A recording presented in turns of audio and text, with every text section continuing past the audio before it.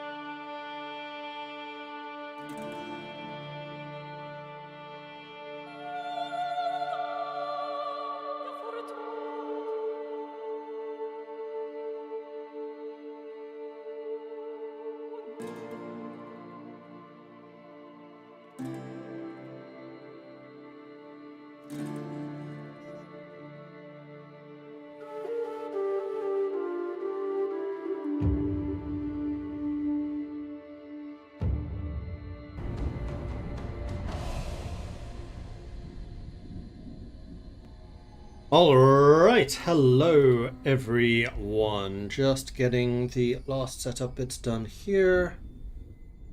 Where is Age of Wonders? There it is. Boop, over to the main screen. And still need to sort out the camera.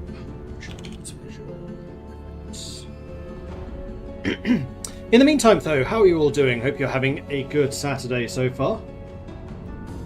Got to admit, I've been looking forward to playing this. There are just so many good games out at the moment. So we've got Age of Wonders to play, Crusader Kings, which I want to continue. Then I also just got a key for Songs of Silence, which I might see if I can squeeze in at some point. Like, this weekend is already super crammed with different games and things to do. In the meantime, Intro Night, Imaginary Exponent, Faceless, how are you all doing? Hope you're doing good. And everybody else, of course. I am missing my notifications. Let's go with that real quick. And yeah, I do at some point need to revisit Ambanar. The Ambanar devs just reached out to me, actually, saying that they're going to have a new content creator system of some kind. Von Ragnar, hello. Mentioned before here, but if you really want to do cool, fun dwarf experience in Ambanar, look up Dwarven Knowledge. Just super fun and still adding new stuff regularly. I'm guessing that's a sub-mod?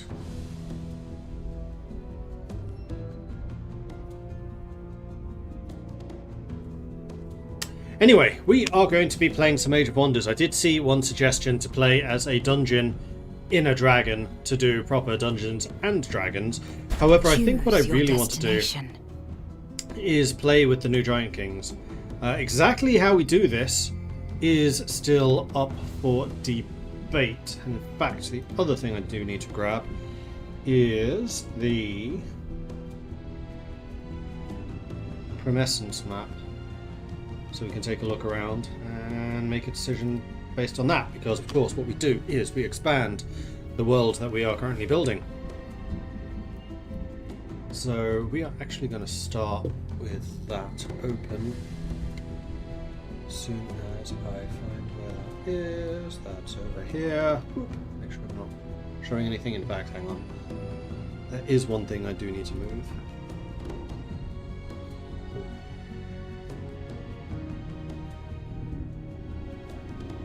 And back to that screen. So, previously we did the Goblin Conquerors, and actually with hindsight I'm kind of wondering if we should make the Conqueror character a giant. So that just goblins come in, this giant realizes, aha, I could use these people to go on a bit of a conquest thing, because the giants have been in decline for a long time. So this is kind of their last hurrah. So I think I might actually make him into a giant rather than a goblin. It just feels like a better way of like keeping everything together. That when he dies, that's why it all collapses, and that's why we get the successor states. I think that makes more sense. But anyway, that's not what we're going to play. So we do have 3 different types of giants. We have the Storm Giants, which are out here on the coast. We have the Frost Giants up here in the north, and then we have the Fire Giants with 3 different sets. And what I'm thinking of doing is playing as one of those 3, obviously. The Storm Giants, I think, would be the ones with the goblins. The goblins come in over here, they are the island people, the Storm Giants basically take them over and then go on the mass conquest thing.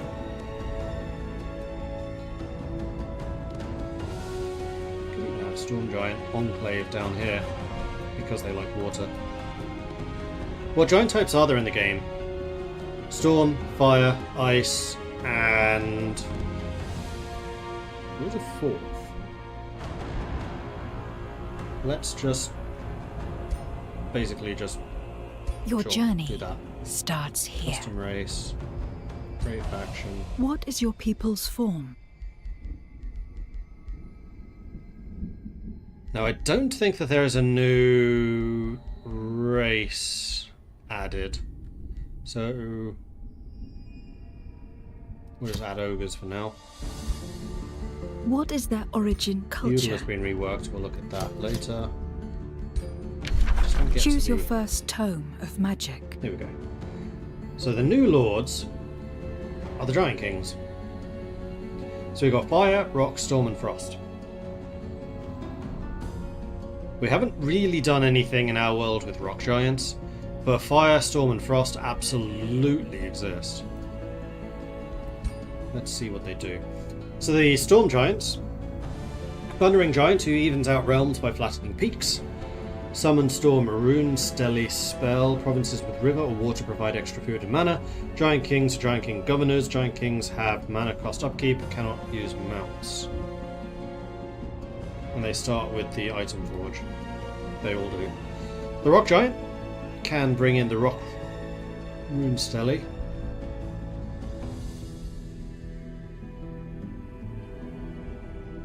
Terraform surrounding provinces. To what?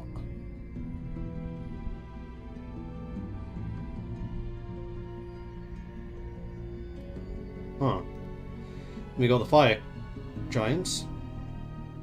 Oh, hang on. We have the Rock Giants. Mountains and stalagmites provide extra production. The Fires can build farms on ashlands. Provinces with lava or lava chasms provide extra production, don't apply city stability penalty. And then the Frost Giants can build farms on snow.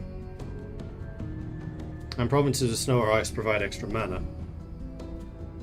I'm leaning towards Fire Giant.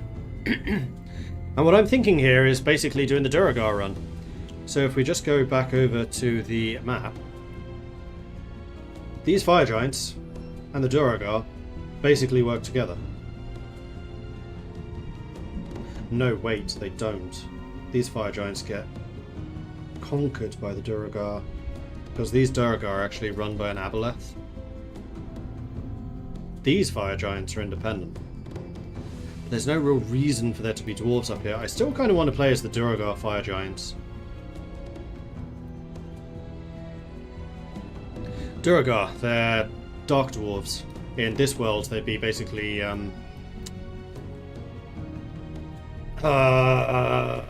was going to say magic resistant, but actually no, they're not. Hence, they get mind controlled. We haven't really defined what the Duergar are. The Duergar working with the fire giants are probably among the best craftsmen in the world.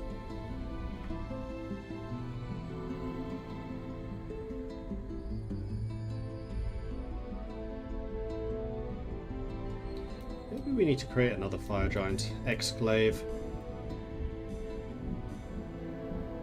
somewhere. We need volcanoes though. There's one. There's one down there too, but that's in troll territory. That's freaking dangerous.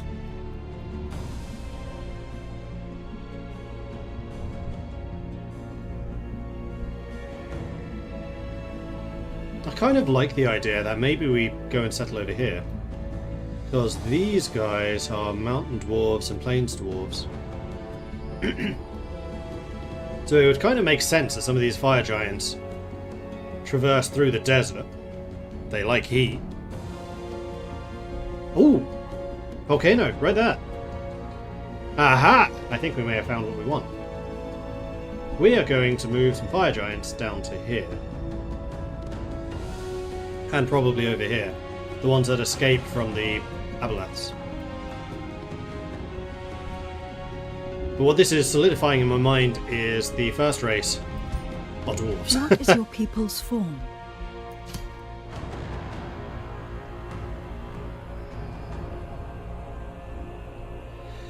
Alright, we are definitely going to edit these, because they're not regular dwarves, these are Duergar.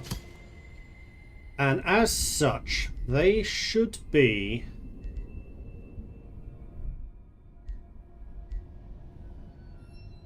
fire or magic resistant.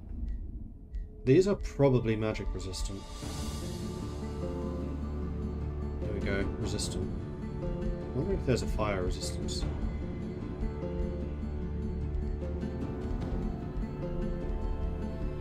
Doesn't look like it. Empowered by magic when taking non-physical damage gains strength. Cold-blooded, they have less morale loss. They have that. Desert adaptation, maybe? I don't think so, though. That would be specifically the desert dwarves, which these are not. Ah, hang on. Earth-shaped ashland. Moving around and settling in ashland areas becomes easier. I think that they are probably desolate adaptation.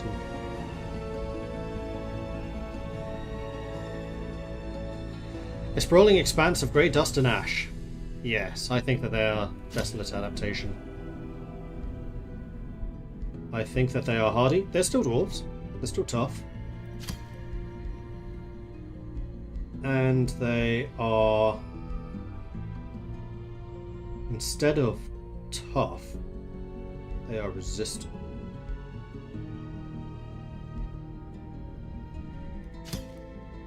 Because these are the Duergar that survived the aboleths. They resisted the influence somehow. Yes, I like this. This is interesting. Oh, hang on, we have more trade points. We still have a trade point? Oh, I see. Because these were 2 1s. I think I'm still okay with this, though.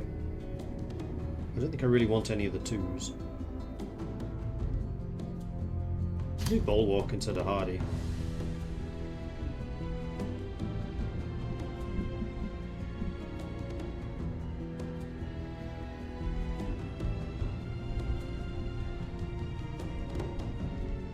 Hang on, in a fire. Melee attackers sustain fire damage. They have fire resistance! Aha! Yes, that's better.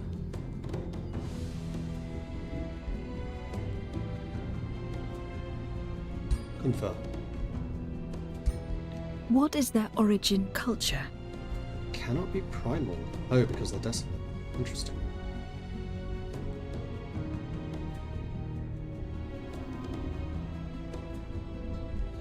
Okay, so Feudal has just been reworked. So as part of this update, we have the Giant Kings expansion, which adds the Giant Kings and a bunch of extra content.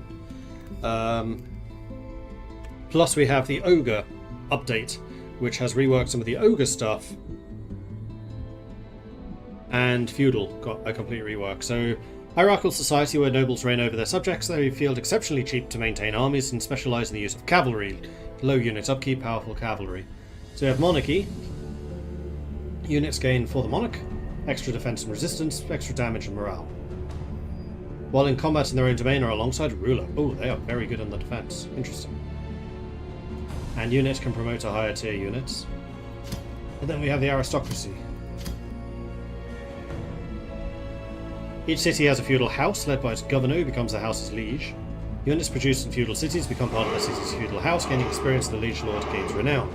Certain units can promote to higher tiers, not all units. Oh, it still says certain. However, I think that we are probably industrious. Like I said earlier, we are the craftsmen. Although we could also be reavers.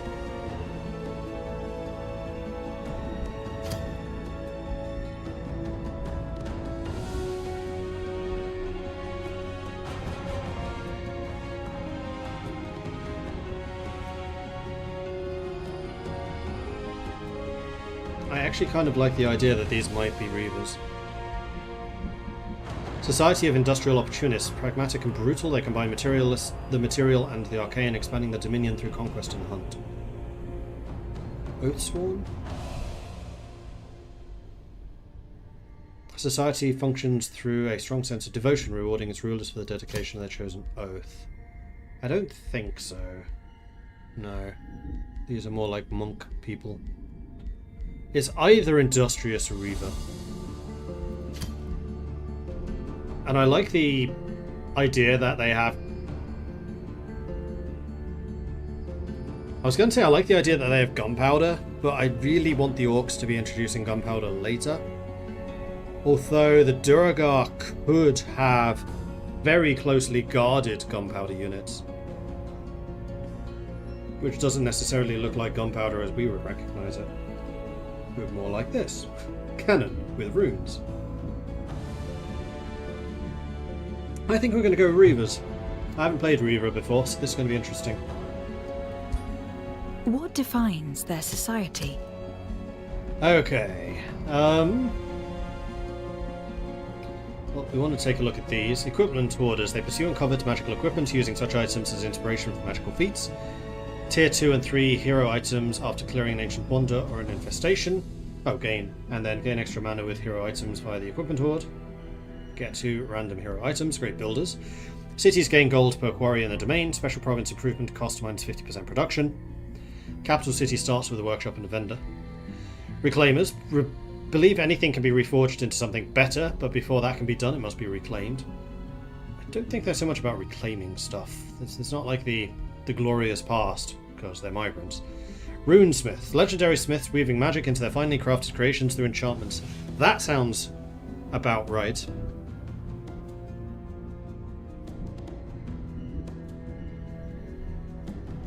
Wonder architects. Ancient wonders do not require population in order to be annexed. Cities gain extra production. That doesn't sound like them. I think they're probably runesmiths.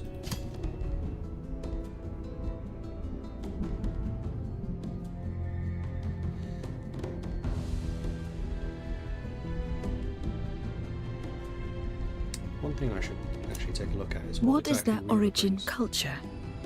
Because they have this total war thing. I don't know what that is. No Imperium income penalties from war without war justification. Oh, so they can just declare war? War spoils are a unique resource gathered by Reavers through conquest and battle with empires and free cities. They can be used to intimidate and extort free cities or other empires. Interesting. Units are specialised in focusing down marked targets with focused aggression. Marked equals less evasion. Ranged or magic attacks do more damage. Melee attacks have a chance of inflicting marked. Extra increase for single shot. Makes sense. What defines their society? Huzzah! Chosen uniters, income from vassals, good alignment. I don't think that these are particularly good aligned. I don't think they're necessarily evil either. Imperialist? Maybe. Prolific Swarmers? No. Cannibals? No. Ruthless Raiders? No.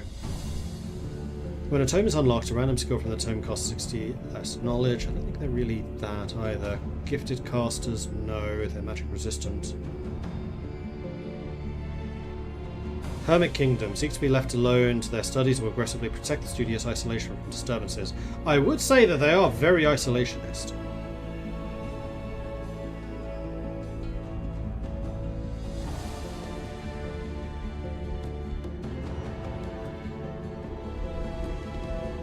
They're not settlers, they're not seafarers, they're definitely not hunters.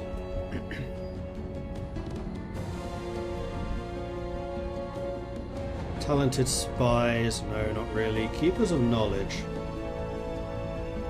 Unlocking new research skill, grants allegiance. We don't do allegiance. Evokers, we don't do magic, really.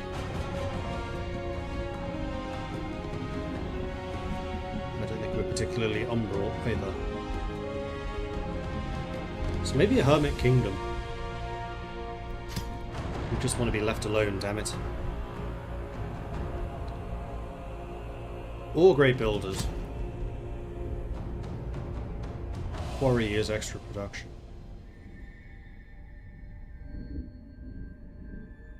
No, Hermit Kingdom. Choose your first tome of magic. Faith? Don't think so. Necromancy? Definitely not. Tentacle? No. Cryomancy? Definitely not. Evocation? Maybe. Warding? Maybe. Horde? No.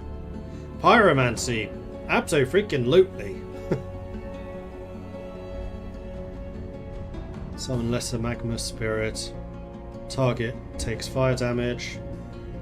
Melee attacks grant extra fire damage. And can inflict burning, which I think increases the amount of fire damage you take. No, it doesn't. It just does damage over time. Enemy units sustain damage. Extra damage if they're burning. There you go.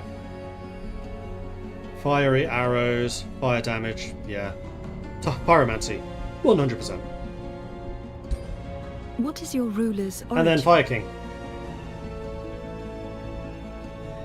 So we have the Lava Rune Stele spell, which can terraform surrounding hexes. It's a bit annoying it doesn't say into what. We can build farms and ashlands, not just huts.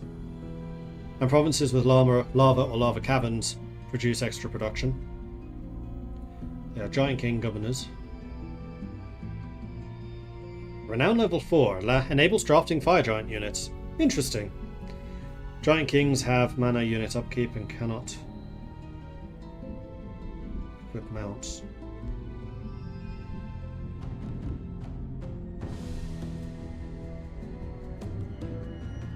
Have it they escape the fate of their kin with runes, fire, and running hiding as law for them.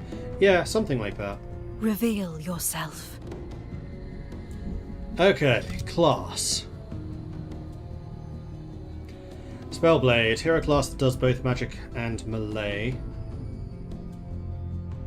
Death Knight, high melee attack backed by debuffs and summons undead. Warrior, charge attacks dealing damage, gaining strength through fighting. Ritualist, support through heals. Mage, magic damage, area of effect, debilitating statuses, or defender. Probably warrior.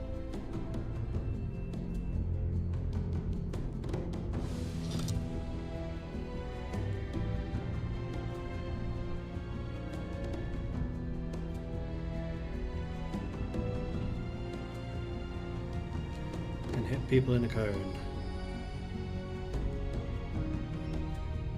Whole flame ability. Inflicts burning. Oh, we can always hold flame. Giant axe is the charge.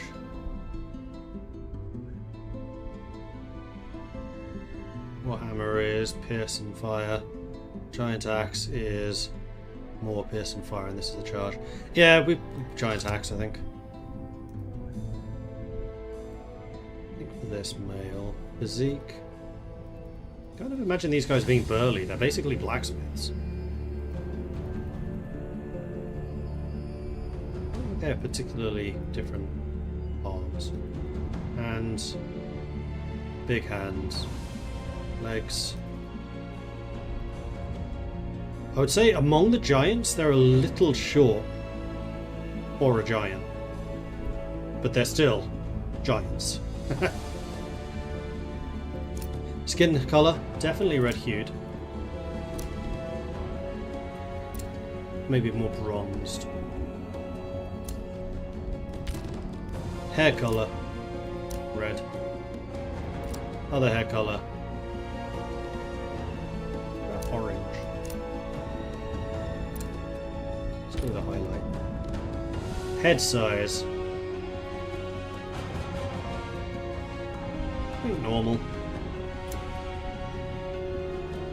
Head shape.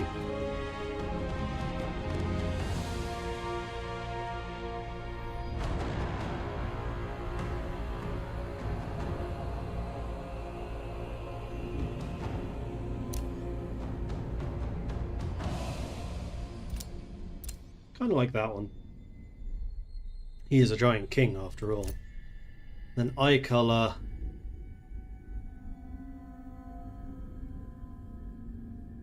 Let's go with orange.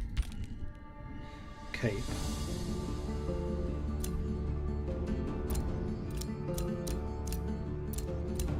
Would he really have a cape?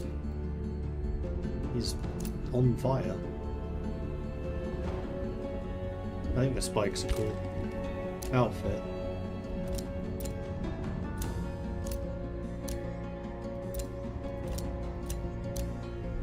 Armoured.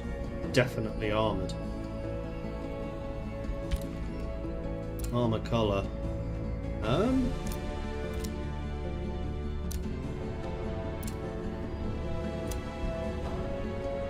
Like that. Right, and then the crest. So, just looking at the new ones. There is a Warhammer there.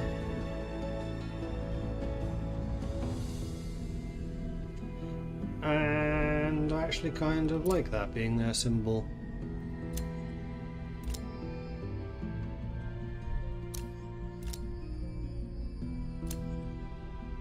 Grey and black. No, red and black. Red and orange. Orange and red. Orange and red.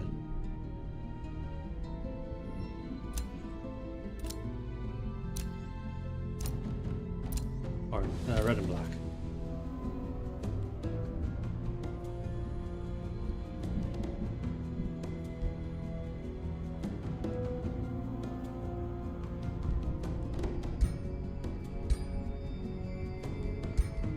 Your journey begins. Yes, name. So the race are the free Duergar.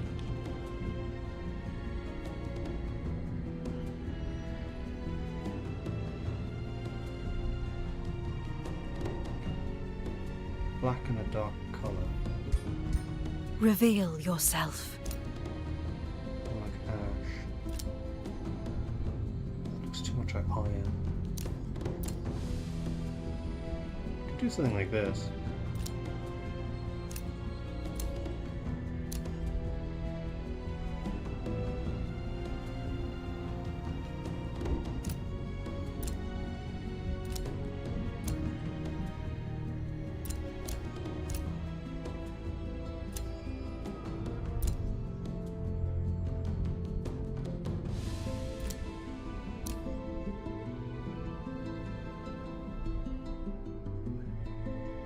I think I actually kind of prefer that, thinking about it. Your journey Right, this is where we bring in our old friend ChatGPT. Make sure I don't have anything hidden here.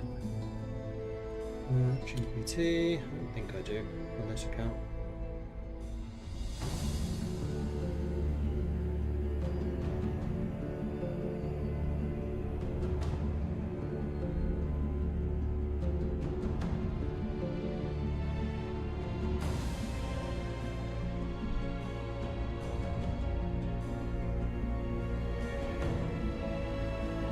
Okay, so we are developing a society of Duergar, of who have escaped the domination of Aboleth.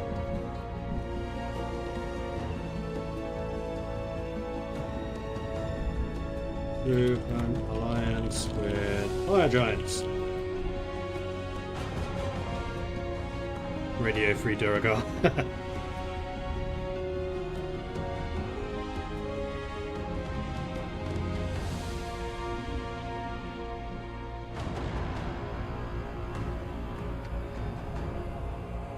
What would suggestions please suggest? Just keep with that for a moment, just so it goes okay. Cool. This is the backstory.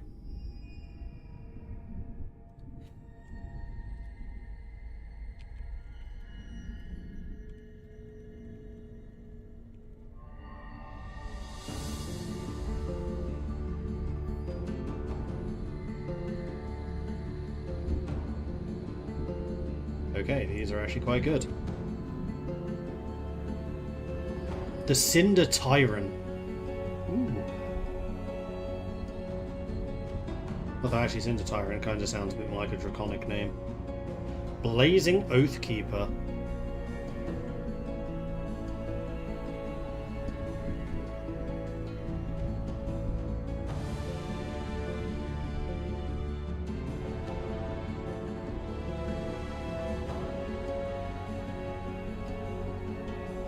Flame Father, I think, is too nice.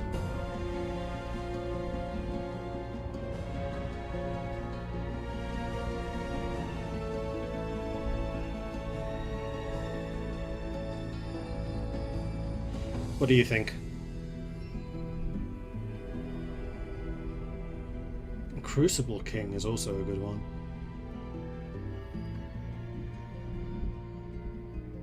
Tharuz, the Crucible King.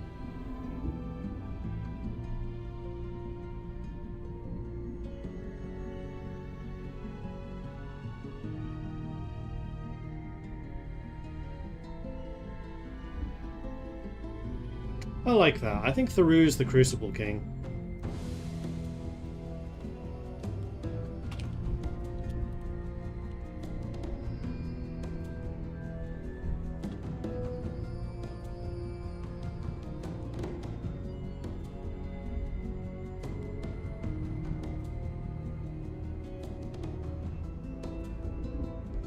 Although the Giant King is probably Crucible King.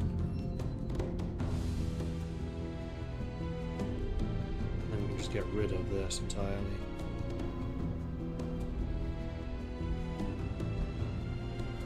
I think we can come up with something better than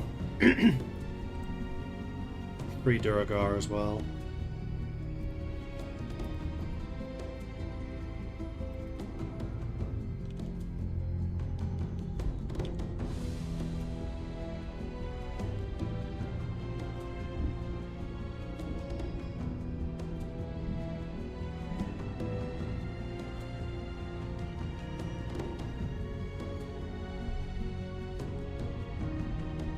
Grimvault.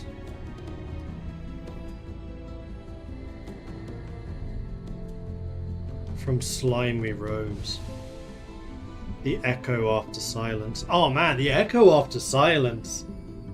Ooh.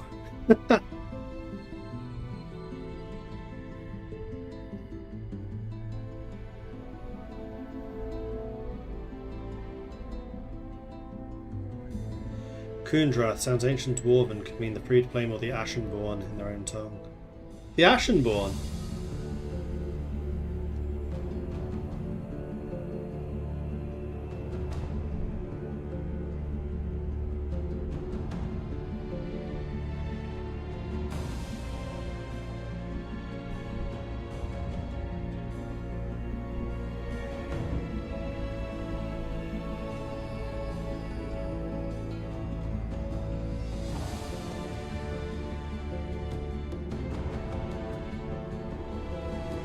Ashkara could be the capital. That's true, that does sound a bit elven.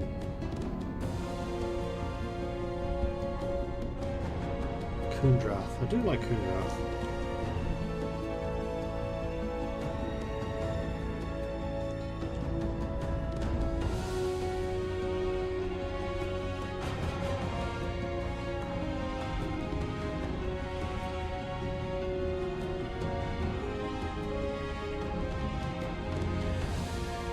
And then we need the capital city.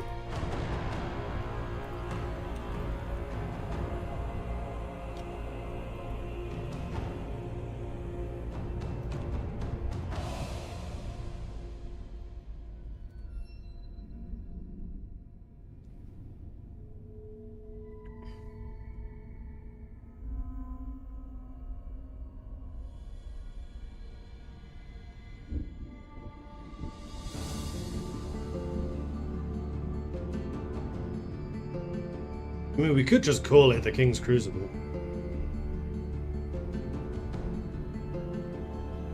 City of Black Flame.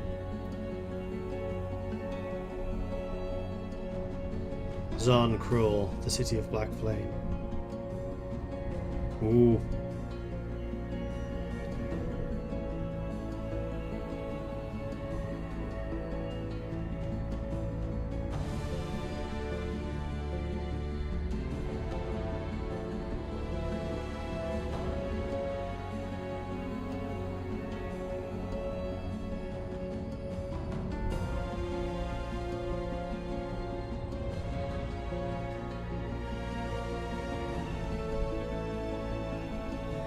What's the background of Kundrath?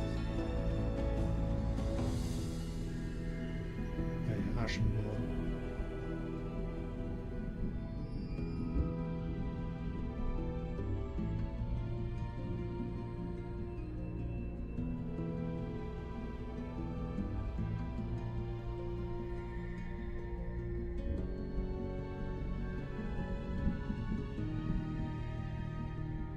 So what I'm thinking is Kun basically would be Ashen and Drath is born.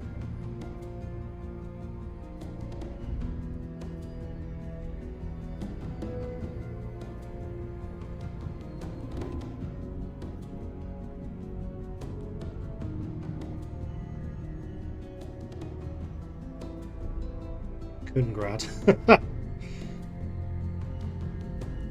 Kara's Kun. If this was Warhammer, Kara's Kun.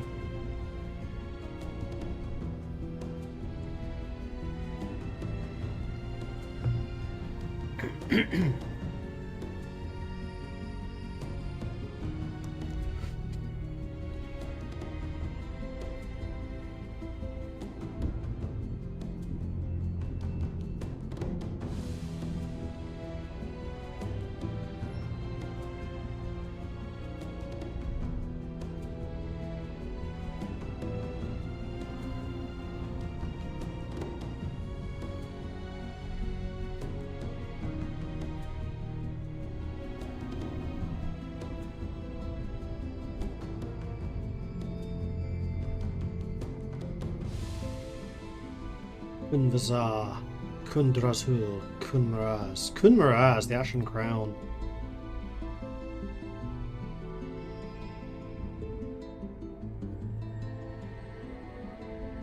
Kunmaraz.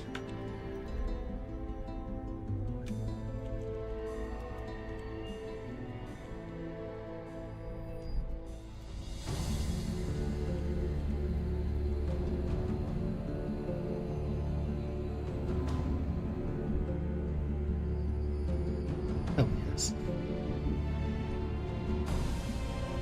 Okay, so we've got Kunmaraz.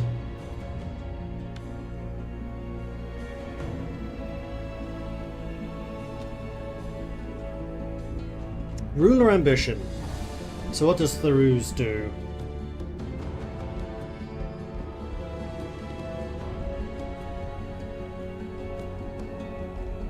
Lawbringer, maybe?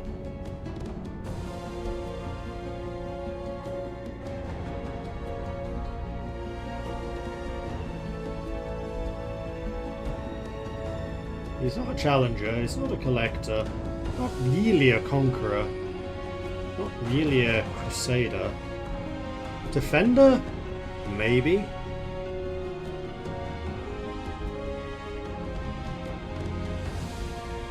Delver? No. Dominator? Definitely not.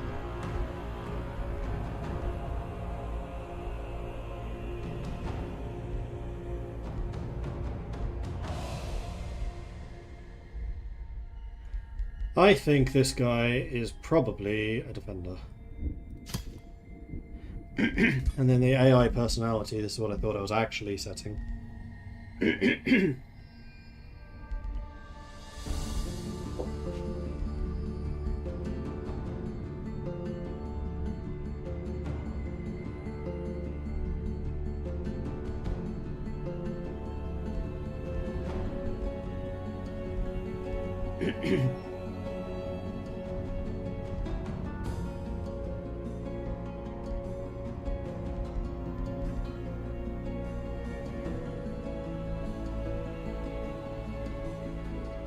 Fanatic isolationist or reserved isolationist?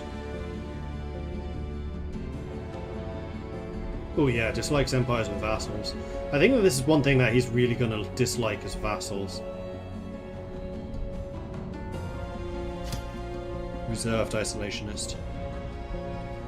Okay, cool.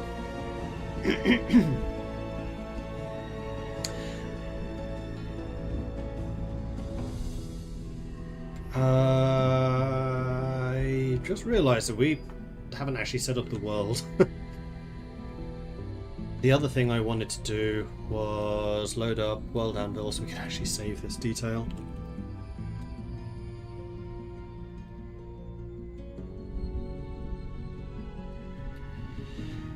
So, World Anvil, we want races. Where was I storing this?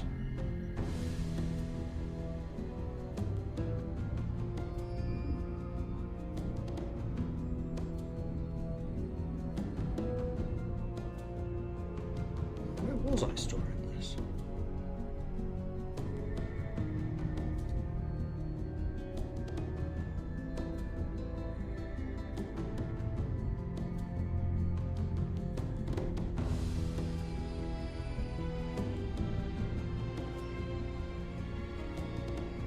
Here is some of it.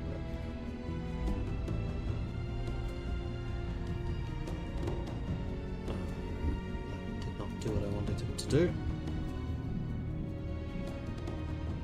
It did.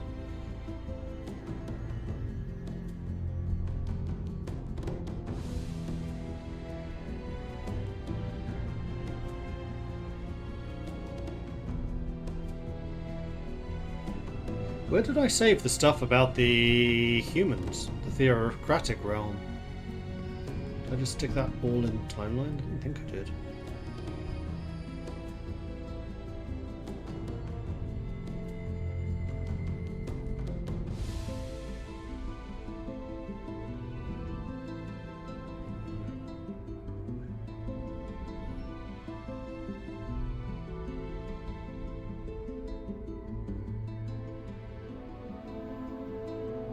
Oh yeah, and also the giants and the dragons freaking hate each other, so if we see any dragons we have to kill them.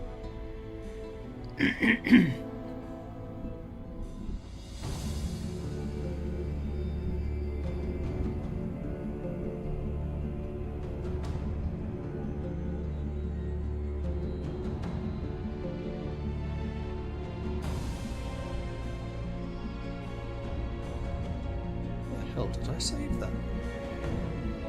I would have expected it to be in kingdoms.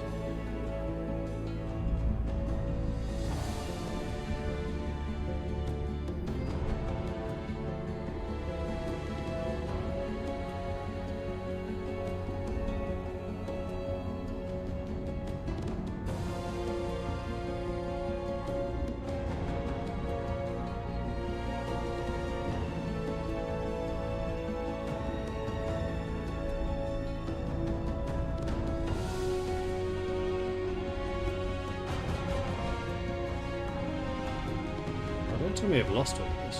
Happy to know. Nephron Empire. Oh, this is not save the formatting. This is what I was looking for. Yeah, it just hasn't saved the formatting. Okay, that's kind of annoying.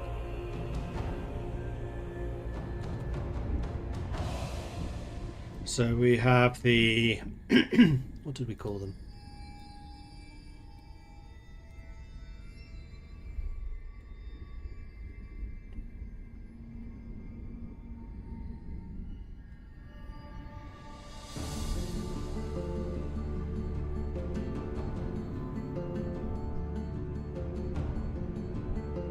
Drath.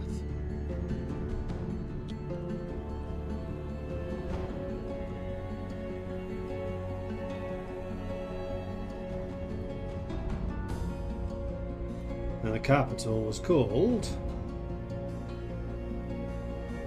Kunraz. Straight up copy this.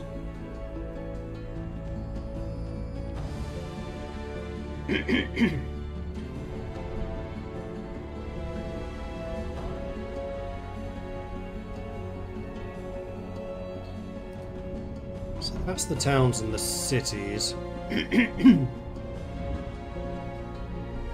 We also had information about the Nephiron Empire. Where's that gone?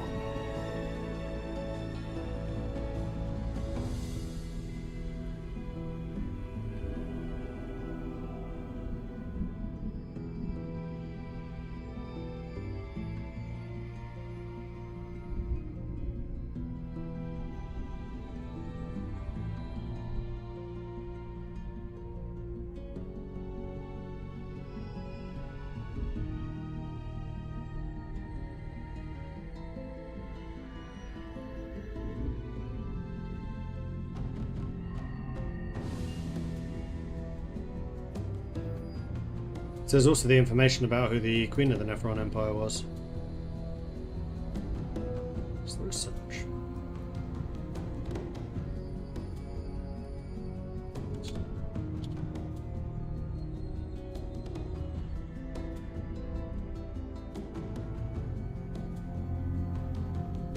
This is just showing those. This is a terrible search, apparently. It just does nothing.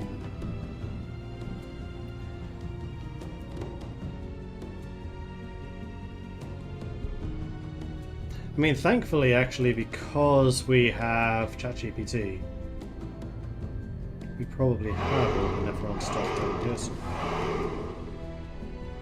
Yeah. Alright, so it's not lost. Pandaru, thank you very much for the follow. Mizet coming in with a 50-month Prime resub. Thank you very much for the ongoing support there, Mizet. Vosper CDN, thank you for the follow. Welcome to the channel. And Faceless coming in with a 75-month resubscription. Thank you very much for the ongoing support there, Faceless. 6.25 years being a mortling. Hell yeah. You can have runes burned, tattooed on the dwarves, runes of protection, fire, or something else that protects them from the mind control, stokes the inner fire. The inner fire helps burn away its psychic attack and metal fire as wall. Nice! A literal firewall. Oh man. Kunmaraz has to have an actual firewall now. Hang on. I can make that happen. As a literal wall of fire.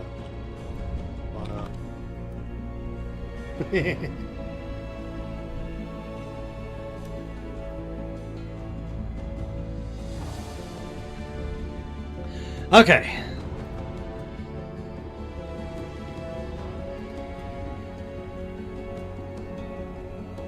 Where on earth is the information about the Nephiron Empire? I know it's here somewhere.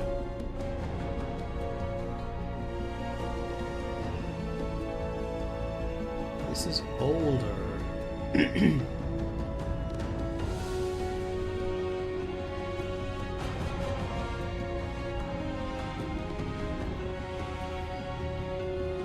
Search for Empire. See, it just doesn't find anything. Oh, here we go. Here we go. Names. There they are. That's what I was after.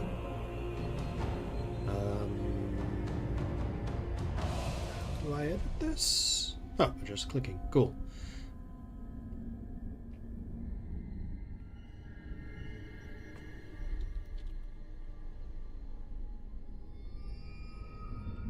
So we have Gundrath, Free Duergar. Their ruler is...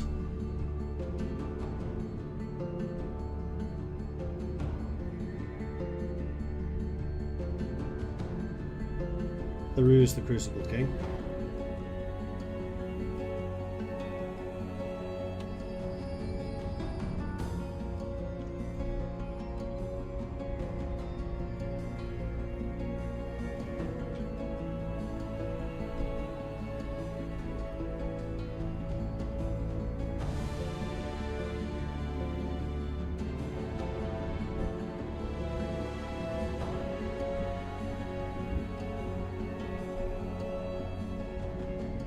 But this is just the name section. I probably do want to add a section in...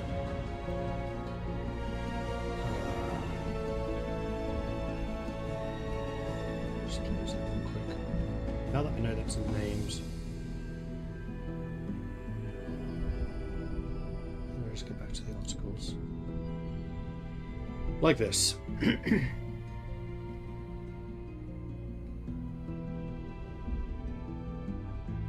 the names article.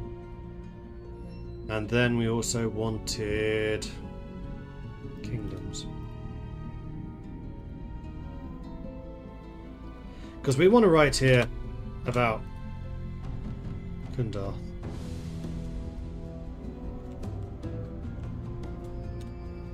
King.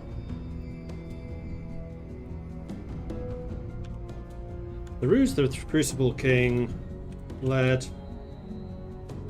or created fire enchanted tattoos which were able to burn away the elemental controlled by the aboleth.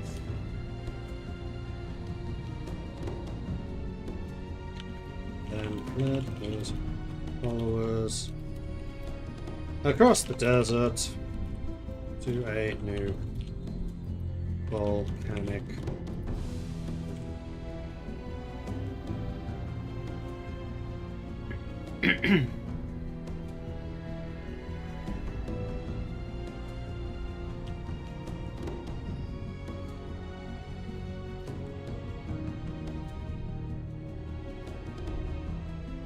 Okay, cool.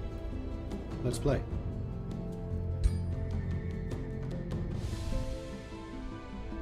I don't know if this is actually saved to this nation though.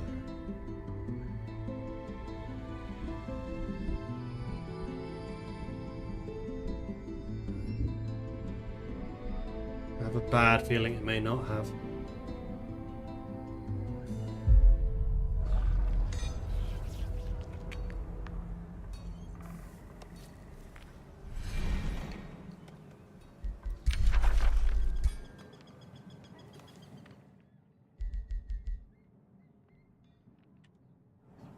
Is there a way of checking this before quits? Well, I can save the game.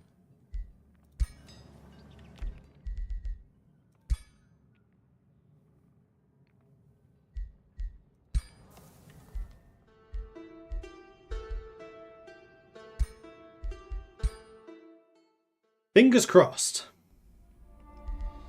Choose your destination. So we want to create a custom realm.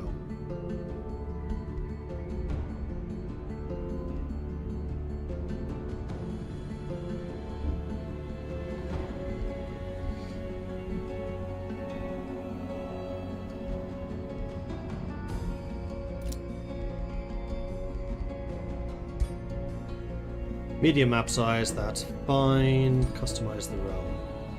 So, continent. No, I don't think this is going to be continent. I don't think there's going to be water here. I think that this is going to be...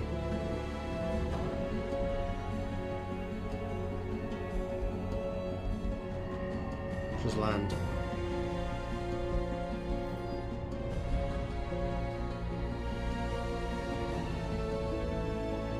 Oh, hang on. Realm consists of several large landmasses separated by oceans or uninhabitable desert. That sounds exactly like where we are.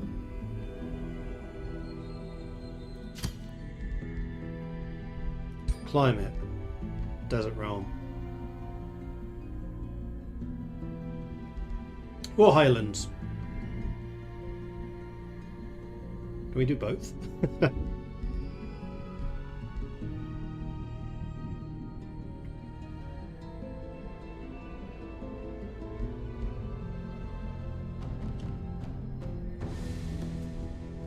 So we decided on this area here. I'd say that's highlands. This definitely would be. Yeah, let's go with highlands. Highlands separated by the ocean. Otherwise we're just going to have desert with more desert. Inhabitants.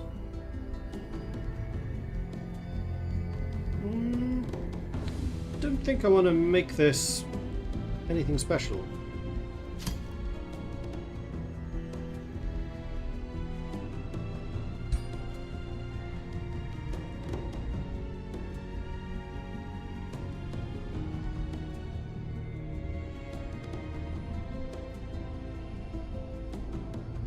I think this is also going to be none.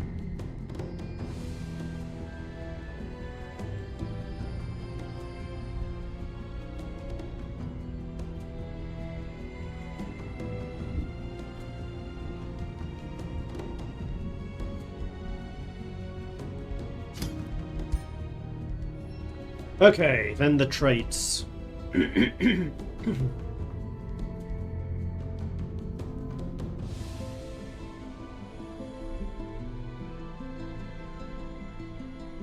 I think the underground should be good. We are playing dwarves after all.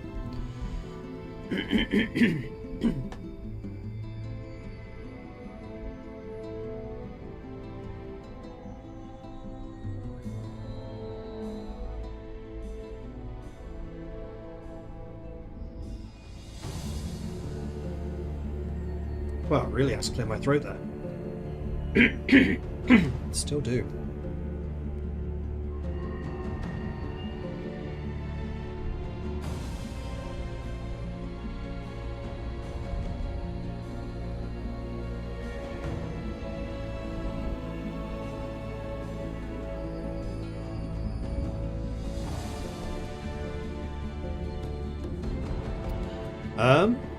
I think subdued Umbral realms. I don't particularly want to have the Umbral Abyss particularly active here.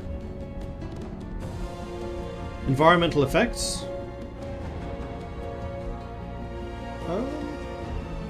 Probably none of these.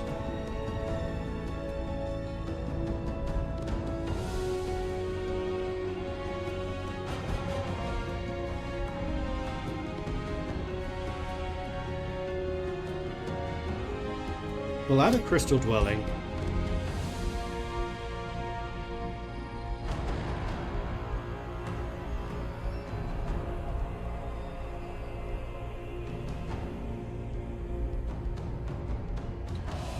We will add volcanic eruptions.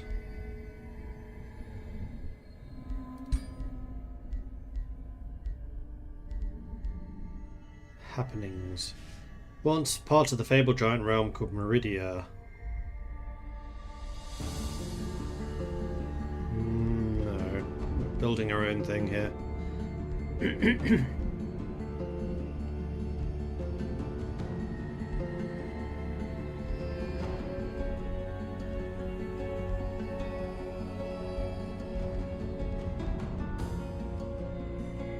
I do wish there was like a slider that you could set how many free cities there would be.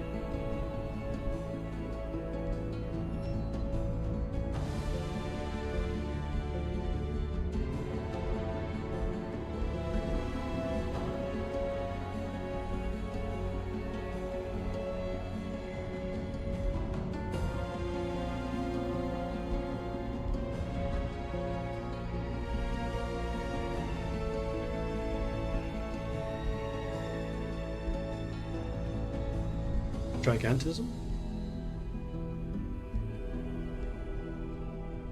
Nah. I think that that's okay for everything that we want here.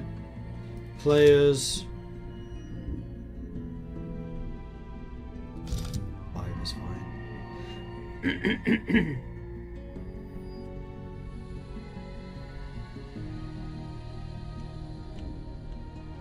Why do I keep on forgetting what this realm's called?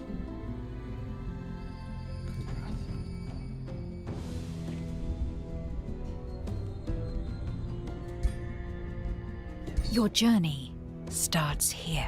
Okay, fingers crossed that it's saved.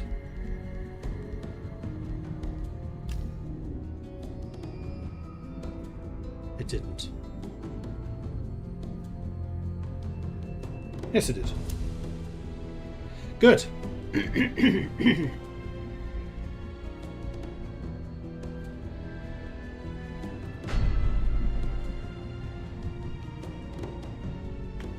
Cool. Looking forward to this. Now, this has only taken me an hour and... actually, almost exactly an hour to set up. So, pretty standard.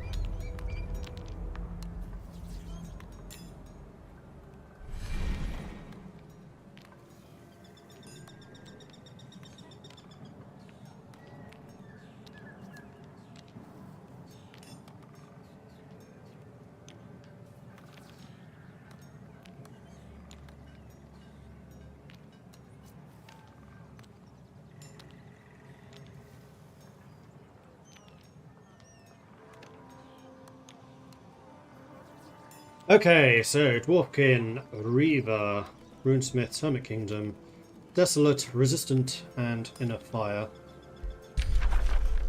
We've started with Suppressing Barrage. So units in a 1-tile hex suffer physical damage and 30% chance of becoming immobilized. And Ignite, single enemy target, sustains damage, becomes burning, and the ground is also set on fire. And there we have Kunmaraz. So you, I am assuming, are a scout. Yes, observer.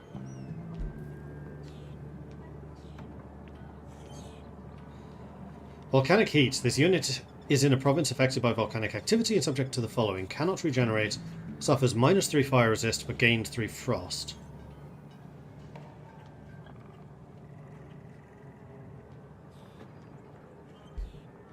And then our general...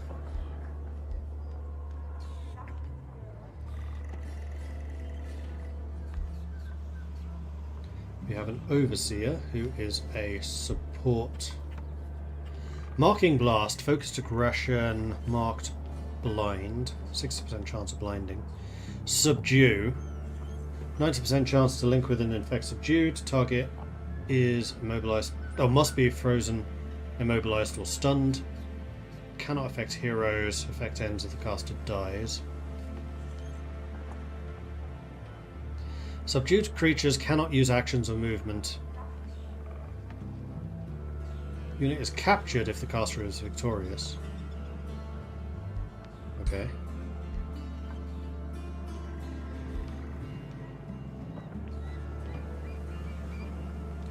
Drive back. Deal damage to target, push them back and move into their hex. 90% chance of marking. And ignore 50% of defense. Then we have a Harrier, which is not a kind of jump jet in this instance. Melee Strike and Cast Net, which is a 90% chance of immobilizing and straight up marks. Cannot be used when within an enemy zone of control for range. 2, 2, 1. 2, 1, 1, 1. Well, first things first, we should probably go and explore. You have discovered a lava province. You can annex lava provinces to grow your empire, but doing so will negatively affect your city stability. Only units with specific properties will be able to traverse lava. City stability penalty can be avoided by having either the underground or a desolate adaptation, which we don't have. We have the ashland adaptation. Wait, or do we? Is that the one we have? I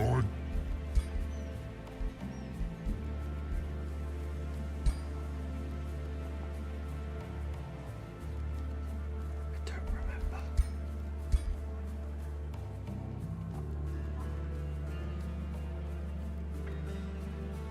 Yes, we do. We're desolate. Cool.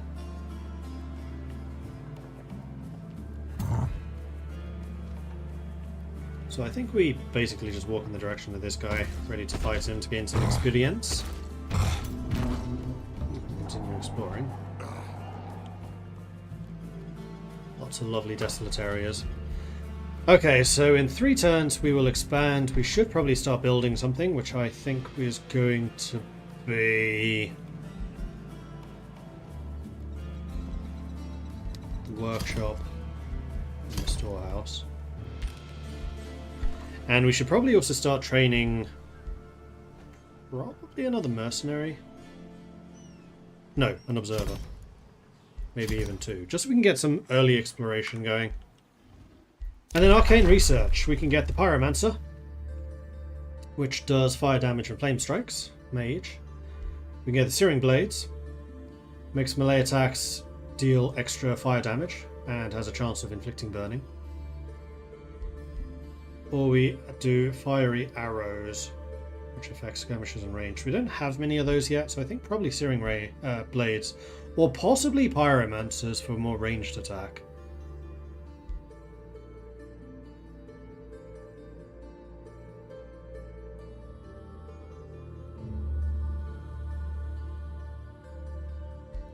Let's go with the Searing Blades.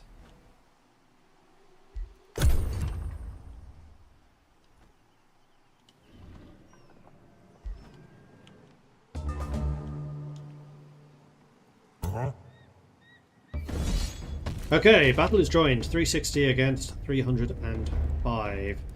They have got an Evoker who does lightning. They have Phantasm Warrior.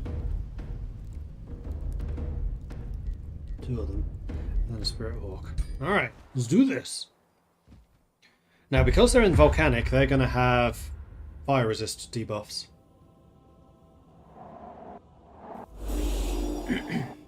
Wow, giants really are freaking giant. Crikey.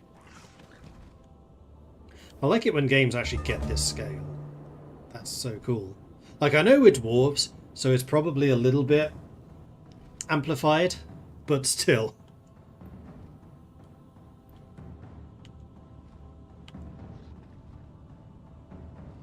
I do really like the art in this game. They've done a very good job on that. Right, they have 1 ranged guy.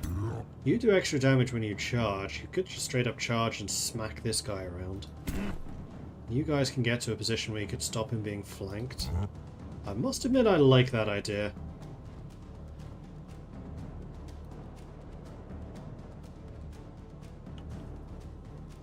I can also just shoot him.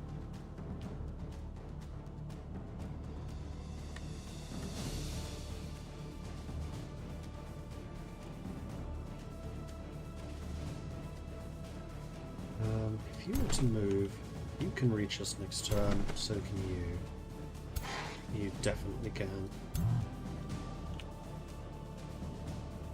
I think just charging this guy is probably the way to go.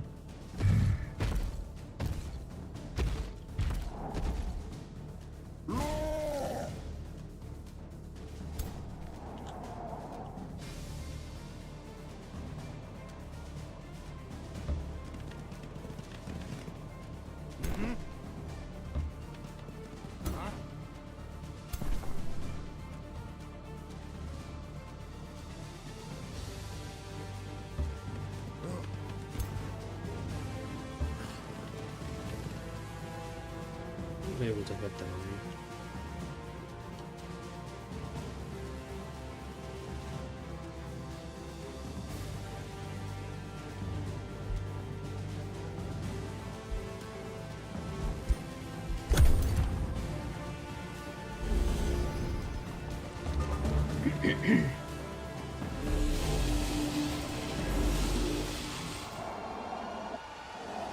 Oh! They can just fly. Awesome.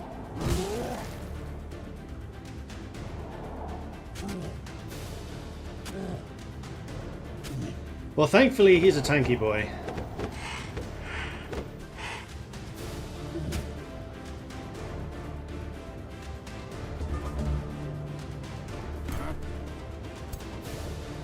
You can actually reach them. I think you should definitely go ahead and do that.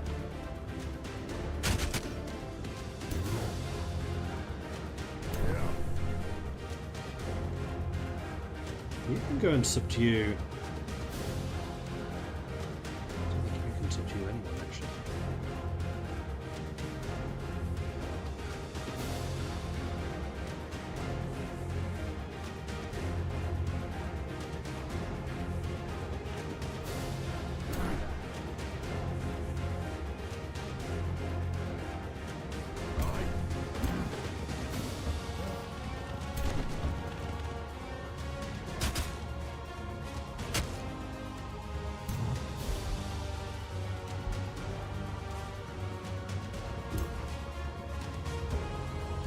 These guys flanked.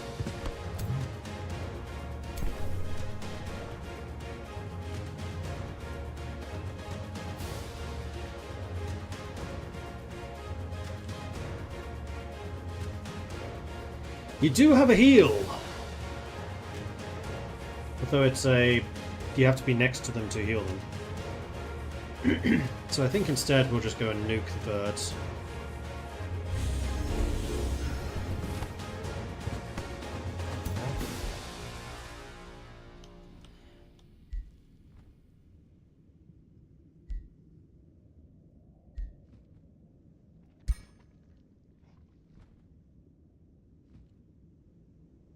I can just straight up kill this guy, and I think that's probably what I'll do.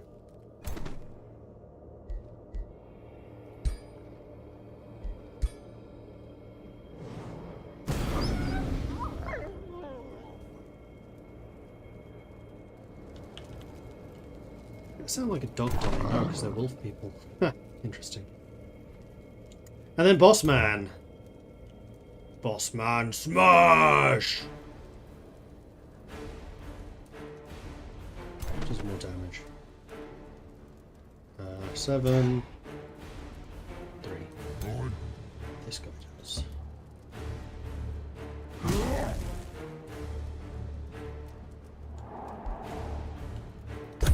And now he's facing the right way as well. Right, they have to have one of the special statuses. Yes, you're right. You're right. You're right. How did the fire spread? It did.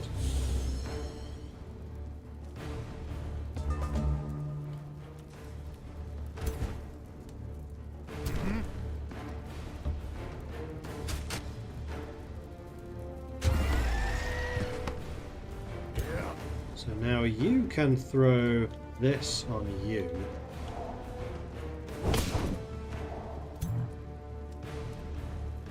Then mobilize you.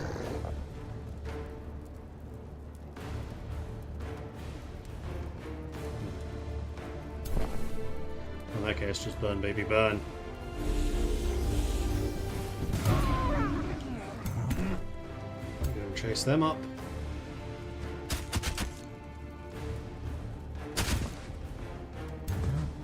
It did take rather more damage here than I would have liked. You are immune to fire, that's good to see. Considering your beard is on fire, I would kind of hope that's the case. Good. So Boss Man did take rather more damage there than I would have liked, but these guys took almost none. Oh, we got a shield.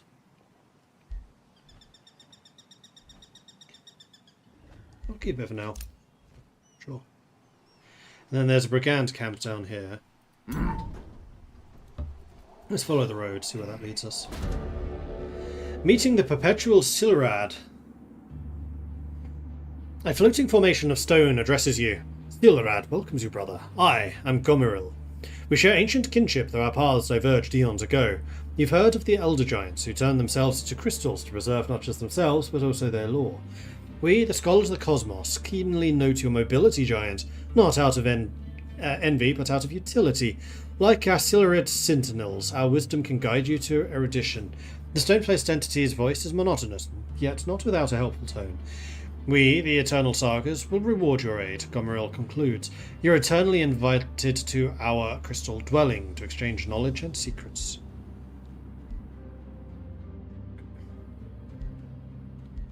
Offer to aid them. The Eternal Sages greet you from within their crystalline library in Siluriad. Welcome, Crucible King Tharuz, Gomeril hums. We predicted your interest in helping us, curiosity and ambition to find most go dear, which makes you most valuable allies in our pursuit of knowledge. We chronicle and collect all there is to know of the cosmos. We cannot leave Siluriad. You possess the power to retrieve what we cannot procure ourselves, the Eternal Sages continue. Will you lend us your aid in this quest for wisdom?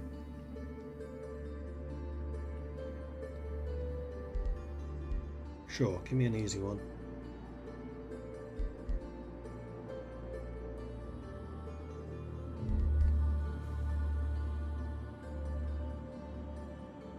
That's true, I do have a fortune locked. The Eternal Sages approach you with a request. Produce the hero item, the weed colour. Long have we kept the fragment of the weed colour, a relic from a long-lost age. Its power is chronicled in legends. Despite their monotonous voice, there is a hint of embarrassment in the words of the Eternal Sages.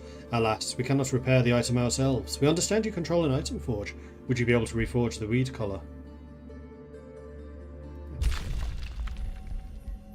In the item forge, blueprints, weed colour. I need 110 production points. Okay, that's a cool looking city.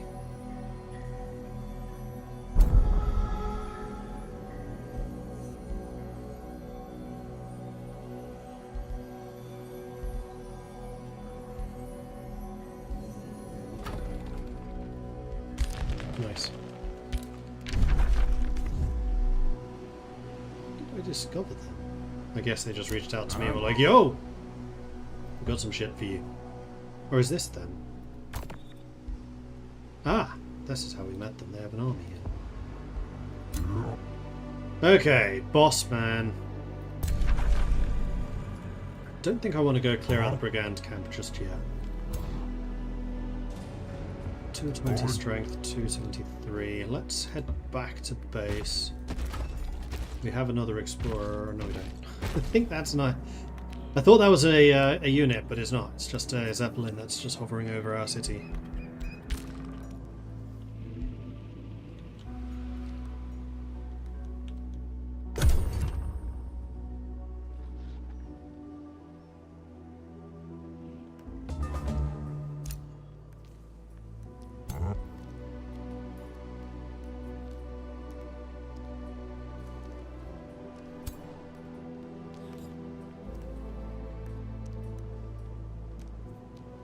Okay, so these regions are ashlands, they're not actually volcanic.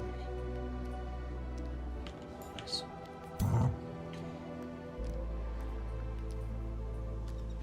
So do I want to go for you while I have a slightly weakened guy? I think I probably do.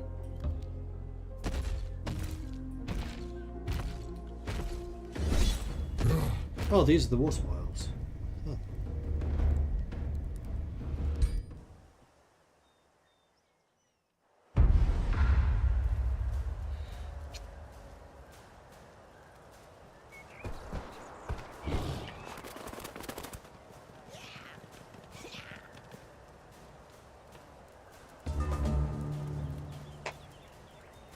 So, how do I want to deal with these? You, I'm assuming, are an ogre. You are. You're a charger, so I want to close distance with you. You guys are gremlins, you can bounce around.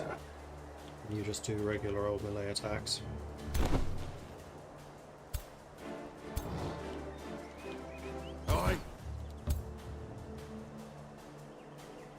No. Uh-huh. That's what I was trying to do.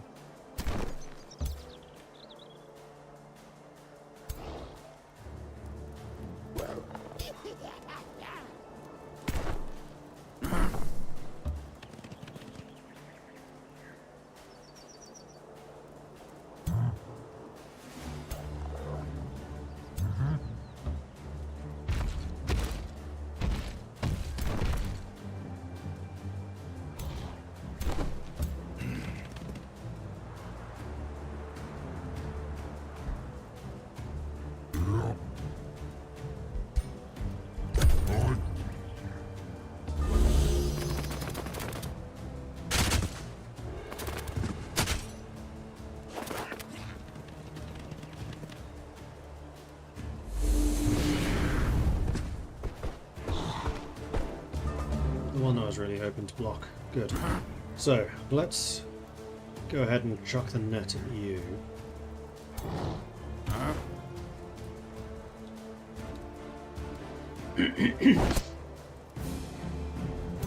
We immobilized him. Can you subdue him?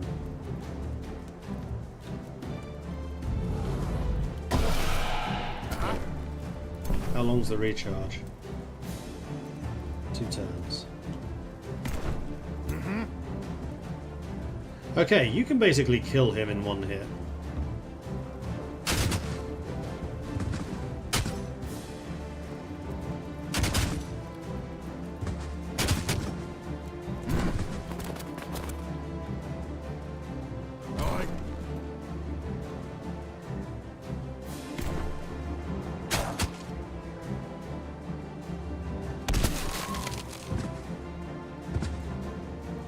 Took out the tree. You can come lumbering over here to go and hit them.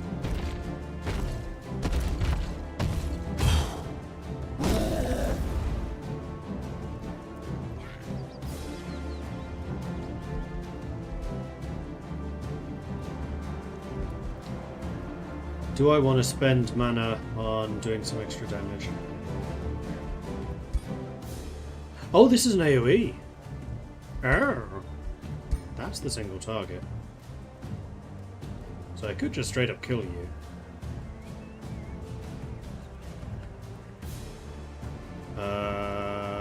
Fire resistance immune to burning, but I would still kill you. Probably. Yes. That's true. Both armies in this battle are fire resistant.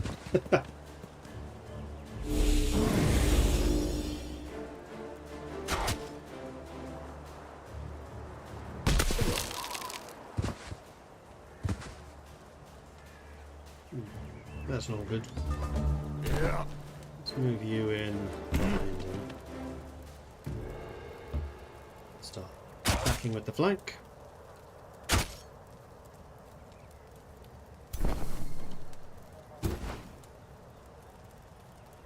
Go ahead and kill him.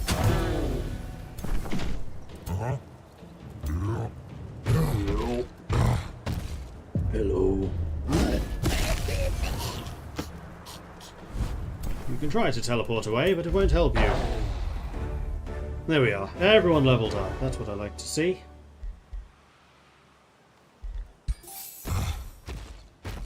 And we gained some money too. Marvellous. So, the Giant Kings, we can get Disenchanting, adds extra binding essence and fragments. That's the crafting material, isn't it? Yes, it is.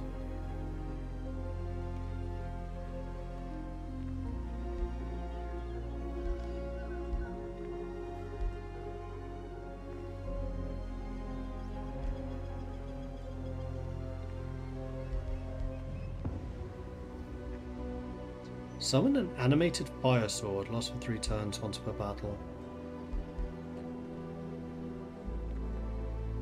A lava hammer, that's tier 2. Or the lava bow. I can upgrade the Hurl Flame to do Sunder or to be an AoE. Or I can upgrade my warrior stuff, either towards Knight for defense and hit points, or the Berserker for hit points and damage.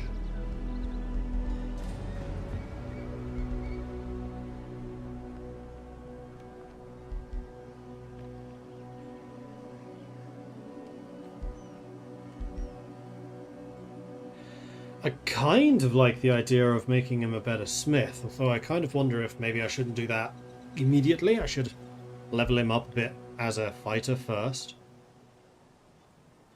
Although with that mirror shield, I'm really tempted to disenchant it, and this would just give me 35% more enchanting materials. Let's do that. And in here, mirror shield, disenchant. Yeah, now I'm getting 203. And 34. Oh! Binding essence and binding fragments, they're different. Now, what did I need to make the item that the dude wanted. Only 110.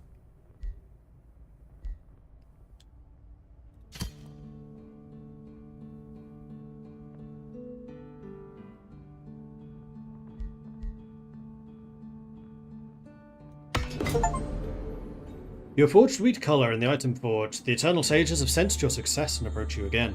You have done well, Crucible King. Their emissary speaks to you monotonously. We are curious about the wheat colour and its potential. The Eternal Sages are eager to study the effects of wheat colour. Will I hand it over? Absolutely.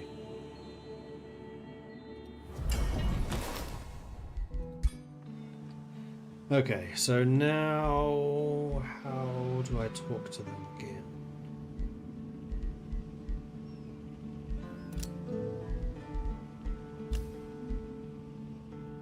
Yeah, I now have a stone pact, whatever that means.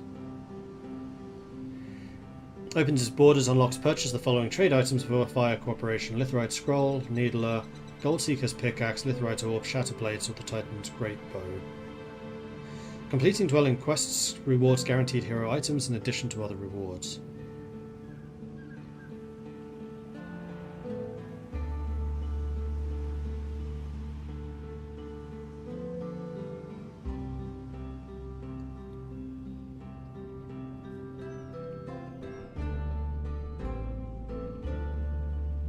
Next will be the Crystal Pact, which I think is just upgraded stuff. And then finally the Eternal Pact.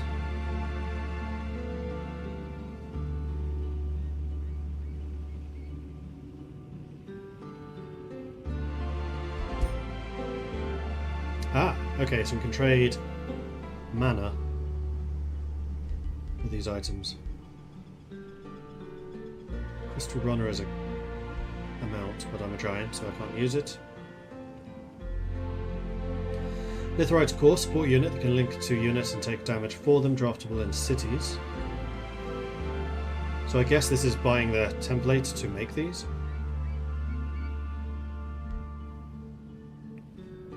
Tier 2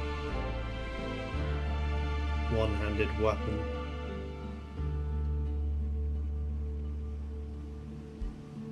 Has a chance inflicting gilded, which stuns them, and if they die, I gain money. So if I kill them on the turn that they're gilded, which is only on the third strike... Ah, no, but I can gild them and then kill them with somebody else. Titan's Great Bow. Only usable by the Ranger. Shatterblades, Ranger, Mage, and Ritualist. Litherite Needler, skill 3 unit, draftable in cities. Draftable in cities with a Town Hall 2. Then Litherite Scroll. Can only be bought once and it gives one of every affinity type. Okay, these are really cool actually. I like these a lot.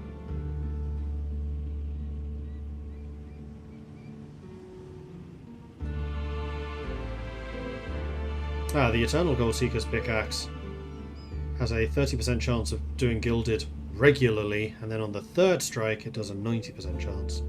Okay, that's kind of cool. Nice! So that's one of the new things with the Age of Kings. Sorry, Giant Kings. This is not Age of Empires.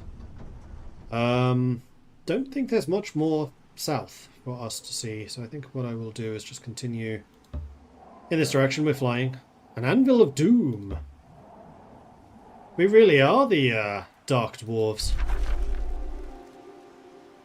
I mean, we have to get this.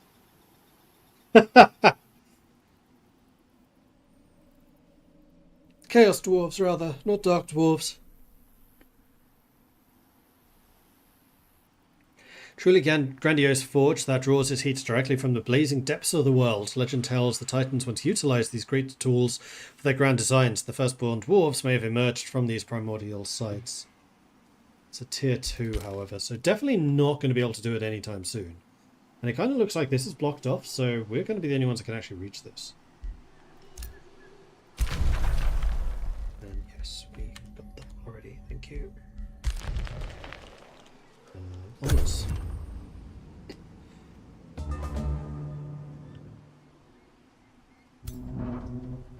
Right, but we fly, so we can just go straight over the top of this. Let's go this way. There's a watchtower there, we can get some more via vision.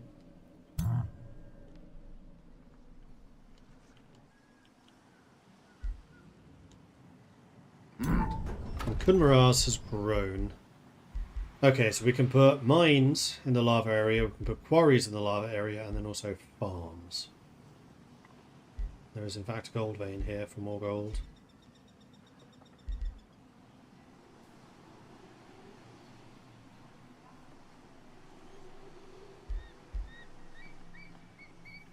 So we probably do the farms over there. We have 2 gold mines here.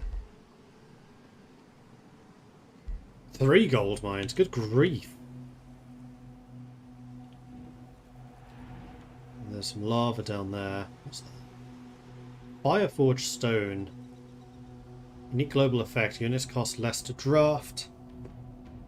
When annexed, plus 20 production. So yeah, we want to be moving down here to see if we can actually incorporate the Anvil of Doom eventually. It's 1, 2, 3, 4, 5. I don't know if we can grow that far out. 6.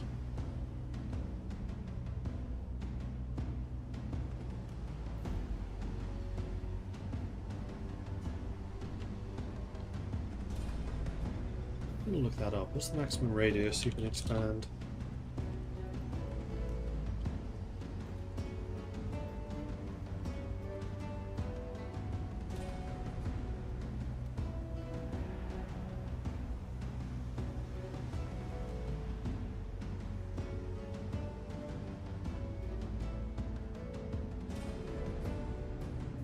Seven, absolute maximum 5.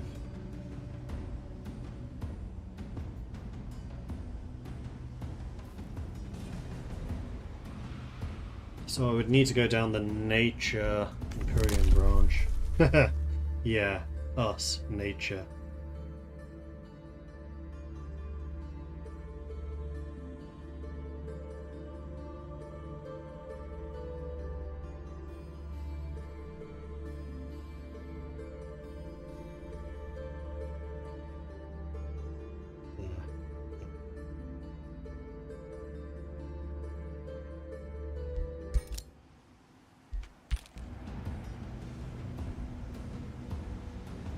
What affinity did we need? Oh, we just need 300 mana for the Litherite Scroll. Unfortunately, I don't have any sources of mana right now. Focus crystals give gold and research, and we have already cleared that.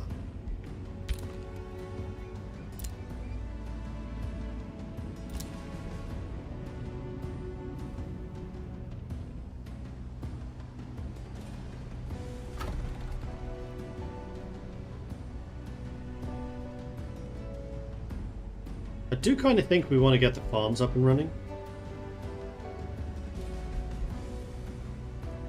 so that the city can continue growing. Maybe we go mine. So we can get to here. We're that much closer to this too, and this. And the mine does give production, actually a decent amount.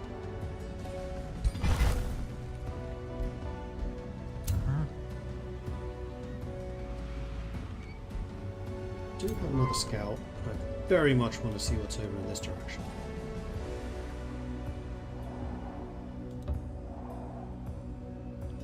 Okay, there's some more mana, there's some iron. There's something big here. City max range is so small, which is why I use mods to add the map trait to make the range +3 for every city. I like having big cities. Yeah, I kind of agree with you. I got you hooked on humankind. I would say I'm sorry, but I'm not sorry. How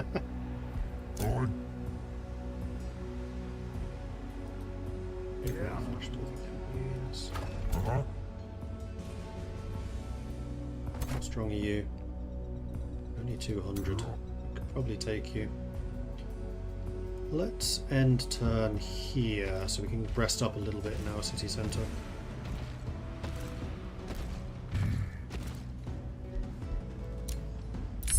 Oh, we have Searing Blades, which will increase the amount of damage we're doing.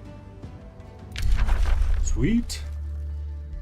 Crow Companion, vision range for our scouts. That I think I would very much like to have. Designate target, makes them marked and distracted. Magma Spirit is a Battle Mage summon. Only tier 1 though. Let's get the Crow Spirit. Meanwhile, we have the workshop. We're now working on the storehouse. Perfect. That is also going to provide us with some more food. And the observatory running.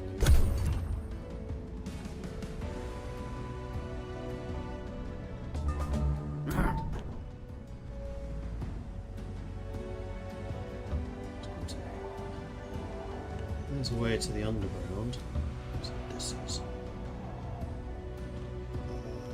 nothing. It just looks cool. I mean, looking cool is cool too. Protecting molten weapons. Weapons broken down to their base components by sheer heat. Moving the army will instantly grant you binding essence and binding fragments. Interesting. You do not heal here.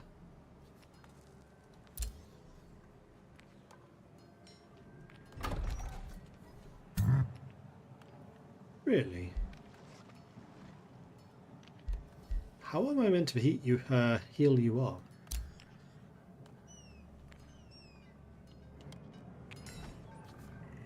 I have a feeling I'm not going to be able to passively regenerate in my own cities.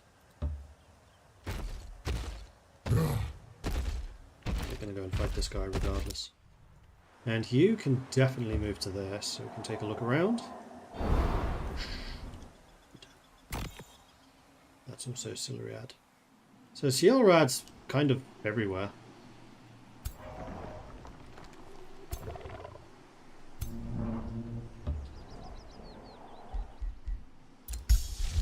We do have a spell ready to cast.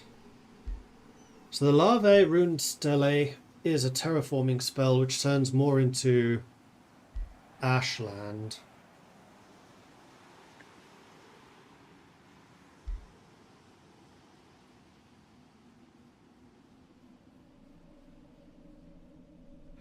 Which is good for clearing things like desert and ice. I don't think I'd do it on just regular territories. But what I'm after here is the Searing Blades. So we can add some more damage to our characters.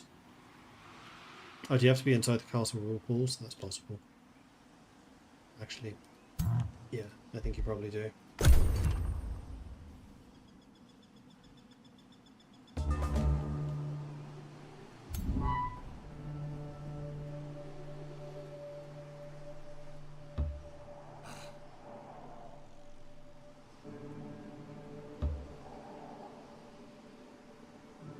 Graveyard, that is again the bottom of the map. Go ahead and plot here. Solum, the warmongering Solum, Oath Warden Darday Steel Stand to the free city of Solum. A curse on this day on which you set foot on our lands, Thorozuk, the Oath Warden spits out. I hereby swear I will destroy you and your Kundrath.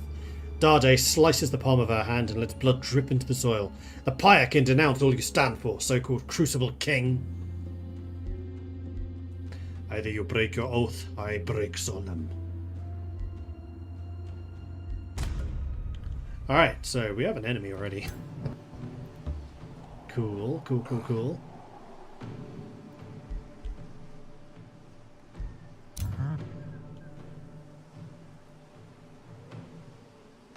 Yeah, see, here we're healing. But it's slow. And if I move, then I don't think we heal anymore. You have 200 strength. I forget how much this guy had. 200.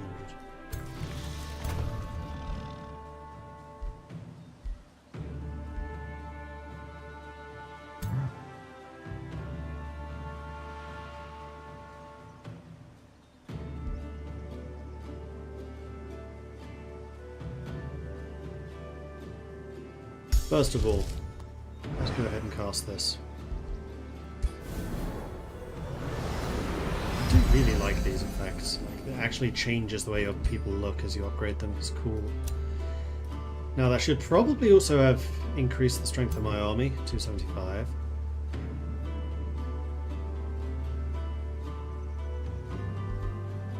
Yeah, let's go for it.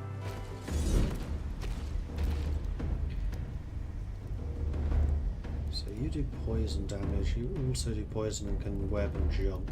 You also poison. So everything here is poison. Great. Wish they didn't update that, just made the diplomacy better. I don't really like that. No matter what you do, the AI will almost always hate you in some form. Bigger army, different alignment, more cities owned, allied with 3 cities or not. It's very hard to have a game where the AI is like chill and not war hungry at some point. True, I do usually find that it kind of breaks down into different factions. So there's usually 2 or 3 factions that everyone kind of gangs up in one or the other.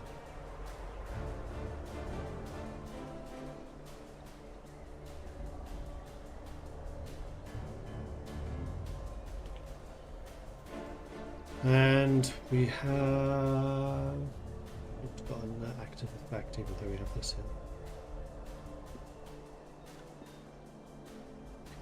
So these 2 are the dangerous ones. Oh, excuse me. You're not ranged. You are. You kind of are.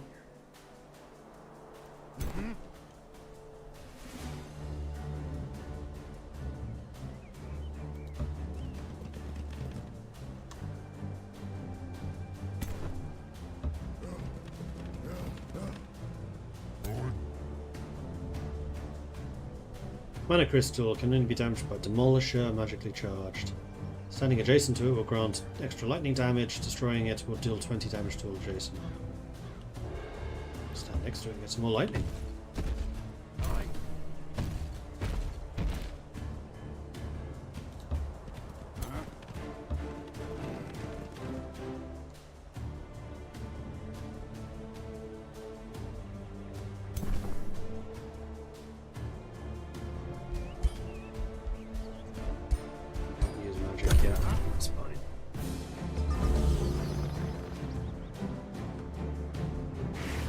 Yeah, you're going to shoot the weak unit, and I don't like that.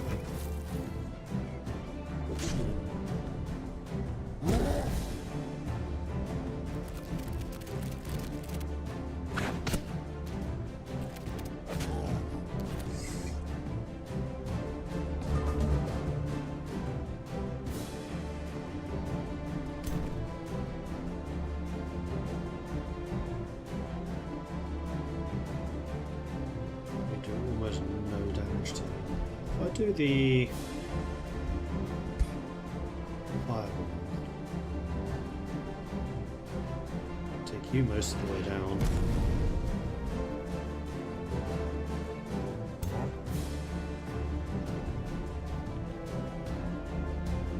Are you able to move without attacks of opportunity?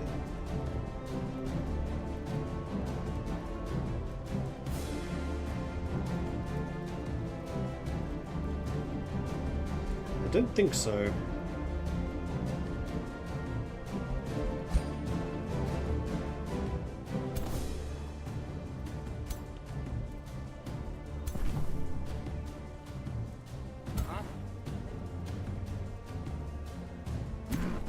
Well, you definitely want to go chase them down.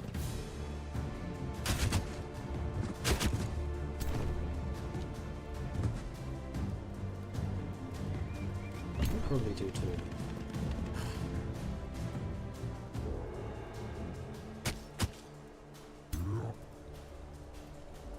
The problem is both of these are fighters, which means they'll get 3 attacks on him next turn, and he is probably not going to survive that.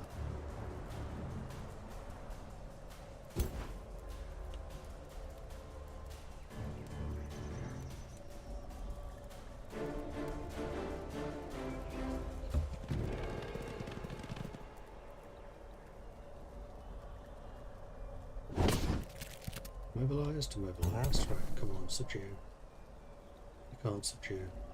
Out of range. That's fine.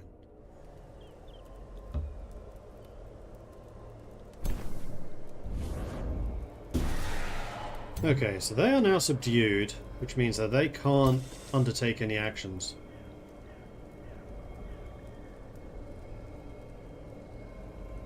Which means that you just need to kill him. And now we're saved. Because you're not doing anything, then I just need to kill this. Cool! Oh yeah, I do have a heal. Thank you. Next turn.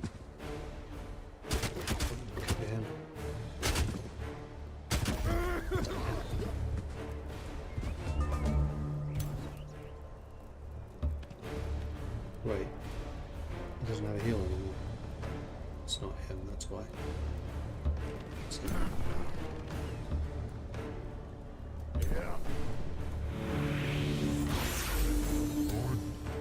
That's a temporary heal. That's fine. Looks like you get to finish him off. Then I think I'll just straight up capture those.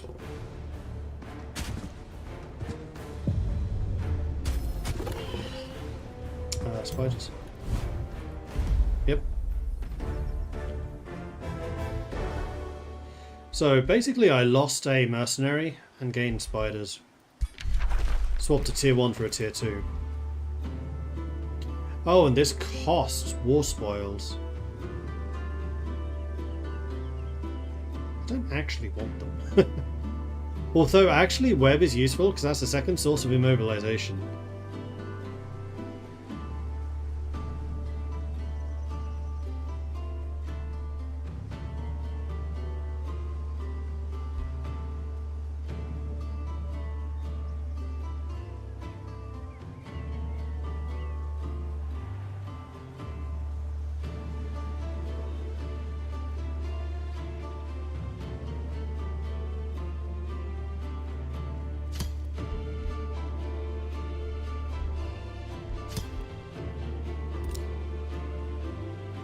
Until the turn ends.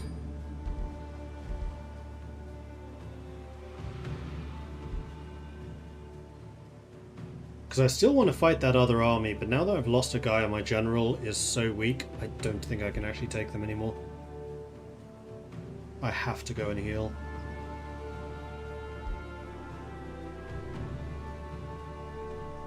You do decent damage, you know what, I'll keep you.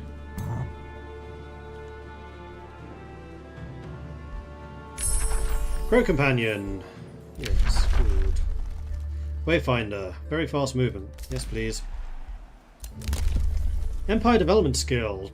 Defeating an infestation grants you a unit based on the infestation defeated. Cost me 100 Imperium though. Nah. I like choosing what my own units will be. How long till we expand? 2 more turns. We get a bunch of buildings next turn.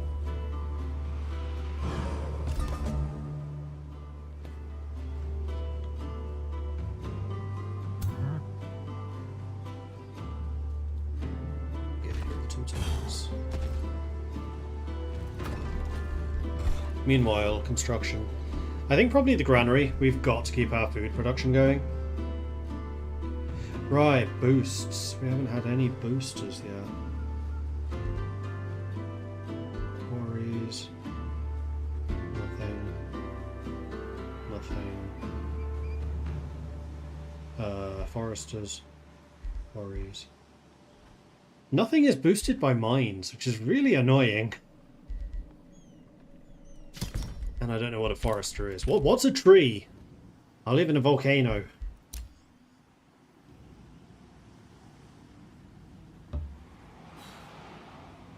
That's a big infestation. Smoldering keep. This looks like a decent area to settle.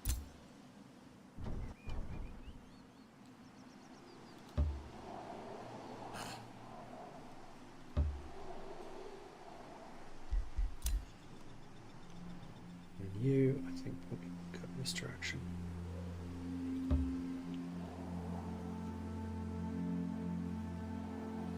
And then I definitely need some more mercenaries on my front line.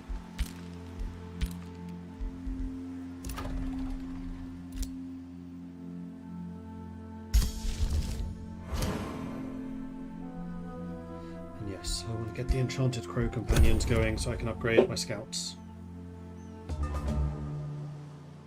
Is this my first Reaver playthrough? Yes. Before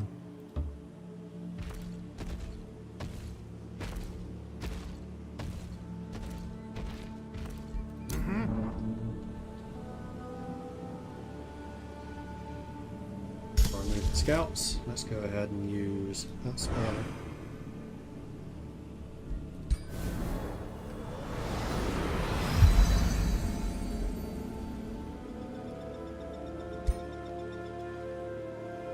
Now they can see a bit further out, which is lovely.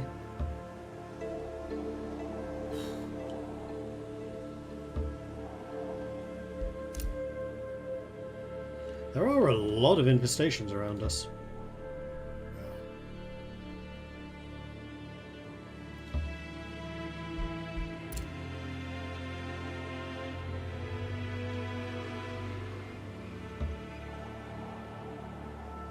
Stormbound maple.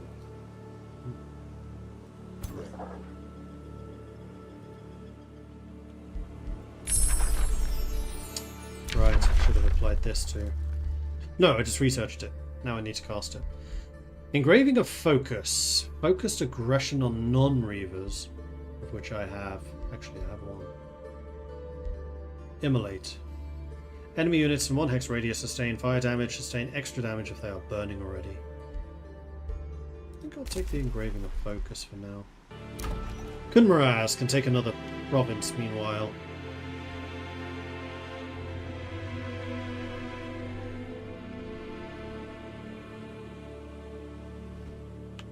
There's a forester.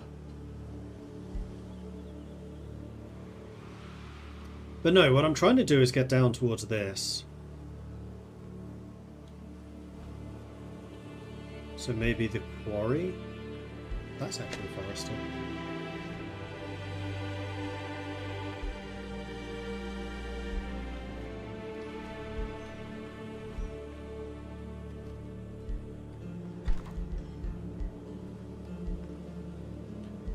Own population, farm, quarry, forester, quarry, foresters.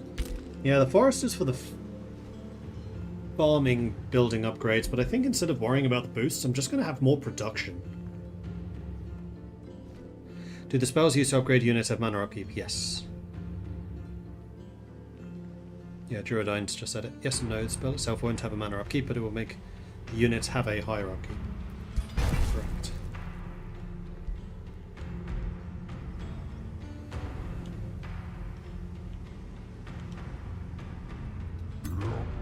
I still don't heal. Oh no, it's because I just moved.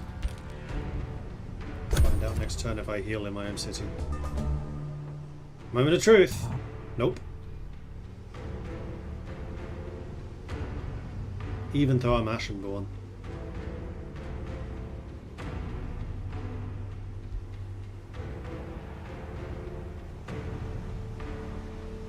I can't ignore the volcanic heat.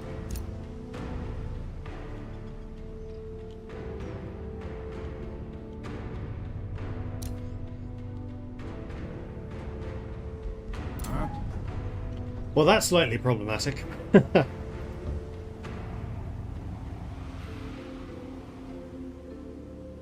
watchtower, nice.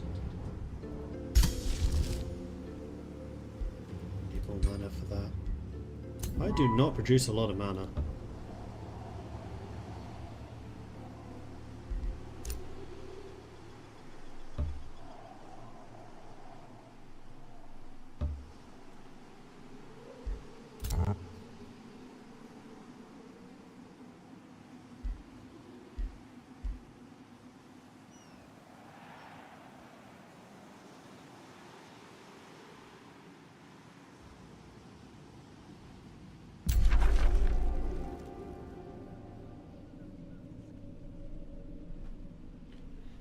I might go and kill the brigand camp. How long till I get my next troop? Next turn.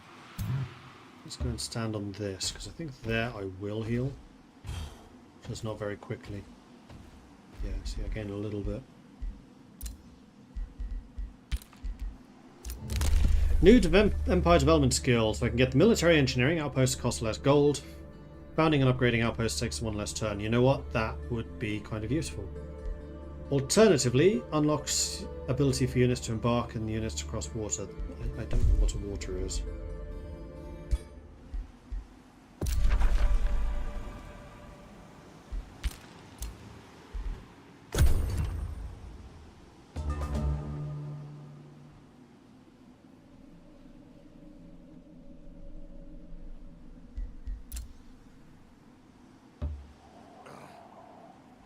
Stuff up there.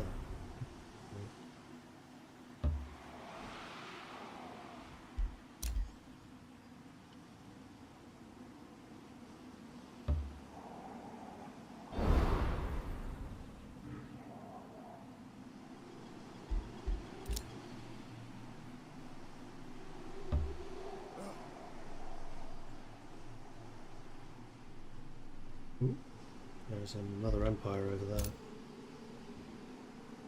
So, do I want to go and fight Solomon, or do I want to start founding this new city, which I think is going to come over here?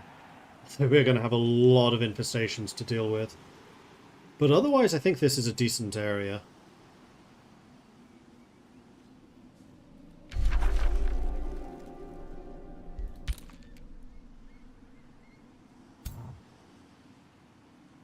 Yeah, it's going to take us so long to heal. Need to try to get some natural regeneration from somewhere.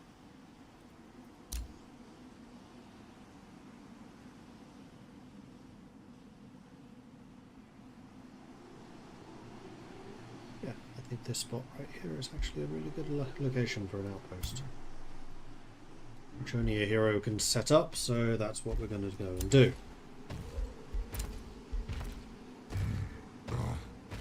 As soon as you get thank you. Oh yes, you can join the army. And then we're going to build another mercenary, and we'll probably maybe replace the hunter spider with you. Not sure yet. Engraving focus. Cool. I can get another tome. So evocation, maybe. Warding, maybe. Horde, no. Alchemy, probably not. Rock? Probably. Enchantment? Probably. Discipline? Probably not. Beasts? No. Roots? No. Evolution? Absolutely not. Dragons? Ew. So, warding. Phantasm Warrior. Does lightning damage. Staves of warding gives bolstered resistance to affected units to support. Mark of invulnerability. Makes a friendly unit invulnerable for a turn. Removes negative effects too. Static shield. 60% chance of inflicting stunned on attackers. And mystical wards. Lightning, fire and frost resist. Maybe. This one, we might actually do as a vote.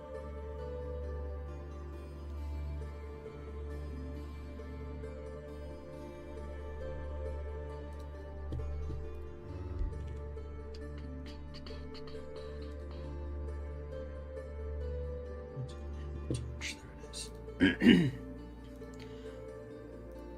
So we have new pole, warding.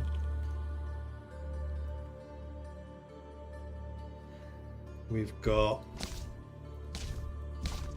rock. Rock can give us the gargoyle,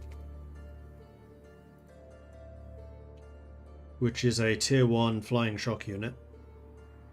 Rock blast, physical damage, and also knocks out defense and retaliation. Stone skin, which gives defense and resistance. Lesser stone spirit, which is a tier 1 shield unit. We don't actually have any shield units yet. Earthkin gives us +1 defense, gives us mountain walking and mountain camouflage. There are some mountains near us. And obsidian weapons, which increases physical damage, although recently we've been reducing physical damage to get fire damage, which leads us to enchantment. So the copper golem is basically the same as our mercenary. Magic resistance with the spell tempered shields. Purging arrows gives us extra damage against magic origin units, or ranged and skirmishers. Sundering blades gives us a 90% chance of sundering,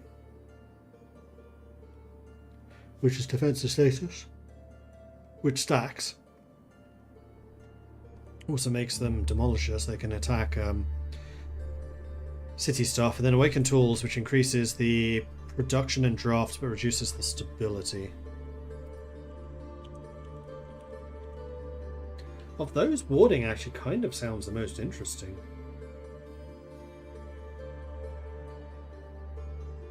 I kind of like the way that it goes with the backstory, particularly the magical wards. That just makes us really resistant to any magical effect.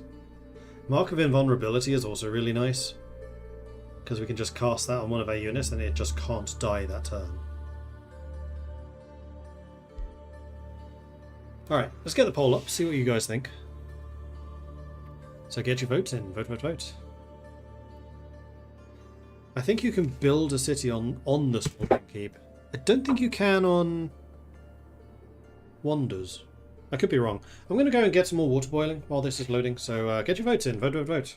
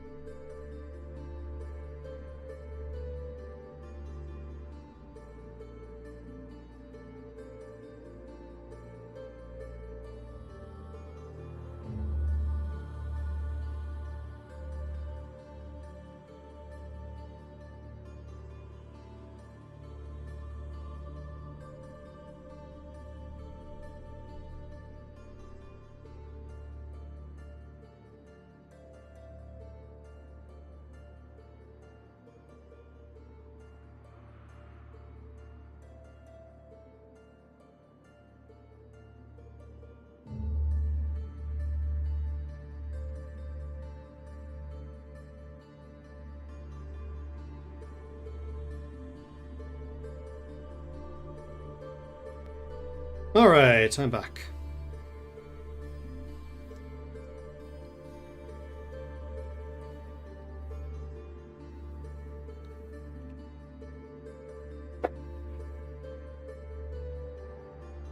I think you should build a... Warding would be very big for these dwarves. Yeah, I kind of agree. I personally like theming, so if I got dwarves, they'd be industrial only, not picking other affinities until I'm forced to, or one of the modded tomes fits the theme, but not the affinity. But then I play on super easy with heavy handicap for the AI and advantage for myself, so I can play how I like and not be forced into a meta build. Meta sucks. I hate meta.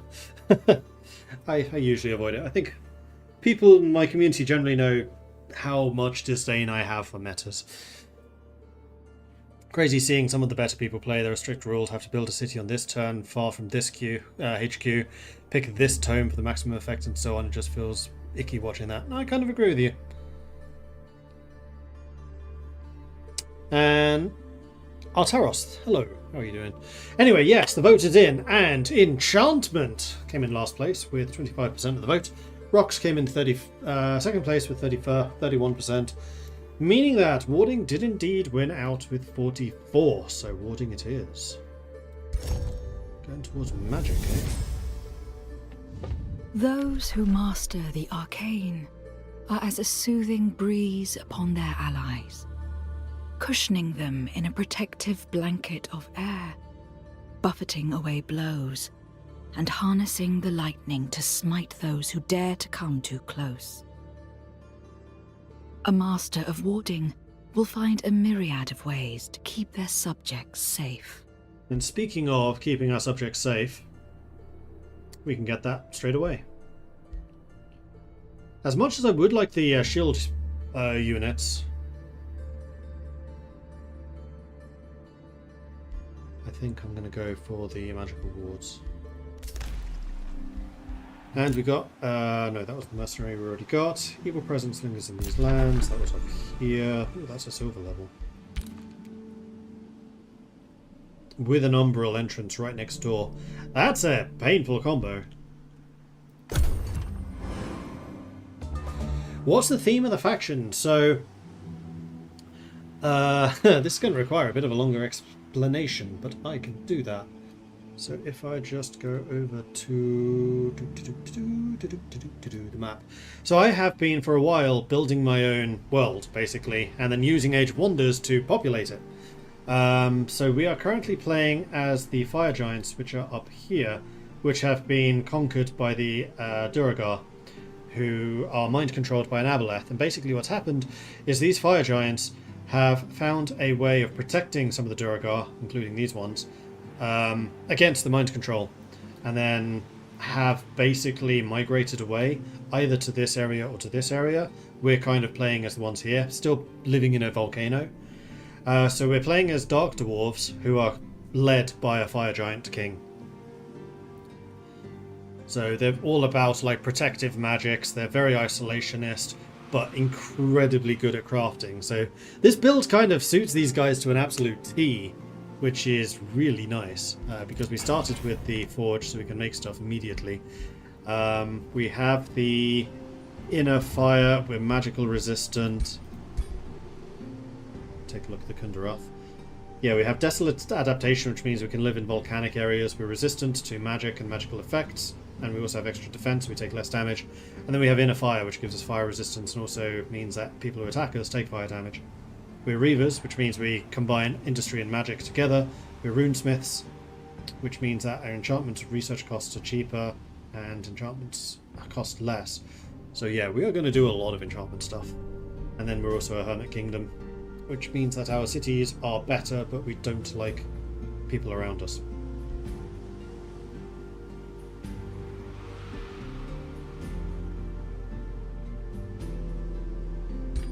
So there you go. Hey, Fraser. Emergent storytelling, exactly. And then as part of this, we've also been using ChatGPT a little bit to come up with names and such like. So, for example, Thuraz, the Crucible King, and our title is the Crucible King. And then the city of Kunmaraz, we are the people of Kundrath. A name I keep on forgetting for some reason. Okay, so we are going to continue exploring. Now, you were mentioning that we could build in Smoldering Keep region. I am 90% sure that's not true.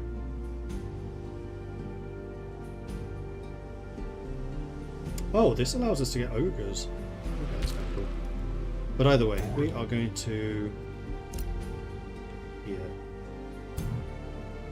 which we'll get in 2 turns. And this also is going to be a city where we can actually recover health. Because right now, even though we have the Desolate Alignment, which means that we can live in ash fields without real problem, we can't actually regenerate health there because we are living in a volcanic world, and so any volcanic areas have intense heat, which means you can't regenerate there. Okay, who's this? Why is that not protected? I'm finding that incredibly suspect. For no reason. Glutton's Fane, silver level, ancient wonder. Okay. Let's go this way. Another watchtower. There's loads of those around.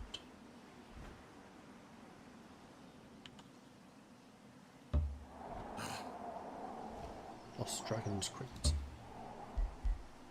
Those. Iron golems. Shit, I've seen this before. I want to go this way to see who on earth this is. Let's go across the mountains. Dimtur.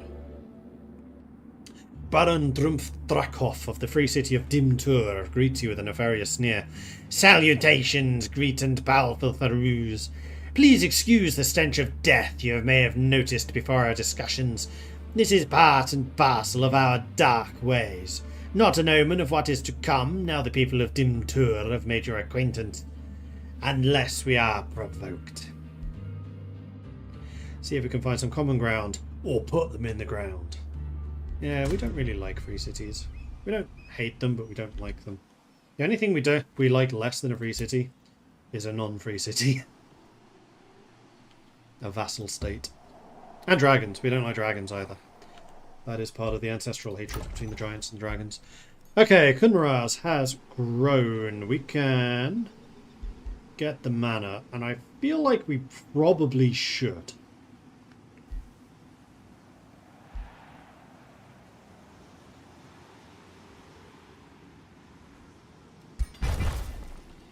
Because our mana generation sucks. This did, however, mean that we now get the focus crystals, which I had totally forgotten. It's right there. Right there. Is there a way of turning icons on the map so I can actually see those a little bit more clearly?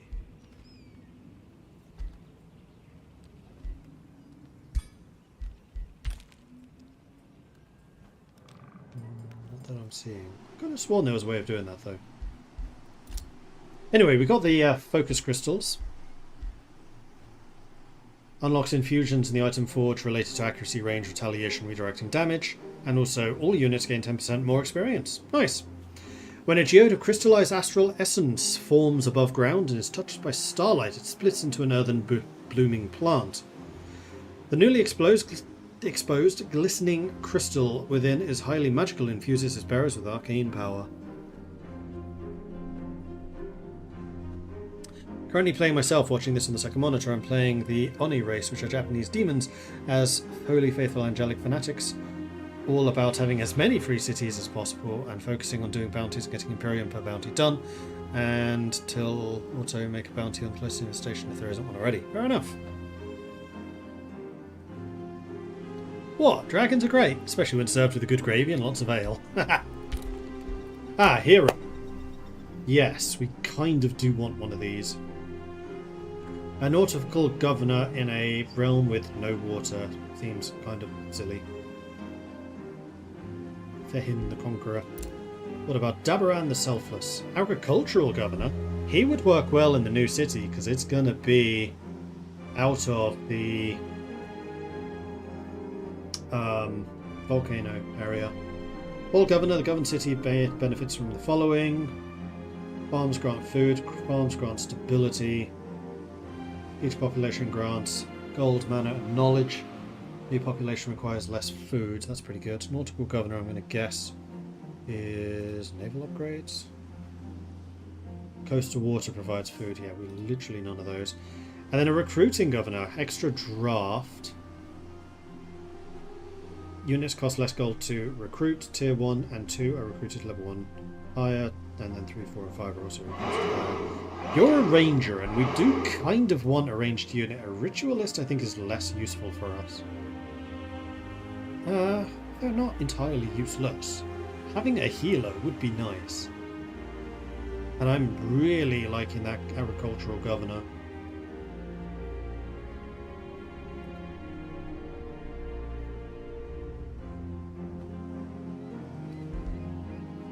We're only 150. Let's take a look.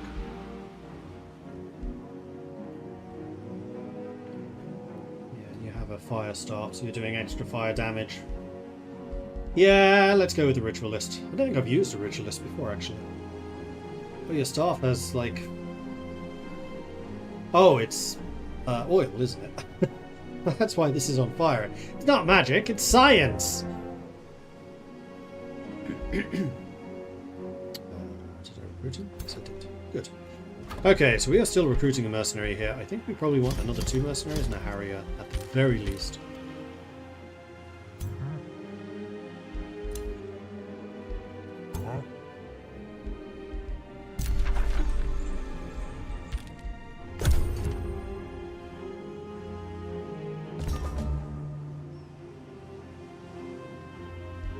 Okay, so we got the granary. What do we want to build now? We can't get the estates hall until... Oh, this requires 2 farms. The boost is the forester. Fair enough. How much does boost increase your speed? 30%. Yeah, as long as we're just focusing on more production, I don't think I need to particularly care about the boosters. Who needs magic when you can min-max into physics and chemistry? True. The Mana Forge has actually been boosted. It would increase mana income and production. I think that might actually be a good buy for us.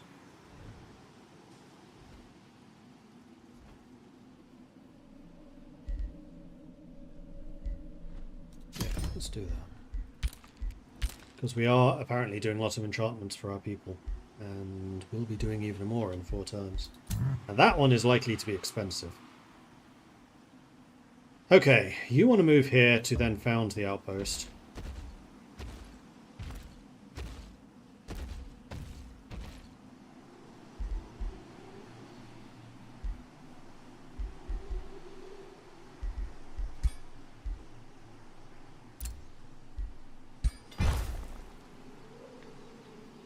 So that's going to be our 2nd city.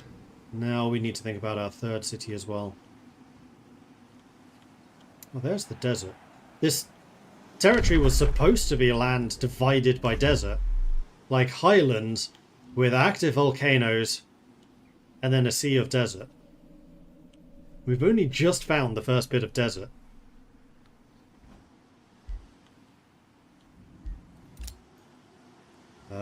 You're still on your own. Mercenary is ready next turn. Then it's going to be quite a long time before the next one's. I think after that's done, I probably do want the blacksmith. Although we hit next level soon after that, so actually what I'll probably do, get to the level 2 city. Spell is ready to cast. I do not want to cast Ashland. I do want to get Wayfinder, though.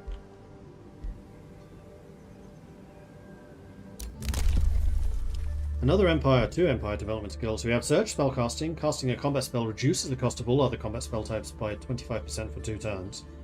That's quite nice. And then unlocks the ability to excavate earthen terrain in the underground. I mean, frankly, both of those would be good. I haven't gone underground yet, so maybe not that one just yet.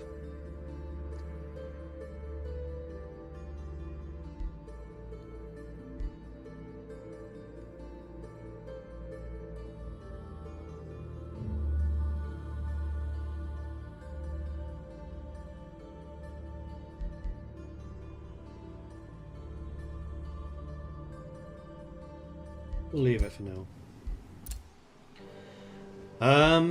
You're the other character. This area over here is looking kind of busy.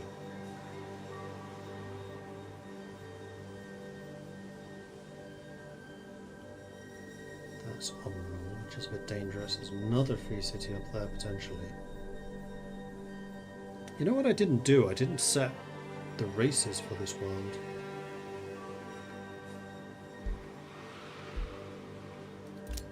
But there are at least 4 other rulers.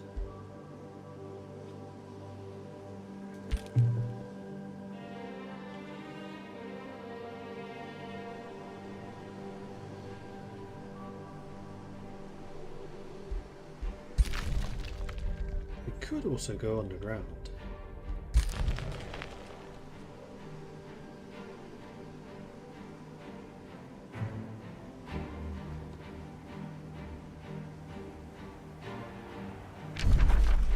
This is where you can zoom out and find those details. I knew there was a way.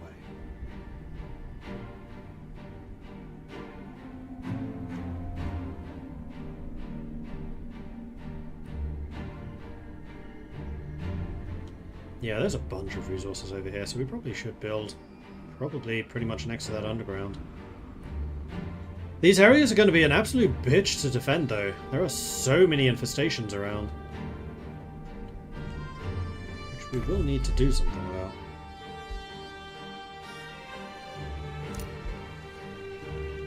But for now, what you can probably do is just go and join with the main army.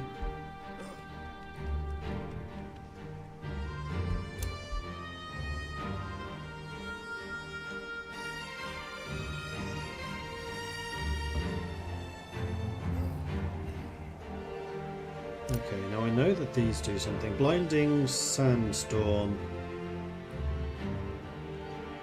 Unit cannot regenerate, suffers -2 vision, universal camouflage.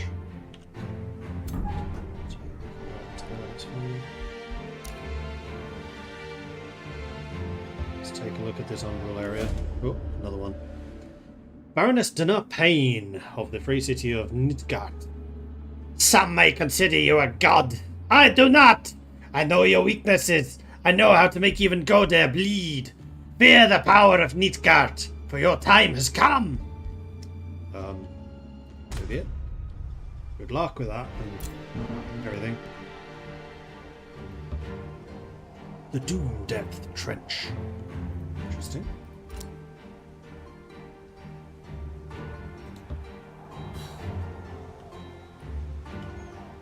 Another one. There's loads of free cities on this map. More than I remember there usually being.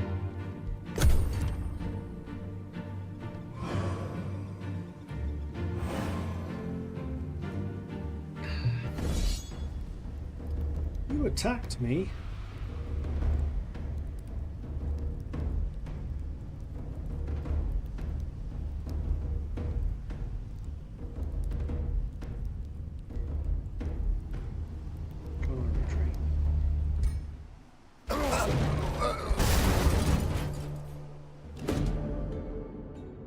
Profound desire for progenitor golems. Encounter quest. Send my hero to the legendary beast.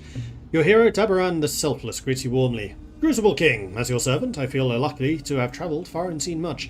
Before you can send the hero off to another faraway site, he continues. Part of why I chose the life of adventuring hero is because I wish to witness the wonders of the realms. Dabaran blushes. My grandnan, the Selfless, used to tell me stories of the progenitor golem and the heroes that garnered renown just by encountering one.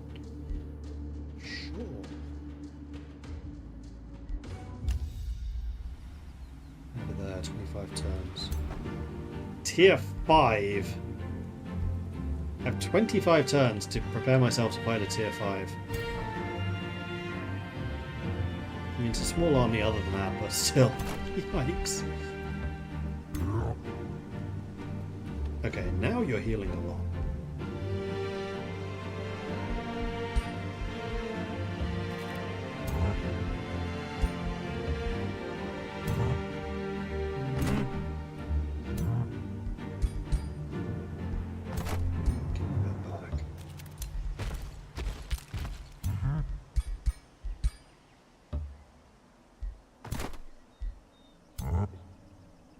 because you're gonna just chill here for a bit. You know what? Sorry.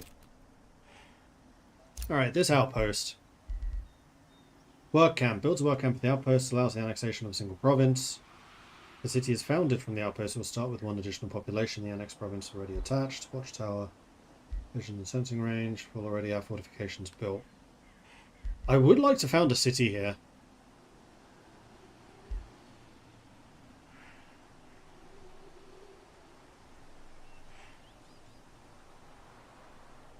I don't see any reason to wait. Huh?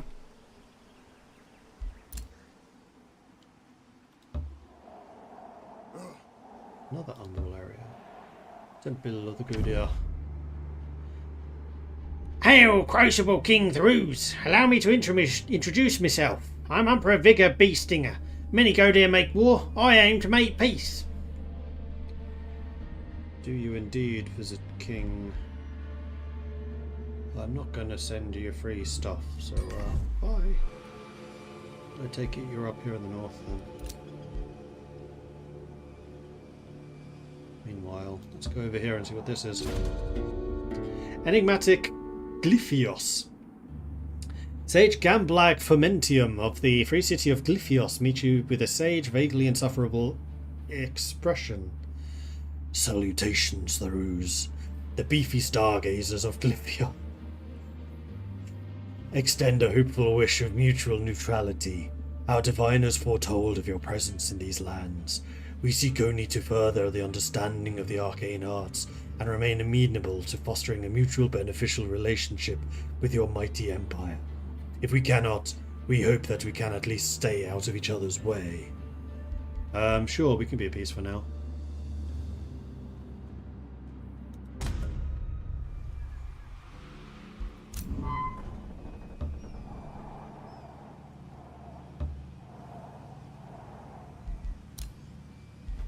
So Vigor is still the only other realm I've seen. You're a chivalrous diplomat.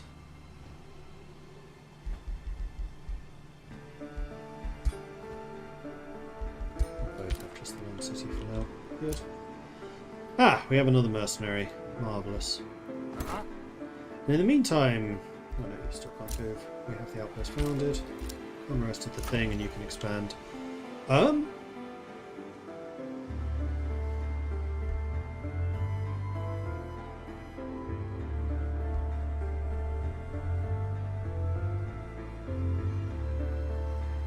Well, we're gonna need to get farming.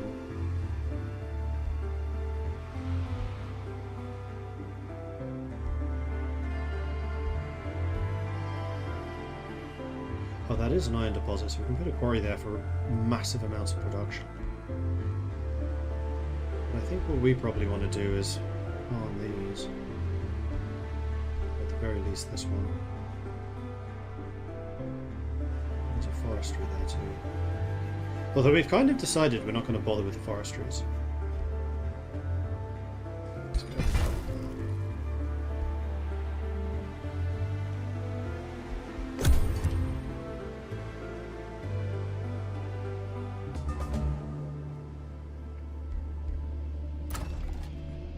Excellent, so we've built the Mana Forge. We're now building the Steel Hall, which we'll get in just 2 turns, that's not too bad. And in fact, we expand again in 2 turns, so our city growth is surprisingly good, considering we're in a volcano. You may as well get to work murdering some stuff.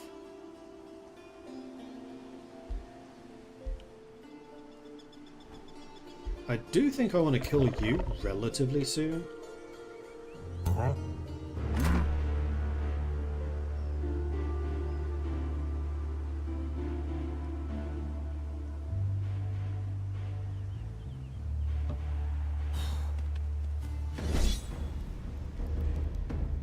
Storm Scale, Serpent.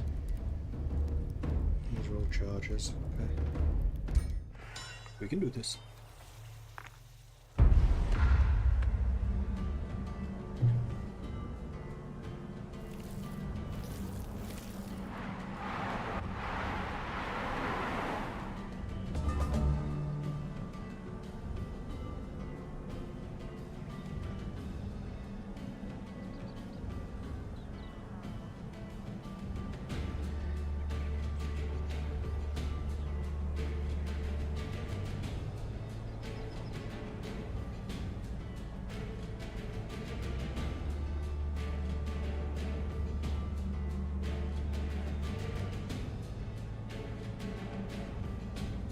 Alright, so you are purely ranged. These guys are chargers, so I'm going to try to move forwards. That's fine. Let's go and set up a front line.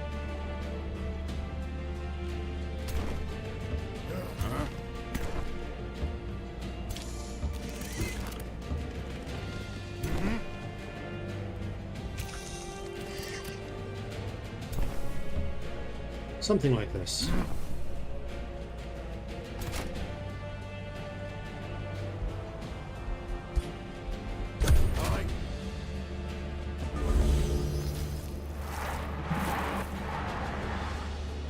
Okay, so they're going to want to charge us, so we basically want to do everything we can to make sure that they can't.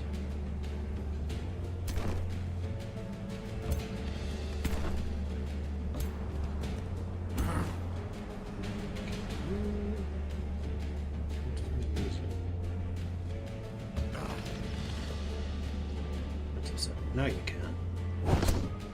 Mobilize, immobilized. Excellent. You know what that means? Out of range. Subdue. Huzzah! Resisted. This is twice I failed a 90%. Twice.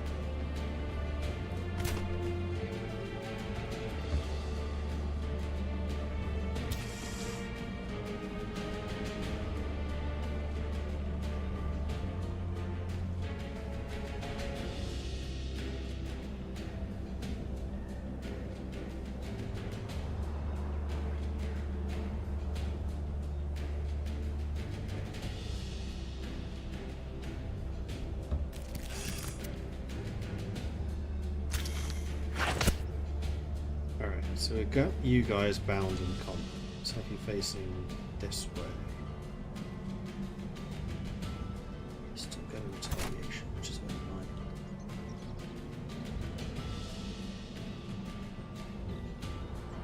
How have you only got a 30% chance of hitting them?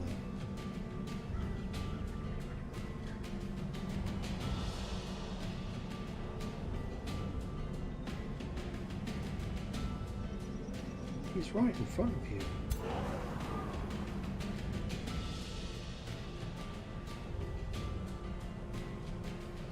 %60% harder to hit by physical and magical attacks. That would be why.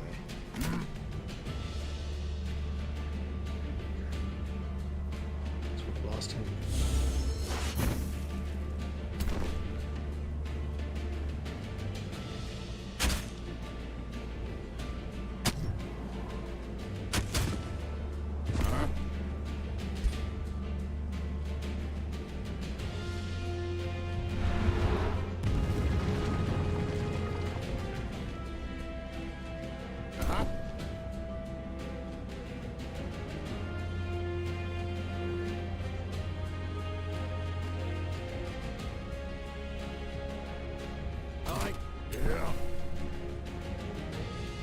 That's going to be not good for 3 turns. This fight will probably be over by then.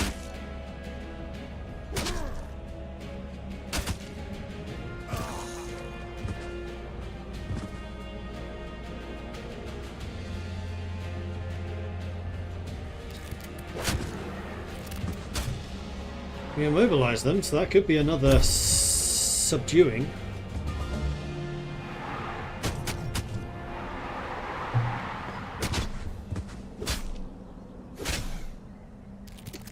Take a lot of damage.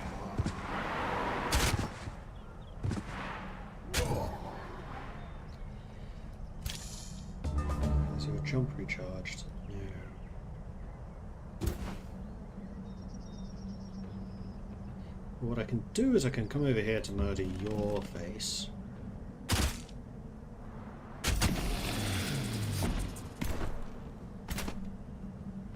Use you to try to murder their face. Without much luck.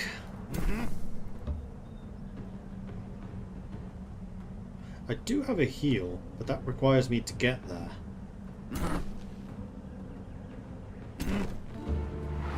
Well, how about you murder their face? You move through here to murder their face. Now, is the healer usable when they're in the zone of control? Yes. So you come up here and then drop that on him. Right click is action. Click is always action. Know this.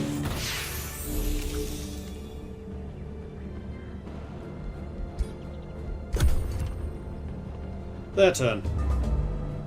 But they can't kill me anymore.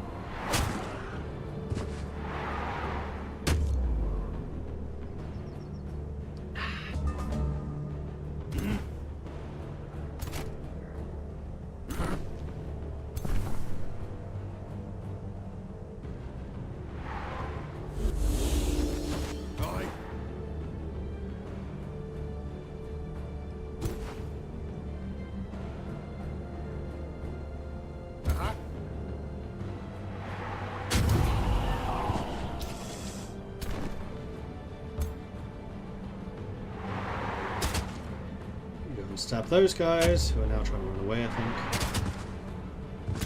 And Boss Man can run forwards, try to hit them.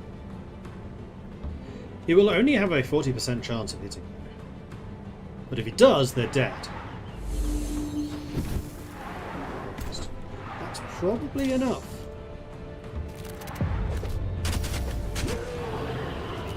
And there we go. No losses.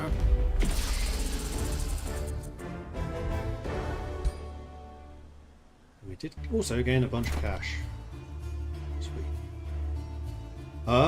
Next, I'm gonna say that you probably want to move down here to go and fight against them.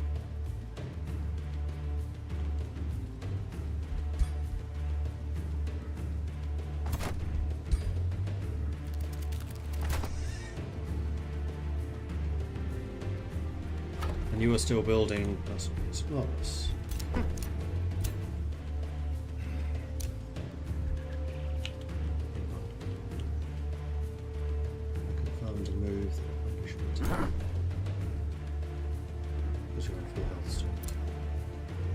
Let's see, you.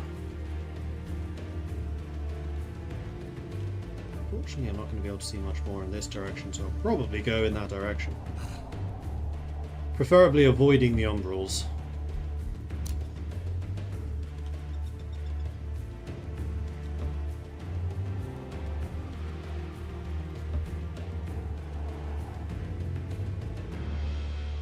There may well be some more stuff down here that we are interested in, as that's somewhat close to our capital.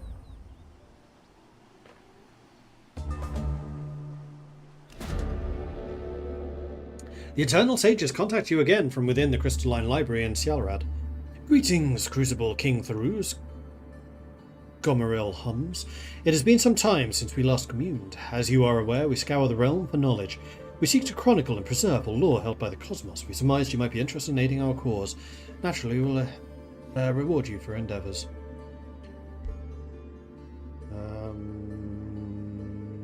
Regular quest.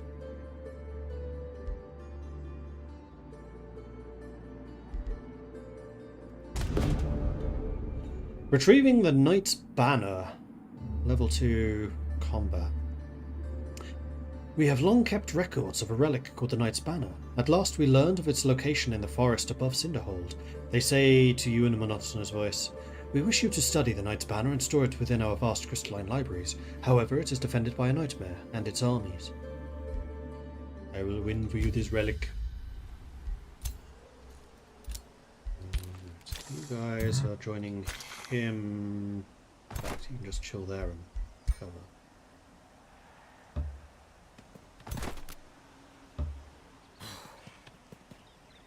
Hi. Hey. You can go down. Actually, we still need to fight that. But I might be able to do that with these guys. Nah.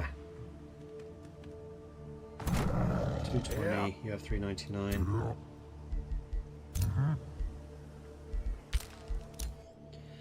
Alright, continue the explorification.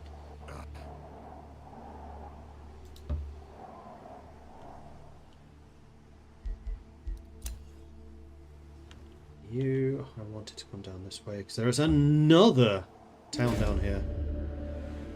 Meeting hostile Stoutrock. We diligent heartlings of Stoutrock will fight for our freedom and stand against anyone who threatens our free city, even when they're led by a crucible king like you. The blood of invaders, thieves and spies shall nourish the fields. I kind of like that there's this many free cities. This is not normal.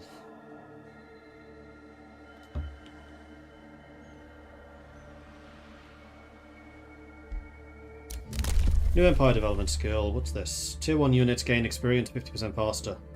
Sure. See it happen.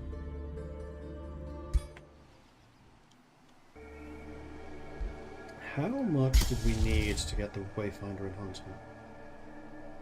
70 and 70. No, because next turn we can get the magical wards. So we're going to save our mana for that.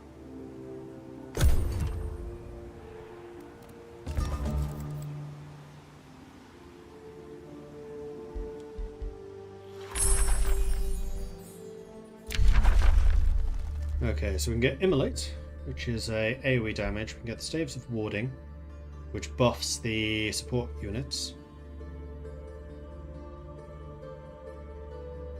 Support abilities just straight up grant bolstered defense, bolstered resistance. Or the Magma Spirits, but I don't feel like I really need the Magma Spirits. Tier 1 Battle Mage, eh. I think Immolate's probably the more useful of those.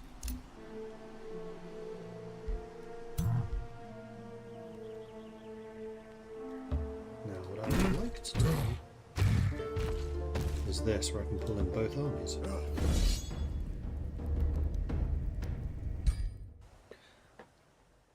How do I like the Giant Lord so far?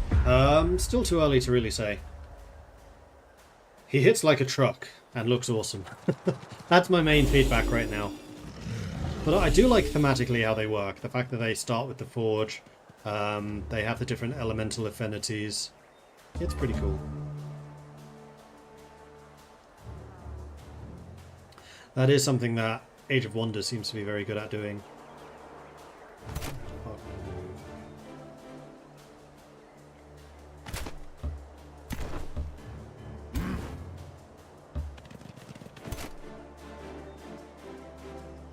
Making sure that they can't actually reach me, because they'll try to charge forwards.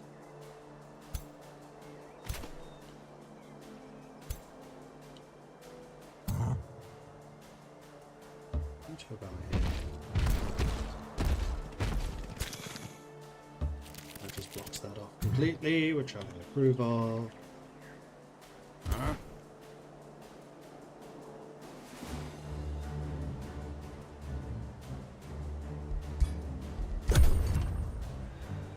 Okay, hopefully they split their forces. Looks like they will. Oh, but they're all going that way. That I did not like.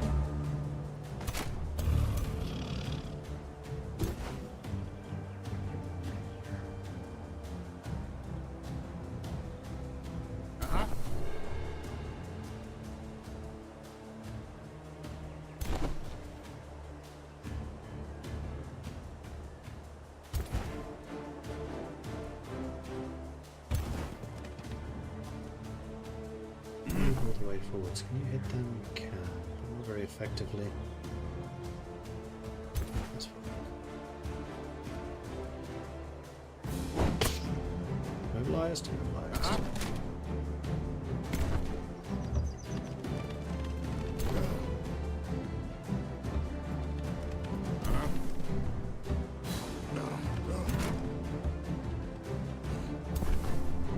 Subdue them! Gotcha! Alright. Well, big man, you want to go and smack him so he can't move anywhere else. Although before I do that... No, I'm not going to spend that. Smack him!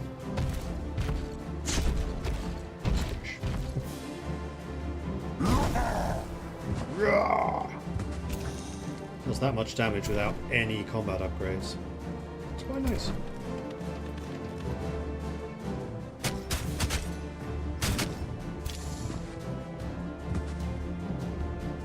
How far can you jump? 3 tiles. Boing.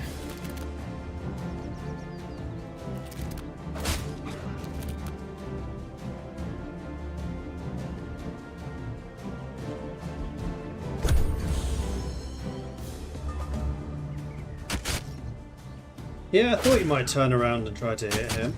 You sods.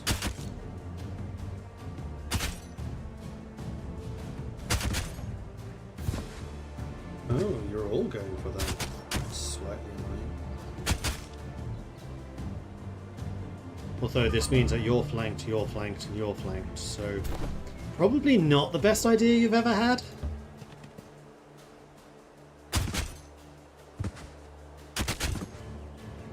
Especially as you have 2 retaliations.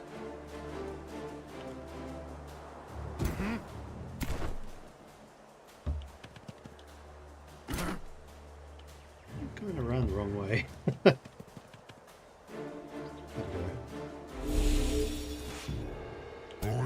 Aye.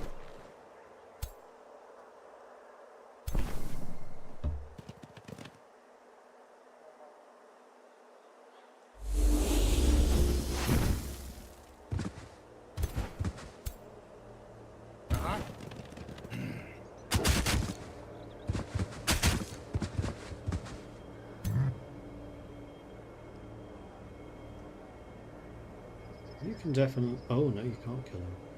You can kill them. Smacking him actually smacks into them as well. Because it's a cone attack. Now I understand how this works. You can still move. Ah, you know what? Let's have you smack them and kill them. Push them freeze. You guys up to go through here. Aha!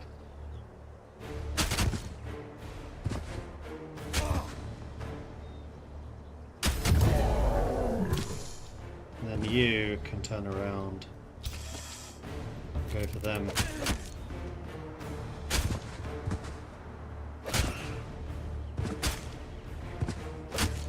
Well, they do have a good number of retaliations.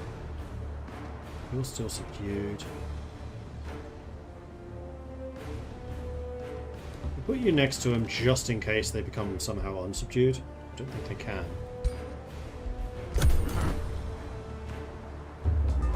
I'm probably going to hit the spider again. That's fine. Did a pathetic amount of damage.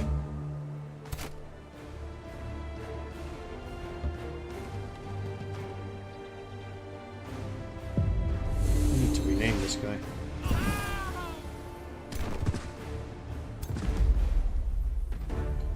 Excellent. So both bosses actually leveled up because of that. And you gained some more experience.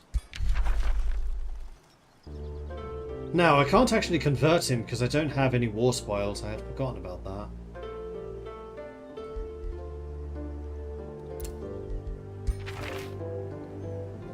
However, I did get a Ring of Protection, which is defense and resistance, and some production for our main city. Although we have now established a second city, Vaven.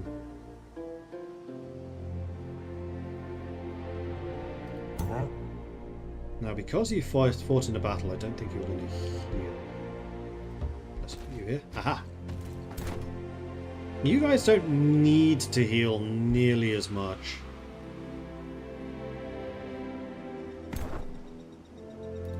Although, before I do that, let's look at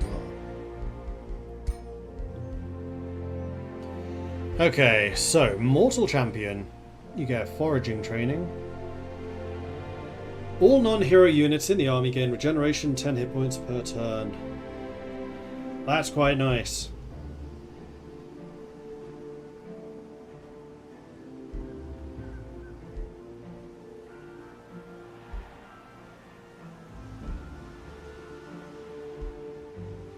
Restore is a heal, which also grants regeneration. Conjure Wild Growth creates obscuring flora, which also heals. Astral Ward.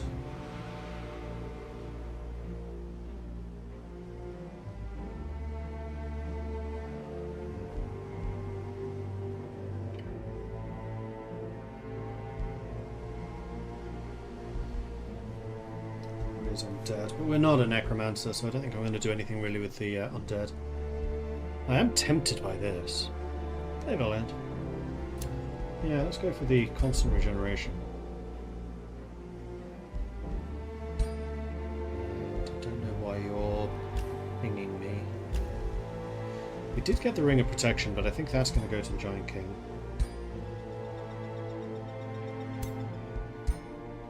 We also leveled up, so we need to do that too. You get the Ring of Protection. Now, Rune of Protection allows us to create Runes of Protection.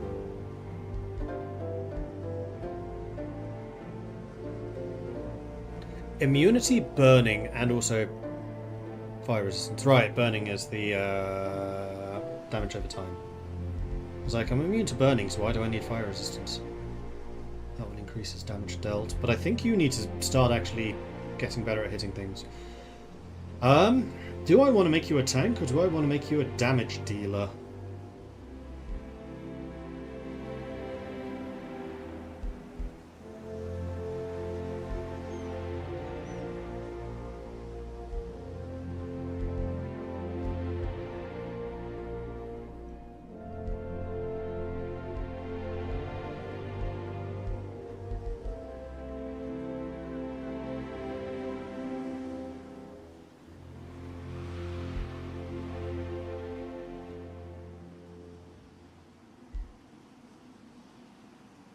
Cannot be used from within the enemy zone of control. I feel with a character this big, it's all about charging in and hitting stuff, so I think you're a berserker.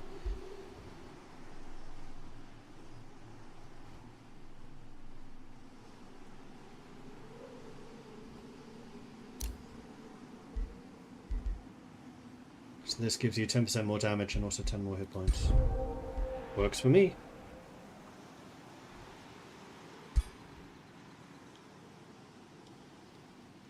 And you can just chill there and recover. I did get another spearman.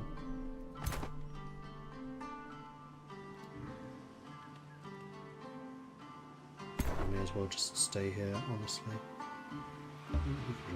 Why not?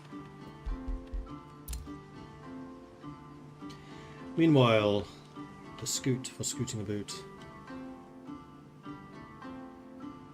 Let's see what's up here on the other side of this mountain. Midgard is just really big. Wait. Oh, it's ice. I was like, wait, is that ocean? No, it's ice. And then you... I kind of want to see what's over here. So how about we fly it this way? You have discovered a landmark. Landmarks are region-sized locations that provide economic effects to all provinces adjacent to them. If a city manages to annex a certain amount of provinces adjacent to a landmark, they benefit from additional bonuses. Well, I think we've just found where our third city is going to go. The Ash Wall. One need only witness what devastation volcanoes precipitate to understand the arcane potential and mythical allure. Some propose these fiery chasms serve as portals to Abadoth. I have yet to confirm whether the fiends encountered here emerged from the Molten Heart itself, or if they have simply claimed it as their home. Provinces adjacent to the landmark gain mana. Volcanic eruptions give combat enhancements. And province gains volcanic heat, but we have that already. A city with 3 provinces adjacent to the landmark gain an unlock to infernal fiends and magma spirits. Every 2 turns, a marker is placed, then after 1 turn, the ground will erupt, and units within 1 of the marker will suffer physical damage and fire damage. Random hexes will gain on fire. Just returned home from work. Can I have lunch? Nice. Bread and cheese. Now I want bread and cheese. Haven't had my ham and cheese sandwiches for a long time. 2 weeks at least. But yeah, this is definitely looking like the realm that I want to get.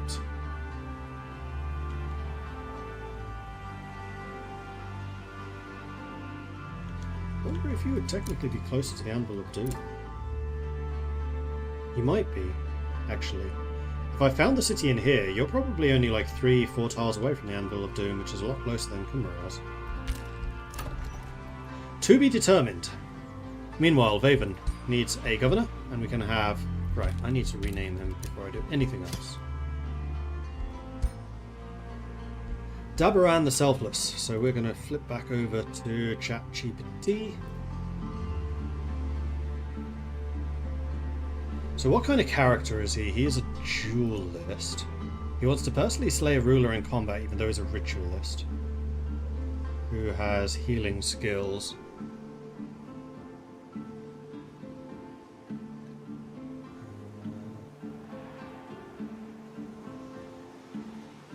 Just one thing. Move that there. Take a look at this. So, ChatGPT. That's ChatGPT. Using the same line,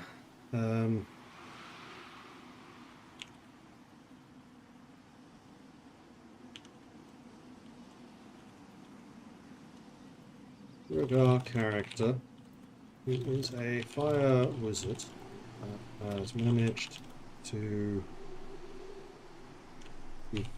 develop restorative magic.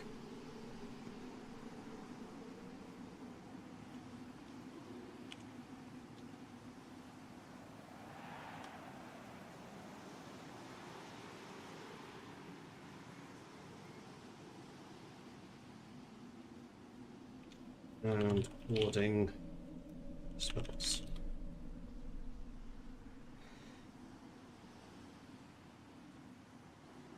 A Duergar fire wizard who's managed to develop restorative magic and wards a serious lawbender may even consider heretic or a visionary. A combination of fire and healing suggests a character shaped by both destruction and renewal. Oh yeah, that's good.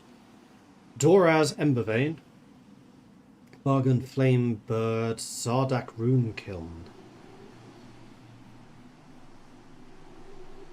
Thrumder Ashmantle. Ooh, Ashmantle is good. Fire Stitch, Ember Ward, Fire Horde, Molten Shield, Black Braze. Or Flame Weaver. I like Ashmantle. Thrumder Ashmantle. There we go. We got a name.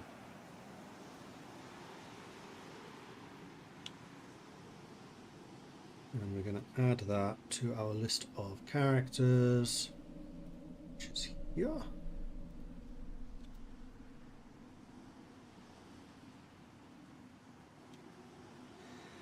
Fire, last fire. Restoration and warding.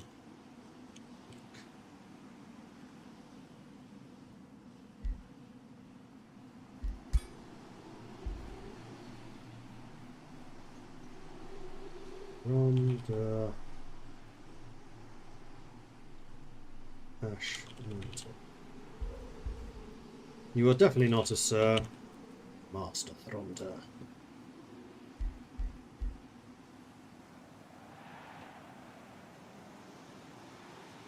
Skin colour should be more bronzed. Yeah, like that. Unfortunately, I think I had the opportunity to change how this race as a whole looked, and I don't think I did. I'm kind of kicking myself about that one. Mordred, for CK3 you can reset all your character traits if you don't like them for stress. There's a button in the top right. Yes, I know. I've used that before.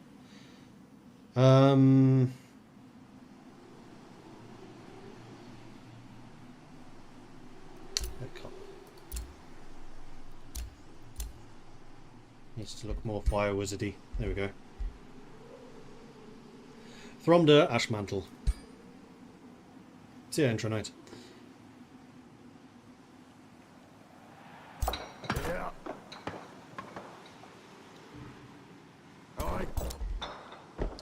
Right, so we've got the steel hall, so we need to build something else here now.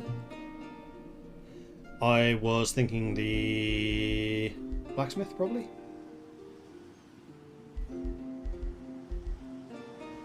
Really don't need a vendor. Wizard's Tower Foundation. I've already got the item forge. But this does give Imperium. Reaver Manufactorium. Hang on. +5 draft per adjacent quarry, forest, or mine. Counts as a mine. We're going to have so many mines. Ritual Pyre. +10 mana, +3 mana per adjacent foresters. We don't have many foresters. One of these two should probably be the Manufactorium. Probably this one, in case this is a quarry.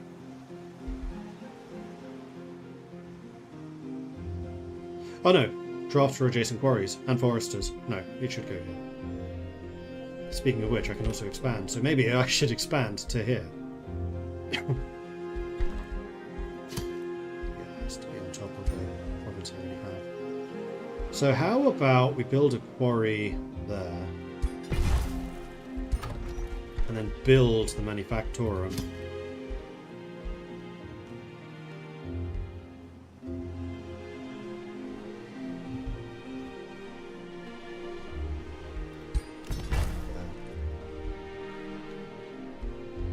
And then once that's done, blacksmith. I need to start producing troops more quickly. Lodestone Foundry. Oh, that's mana and production. Do that after.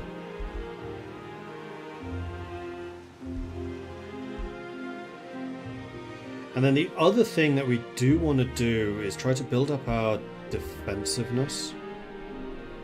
Our fortification, rather. Because that's the goal of Larus.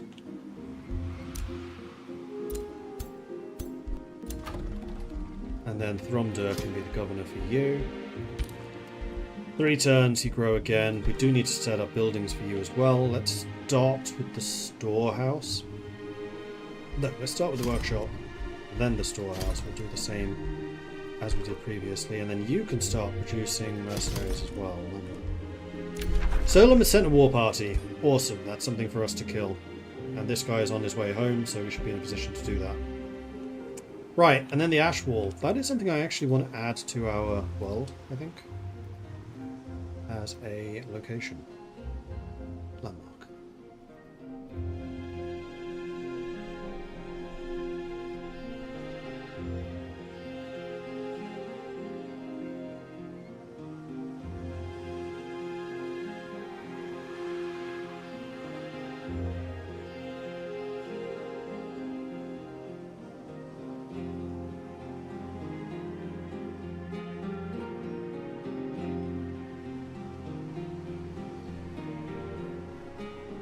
This is where I did set up these. Okay, good. Starting to find some of the stuff I just couldn't remember earlier.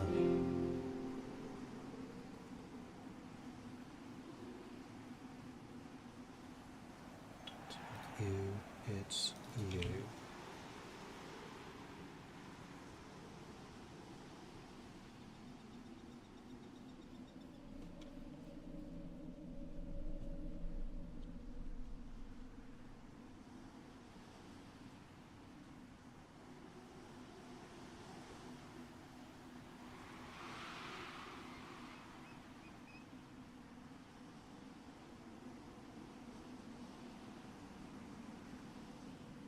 Kundra.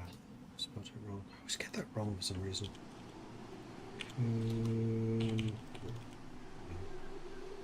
Cool. Onwards and upwards.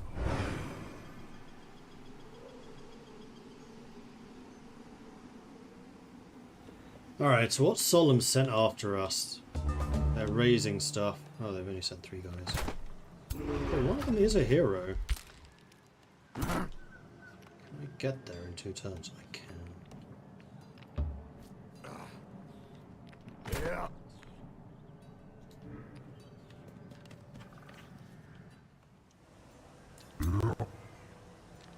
You're still healing up, but I think that you should probably also start moving back.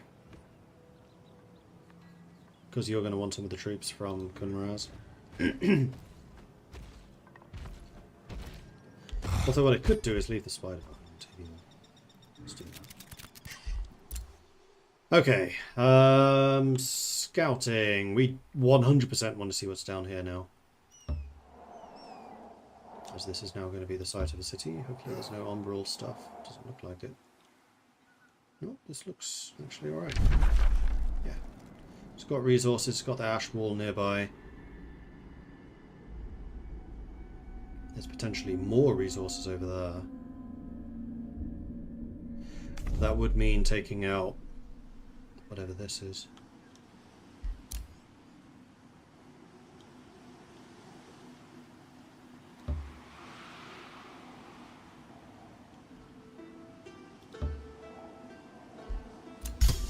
Spell ready to cast. We need 150 for the magical wards. We are going to save 150 for magical wards. Province is being pillaged here. That's where.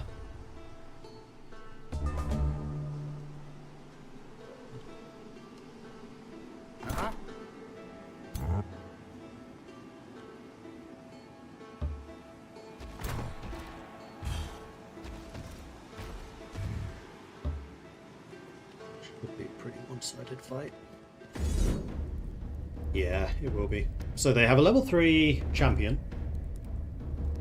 And this is actually the governor. So he's going to have his opportunity to kill a ruler. The Sworn Guard, polearm unit. Less magma spirit. This is a very warm looking map. Yeah, it's supposed to be volcanoes and desert. There's a surprising amount of greenery around considering that.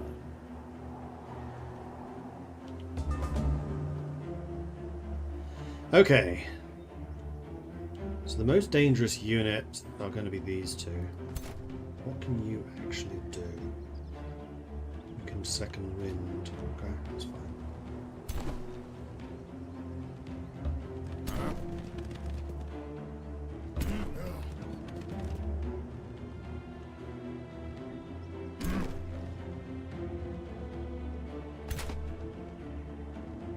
I do now have 3 mercenaries.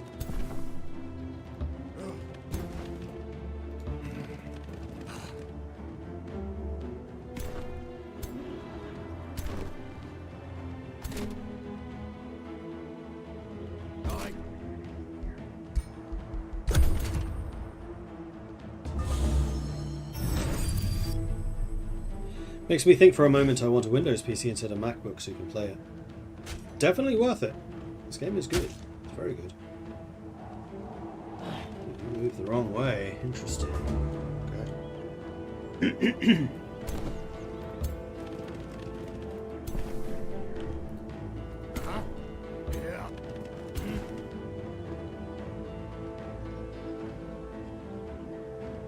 I am fairly sure that I cannot subdue.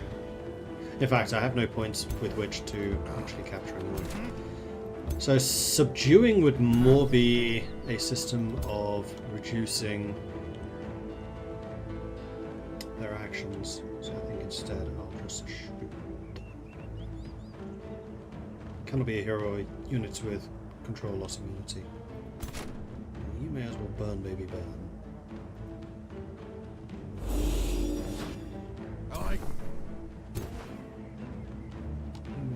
Just drop immobilizing that guy, stop him running away.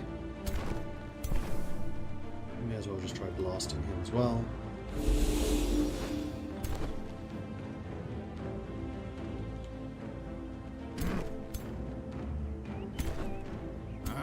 This attack would be a flank, which I think removes his retaliation. No, it just means you don't get retaliated against. That's fine. So if you attack first, take the retaliation, which is okay. And you can finish off with the rest of the attacks.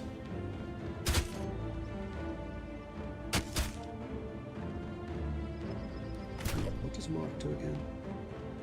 Reduces their evasion. That's it. We are strengthening him, however. He must be a berserker. In that case. And he has fire resistance.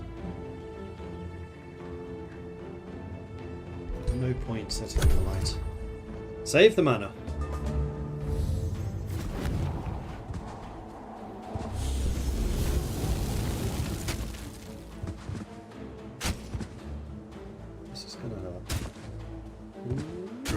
Damn it!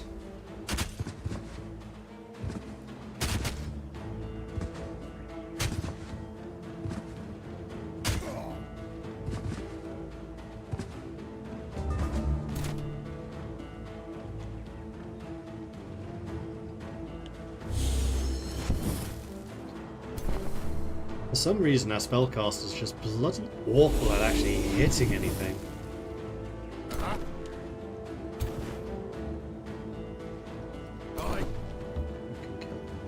Please do.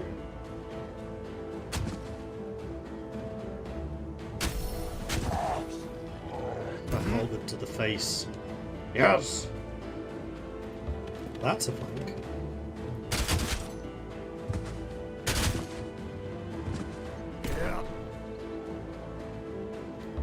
Still didn't quite finish him off.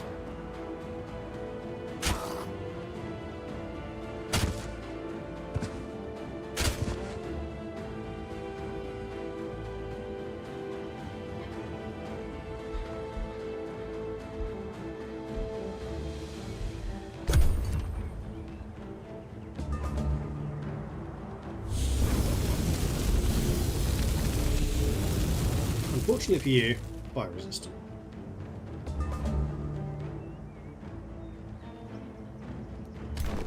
So we can finish him off so that the skirmishers can go after them. Although what I'm actually kind of tempted to do is try to nail them with an immobilization.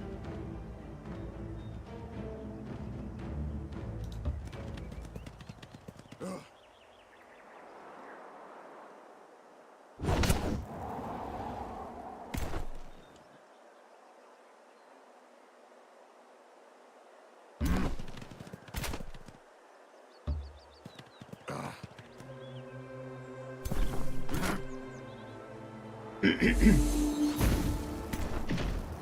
guys are fire resistant. Yeah, vengeful flames. I wonder if I can just end this by subduing them.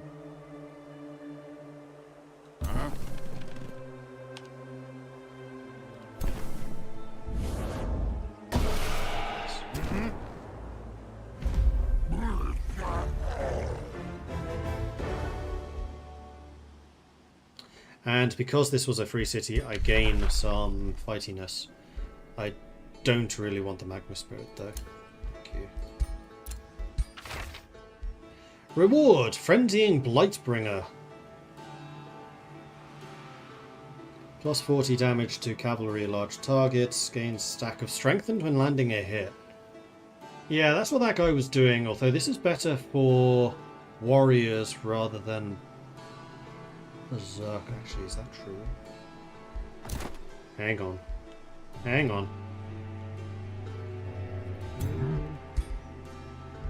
Have the Great Axe. Heavy charge attack that hits with a 2 hex line grants 30% damage per hex travelled. Right, which is why you want the charge thing. And that does remove retaliation. No, we're going to give it to him anyway.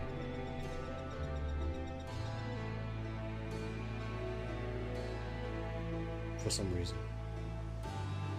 Champion Wizard King cannot be used by a Giant King. Ah, okay.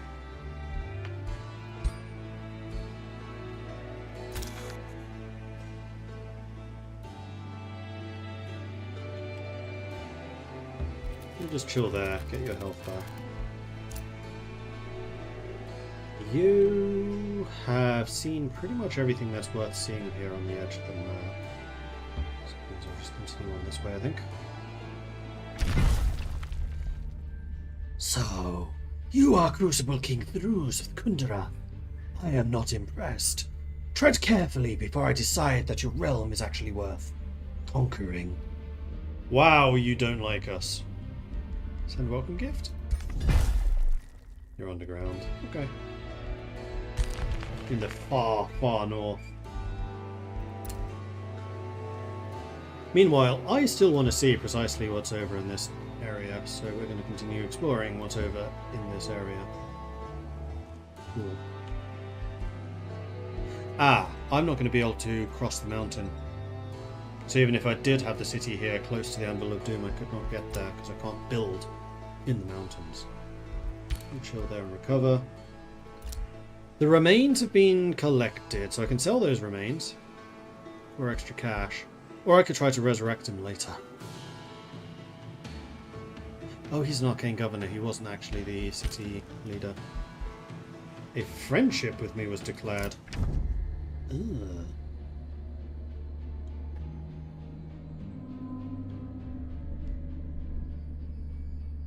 I mean, this is okay. I'm isolationist. People declaring me their friend is fine, I just won't do it back to them. Non-aggression we're all about. We love non-aggression pacts.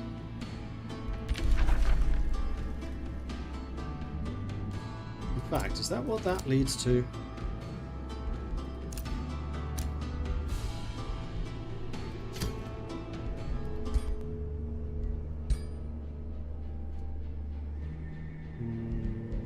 What I'm after. Hang on, this was.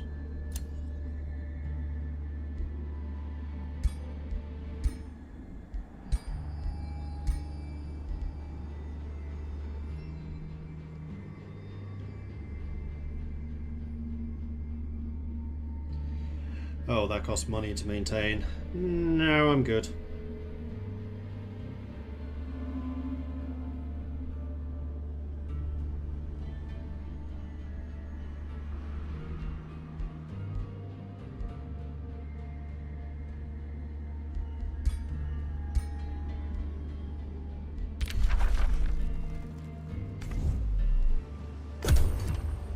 Onwards. So I wonder how well guarded Solum is right now.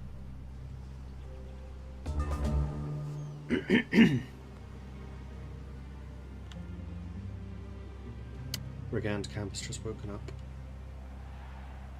So has the haunted graveyard. They're all waking up. Meanwhile, we got Immolate researched. Next up, I think we probably want the Pyromancer, tier 2 battle mage. Fire arrows would be nice, but we have literally one skirmisher. Although having the shield units would be good. Yeah, let's go with the defenders.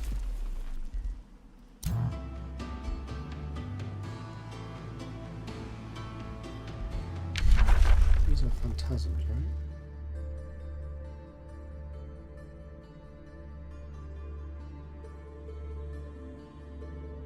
They are floating their shield units, but they are not, oh, what's the word? Incorporeal. It's okay.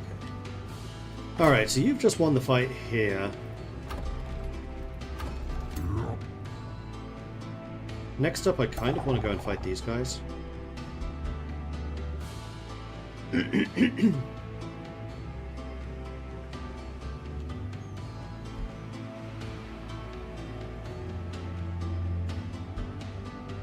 also need to go for the Knight's Banner at some point. That's not you, that's you. 400 combat strength. They're fire damage. I'm resistant to fire. Especially when I have that ward cast, which I can do next turn.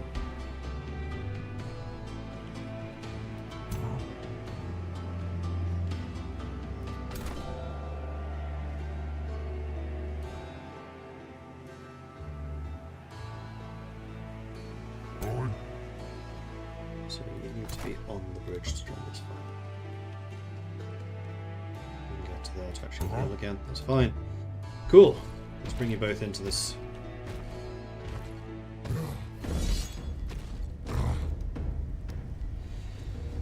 So what's scary about you? You have Poison Burst.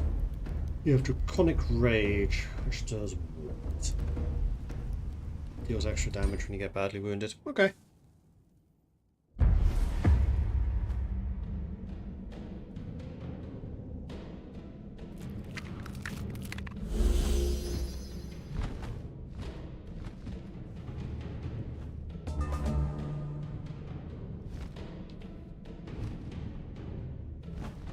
The wyverns obviously flyers. And this, I'm guessing, is ranged. So we kind of want to try to close distance with them, which is going to be challenging considering how quick they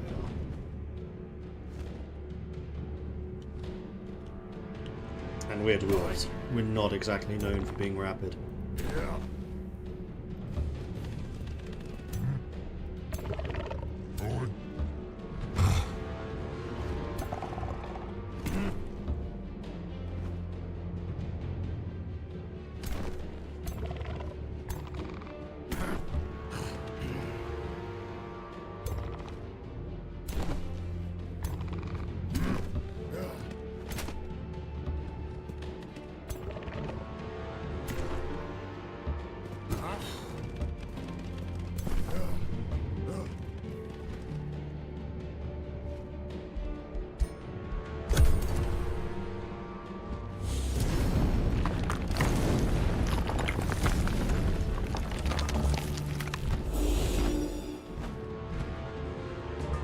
Oh, we're actually fighting in the volcanic area, so we have these eruptions going on. Cool.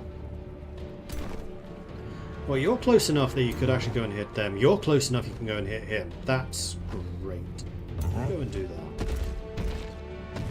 Hello, puppets. 46 damage. Ouch. Go and tie those guys up.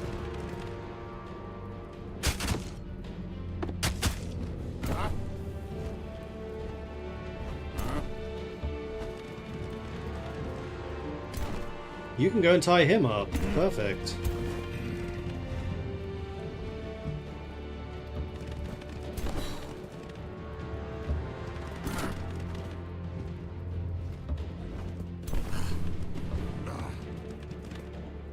First of all, you block this.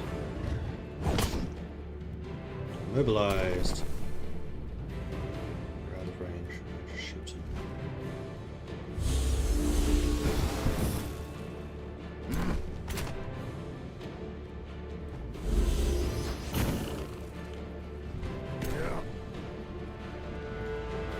I think the last unit standing is going to be the skeletons.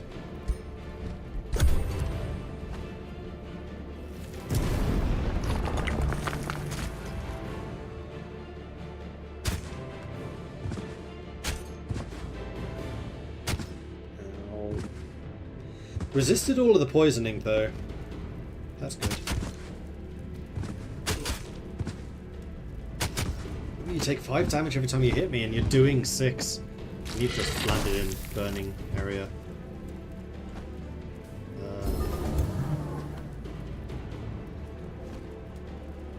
think you're basically immune to burn, right?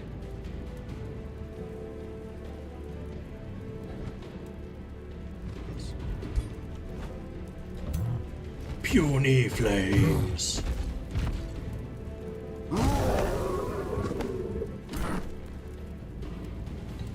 merely adopted the flame. I was born to it, melded by it. The volcano is my home.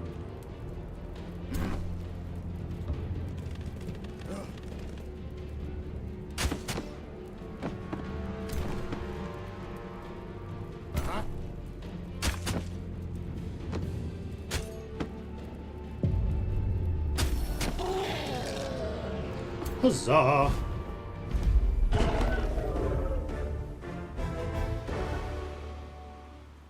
And the ritualist leveled up again. And lots of people are going to need to heal. We have another shield. Which is actually quite a good shield. +3 defense against non-flanks. We need a proper tank warrior. Now you can get back up to here, which means you can recover a little bit at least. Is there anything else around here I want to kill? I mean, we do want to kill the Brigand Camp, but for that we are gonna need to rest. You get a Harrier in 2 turns. We did lose a Stabby Boy. Although each army has 2 Stabby Boys at the moment, so maybe we don't necessarily need another one straight away. We can chill chill there for another turn. We'll continue going northwards. Neutral Draktur. Salutations, Crucible King of the Kundarath. We, human tyrants, humbly ask you to respect Draktur's territory and independence. Not being subtle, calling yourselves the human tyrants, I'm just saying.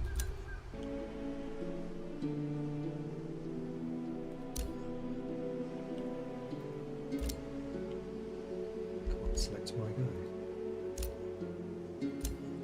Where is he? Hopefully... There's a bit more to move. The Sepulchre of Steel. Yeah, you have explored everything over there that I need you to explore. I kind of would like to see a bit more of what's in this corner. So I'll send you back that way. Unfortunately, left you adjacent to a bad guy, which I don't like doing. Kunmara has produced a mercenary, which I think we already moved out. We did. Vaxon's built the workshop, that's good. And if you've expanded. Cool, so you currently have an agricultural governor, which gains extra food for every farm that we have. So I think, therefore, what we are going to want to do is build a whole bunch of farms.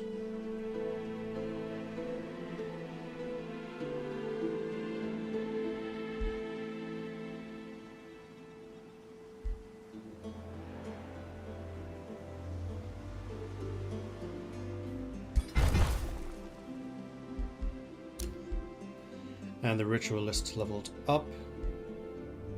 All non-hero units gain hit points and status resist. I think it's probably time for you to start getting some of these restoration spells going.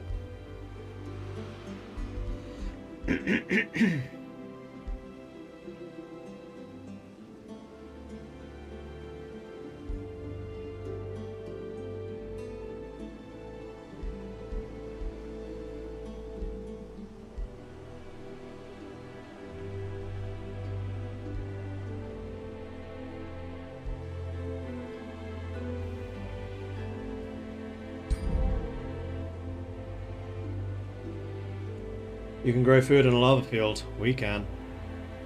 Because we have the Desolate adaptation. That lava field is ashland.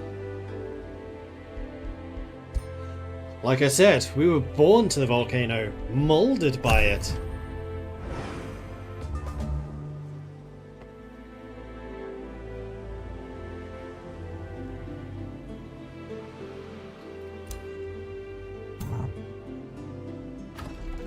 Another turn and you get the Harrier.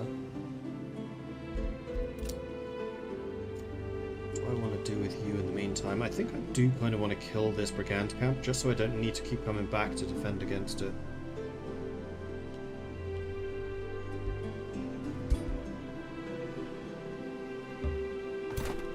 So I think those of you who are injured, leave chilling up here. Those of you who aren't too bad merge together in this army.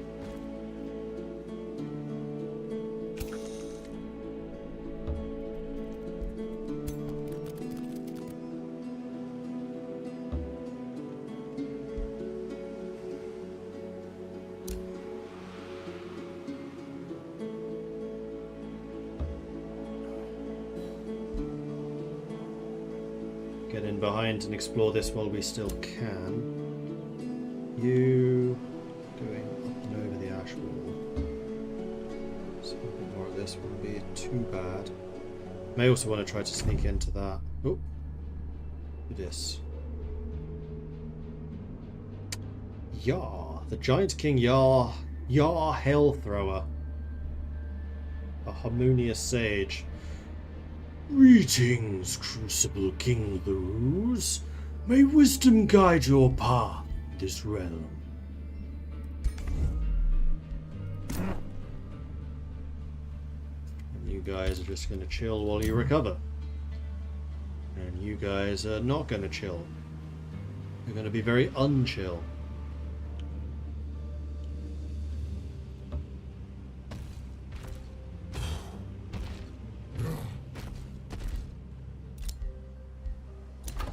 And Kumaroos can get another province. Now, I think what I probably want to do is the mine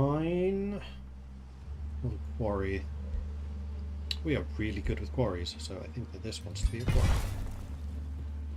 Because Kumaroos' production is going to be absolutely ludicrous. And I'm okay with this. I didn't do the spell. Shoot. Need to do the spell. Ah! You're approached by your hero, Duergar Ashmantle. His expression betrays dejection and vexation. After a deep sigh, he declares, "My whole life, I always thought myself as a duelist, but as of late, doubts are creeping into my mind. Is this my destined path towards renown, or will plotting another course lead me to success and satisfaction I currently lack, yet desperately crave?" Crusader. Personally slay an undead or fiend of tier 4 or higher. Or Imperialist. Win a siege battle against a free city. We are going to be doing that soon. I think that you're an Imperialist there, buddy.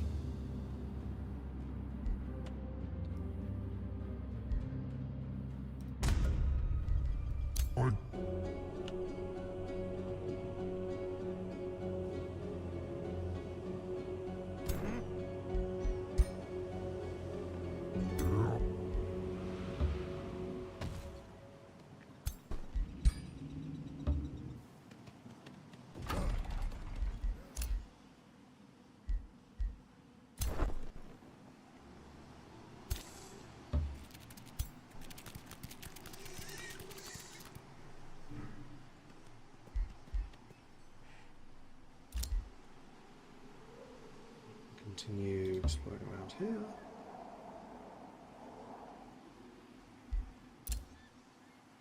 I still need to set up the third city too. Right, which I'm trying to do over here. Yes, there's a whole reason I'm exploring this region. Can I get to this? Magic, magic, magic, magic. Magical words. Let's get that going first before I forget. Check this out.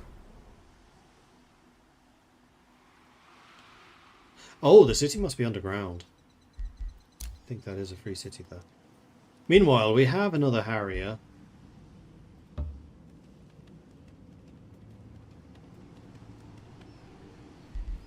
We got the lodestone producer. So next up... Wait, I can do multiple Reaver Manufactorums?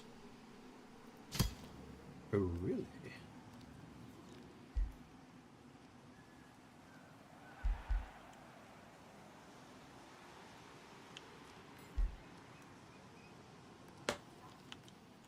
Because that is a quarry down there, and this is already a Reaver Manufactorum, which counts as a mine.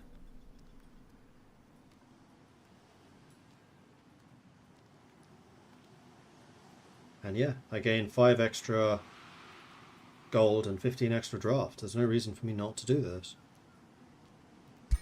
Make it happen. And then I think I want the monolith. Or even more mana income, because apparently we're going to be using it.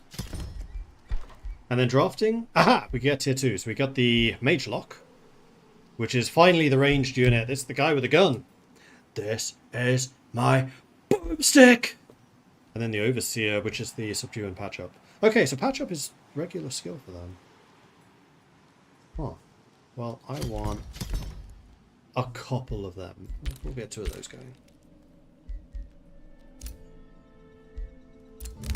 And another, well, bunch of Empire development skills, crikey. Plus 3 gold per unit tier of units killed in combat. We definitely want that. Astral Empire skill. Locking and shuffling research skills cost 50% less. Research city structures cost less gold. And production, not that interested. Units can build roads. Not that interested right now. Whispering Stone, don't care. City cap will eventually be nice. Each city in the Empire loses population. Pass. City structures cost less gold to build. That one might be nice. because we are doing a lot of building. And then the other one that would be really nice would be this one for gold gain for killing. Because yes, we're going to have a lot of mines, but we're also going to have a lot of construction capacity, which means we'll be spending a lot of money on buildings.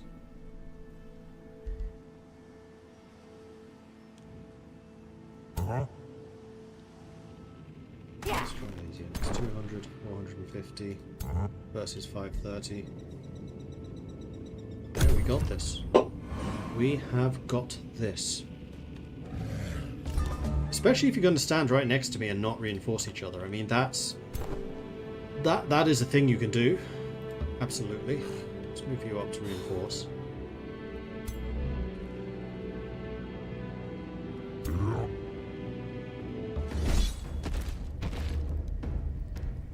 Okay, so we have a Night Guard who is a tier 2 polearm.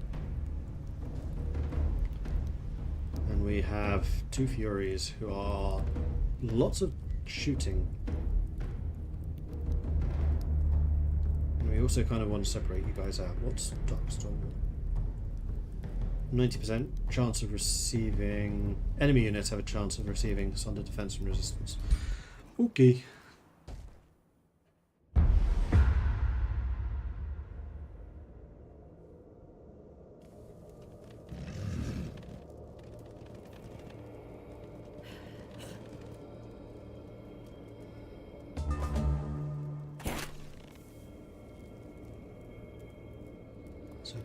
Pretty much staying where we are right now is the right decision.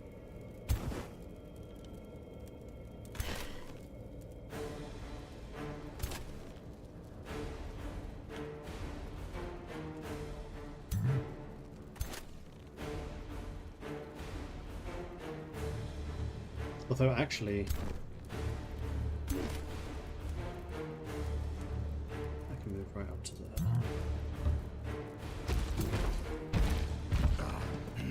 They're archers, they can't shoot the adjacent thing.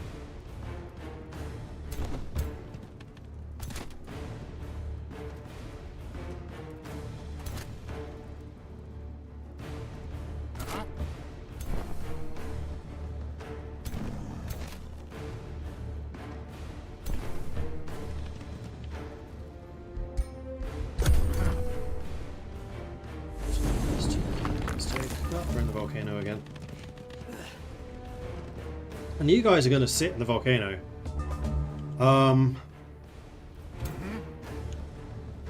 am okay with this, and I can hit both of their archers in one swing. Go for it. Tharu smash! Oh, nice.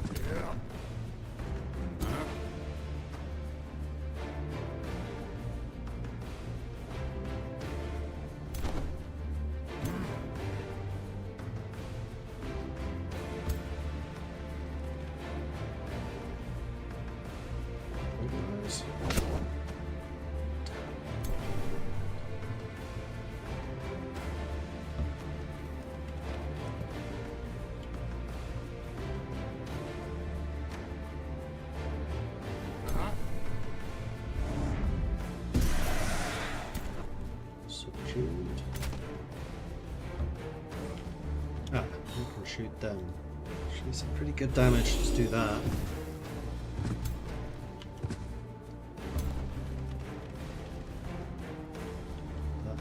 Is everyone? Yes. Good, good, good. That explodes, doing a bunch of damage to you guys. Engine now on fire, congrats. Okay, you did not do a lot of damage. You did. Well, unfortunately both of you are about to die in one swat. Double kill.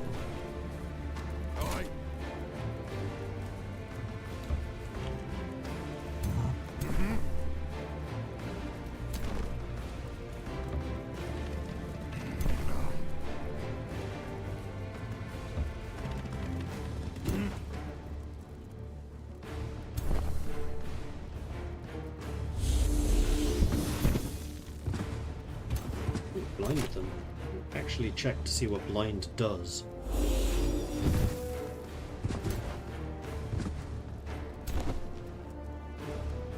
Minus 50 accuracy on ranged and magic attacks, cannot perform retaliations.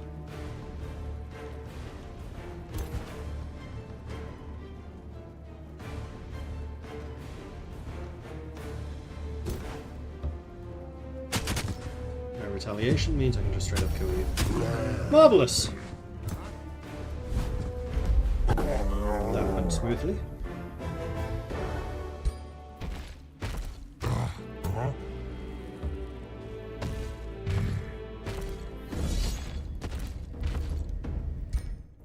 Let's see if we can finish them off. This time it was 2 Marauder Guards and 1... No, they have 3 units. Are they?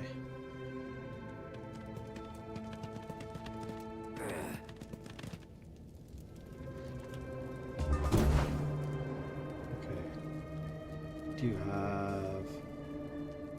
Javelineers with Savage Strike and Defense Tactics?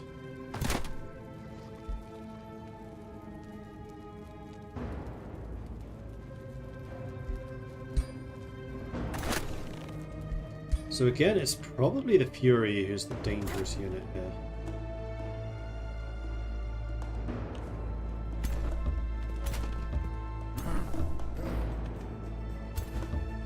So with that in mind, we're just going to chill here.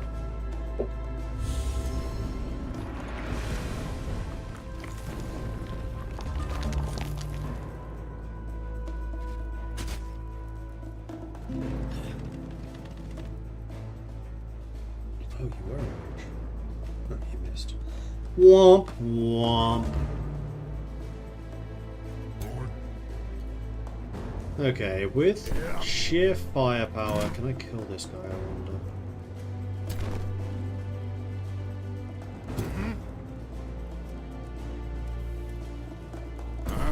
Maybe. These guys do have fire weakness right now because of the volcano. Ha!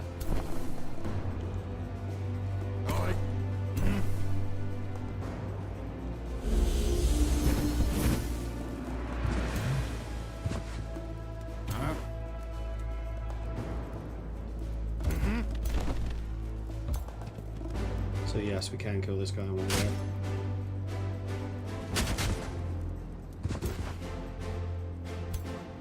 Which is good, because this means that I think he can just run straight through and attack them. Indeed he can!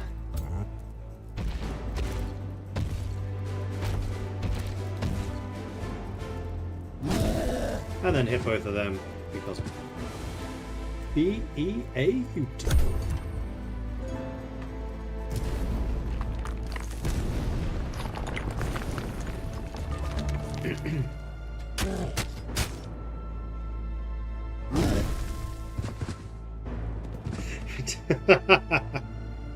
Oh right, attack of opportunity because they ran away. But I hit both of them. And you've just lined yourselves up perfectly again for me, and burning just killed you anyway, so... Through smash! Did the foot kill him? Or did the axe kill him? Or are you hitting the tile in front of you with the foot and then the axe the tile behind? The Corruption Orb. Death Bolts. Misfortune. I think I'd kind of prefer doing just fire damage, so I might actually just melt that one down.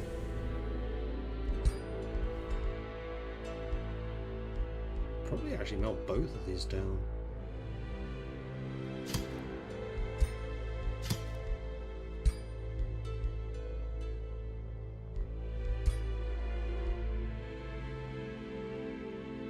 Tier 2 Great Axe. This is an upgrade. What I'm currently using.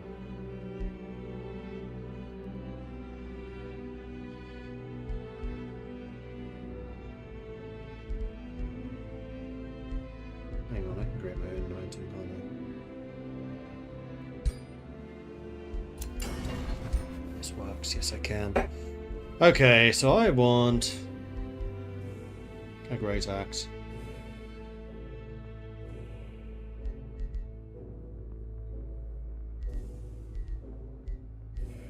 Is it a different type of Great Axe?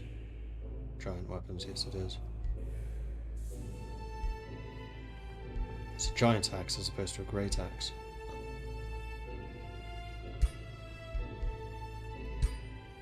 Physical damage is fine. 40% more damage on retaliation, but I don't really do intimidation. I do, however, do that. Bleed I don't really care about. Animal Slayer I don't really care about. Crit hit, maybe. That's a 27 damage. How much is my current max? 28. That's because half of it's fire. I think I need to wait for more options to unlock. Speaking of unlocking options, Second Wind gives me extra movement. Gives me Slippery, so I can avoid zones of control. No, opportunity attacks. Also gives me hit points.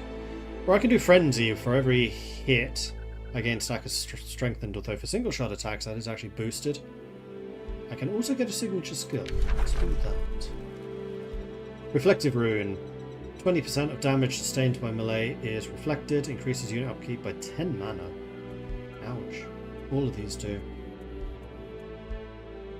Crit hit. Damage. 20 hit points. Oh, I see.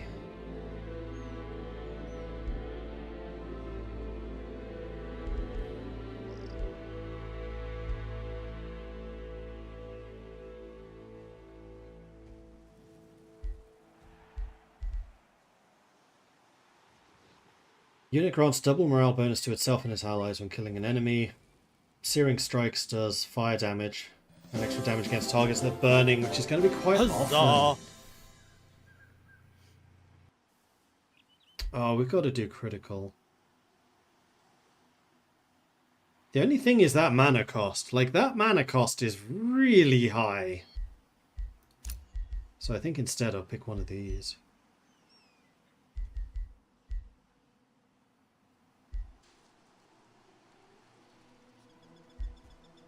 This adds the Rune of Power, Fire to the Weapon Forge and weapons.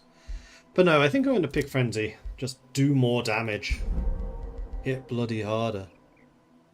Because that's clearly what we need.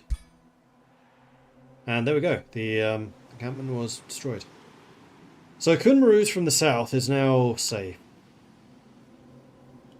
We could probably do the same with killing you. And you. That Vaxen or Vaven. Vaven needs a name.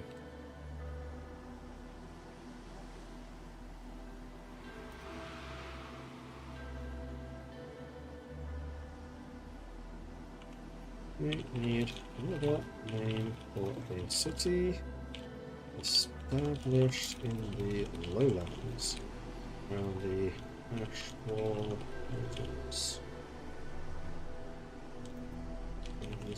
Give some suggestions. This area is highly agricultural.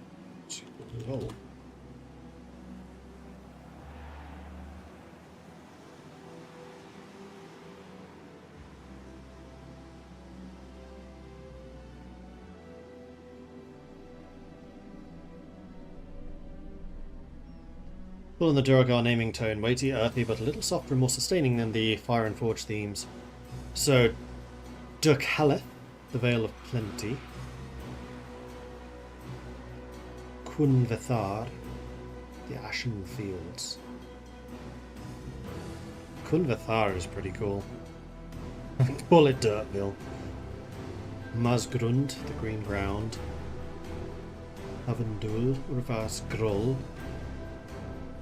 Like Kunvethar. The Granite Meadow, Kazdural.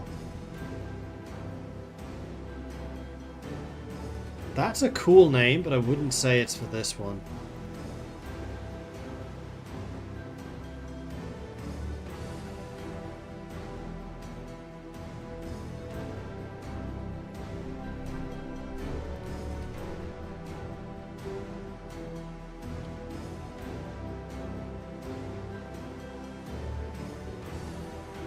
Okay, then we have Kunvethar.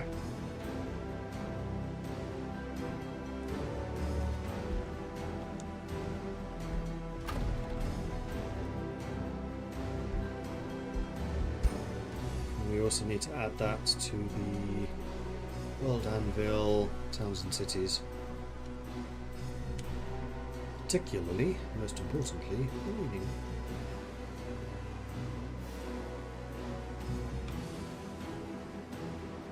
The Ashen Fields. Nice! Cars brings up memories of the one necromancer from Warcraft 3. Let me check. For Cosmodan! Which is the area that Ironforge is built in.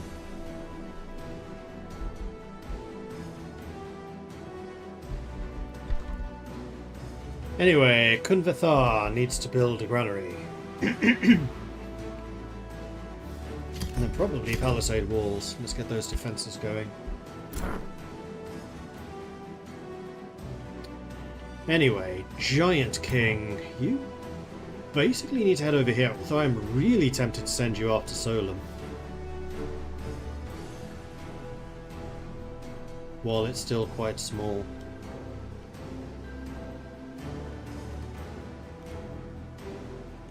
It's going to take you a little time to get there. Meanwhile, the magical wards are going to be done next turn, which is awesome. You can chill in the city. You can chill in the city. You guys can chill in the city. Okay, we actually have a pretty decent second army now. And then you can continue explorifying. Cancel that. See. Can't fly out there. But I can? Wait. Who owns what? You own that bit, so I can go this way.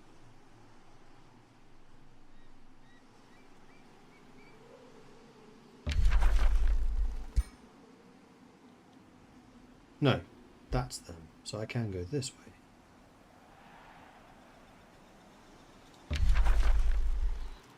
That's trespassing against you. Alright, so regardless of where I go, I'm trespassing if I go that way.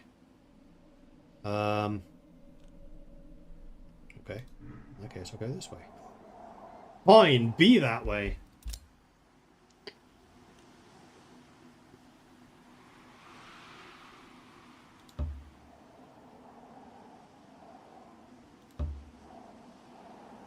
Yeah, this is definitely a city that's underground. Cool, good to know. Meanwhile, Kunvathar has expanded. What's that? A cinder conduit or a smelter mine. Why are these special? Oh, because it's built in the lava. So a smelter mine is a little bit of production, a little bit of gold. Conduit is a little production, a little bit of mana. Or I can just build something else somewhere else.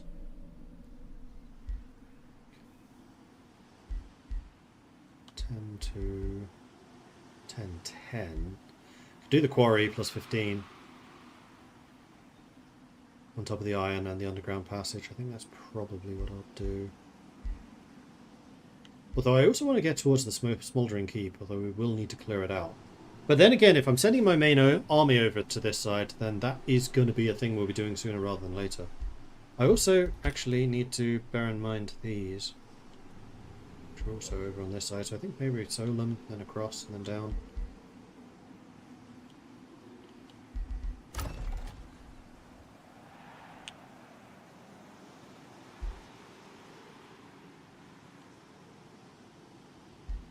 Could also get more mana from the conduit.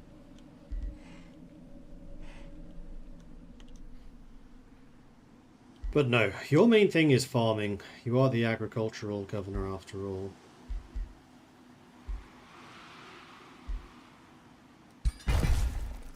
So let's farm these lava areas. A rivalry! Yeah. Miles away, I don't really care. The other thing I need to do is actually start establishing my city over here.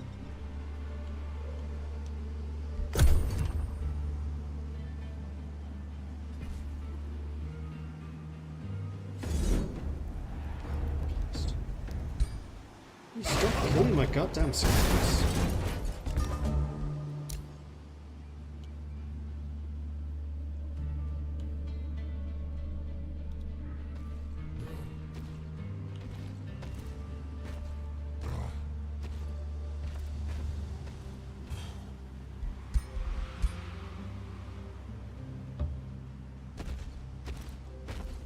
Okay, so you have a spearman, so we'll add a spearman to you. You go to the dial. So I think both of the spearmen that are in here, I'm going to go with you. Because you're kind of lacking offensive power, we'll put the spider with you too. You guys ran the wrong way. Move you northwards. Oh, you've built an outpost over here. That's really annoying.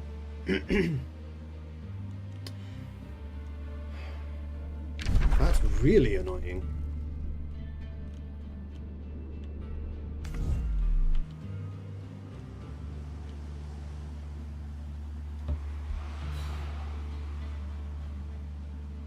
It's because your capital's there. Huh. Alright, well now I found you.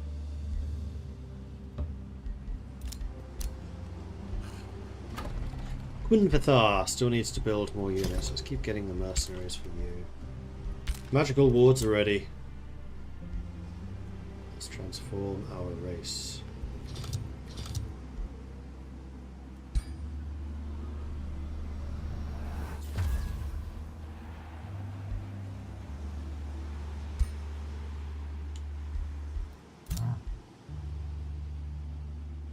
Oh, I can get the signature skill even without. We're going to get the critical rune because that has the searing strikes, which just works so well with what we do. And then I still have a level. Crit chance, hit points, but no, I'm going to upgrade the searing strikes to do even more damage.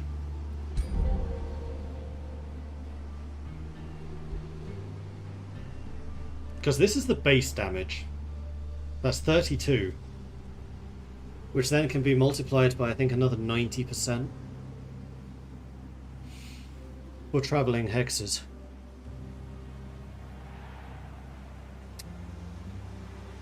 You were thinking of Ner'zhul, perhaps.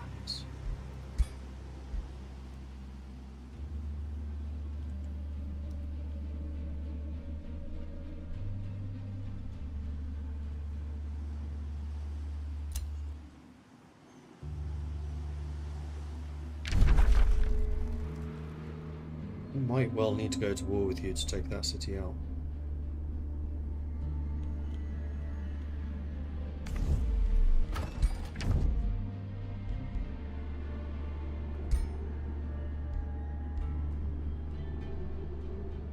Cost 10 gold upkeep.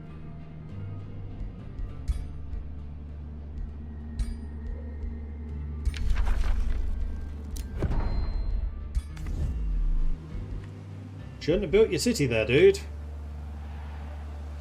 That's my house.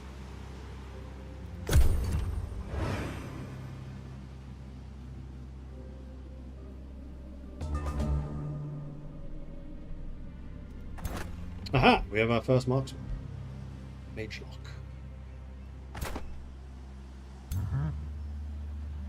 Aye.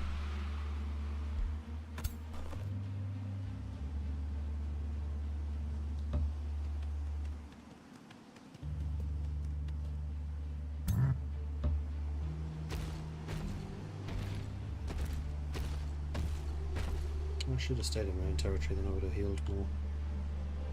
Never mind. We want it to be somewhat aggressive here. We're going to use both armies. More than 900 attack strength. That should be enough to take down Solon.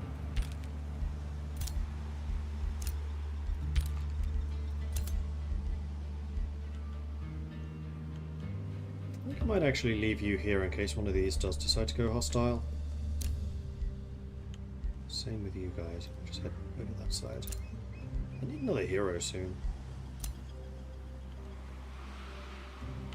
And for you, I need to see as much as I possibly can about Honor Watch.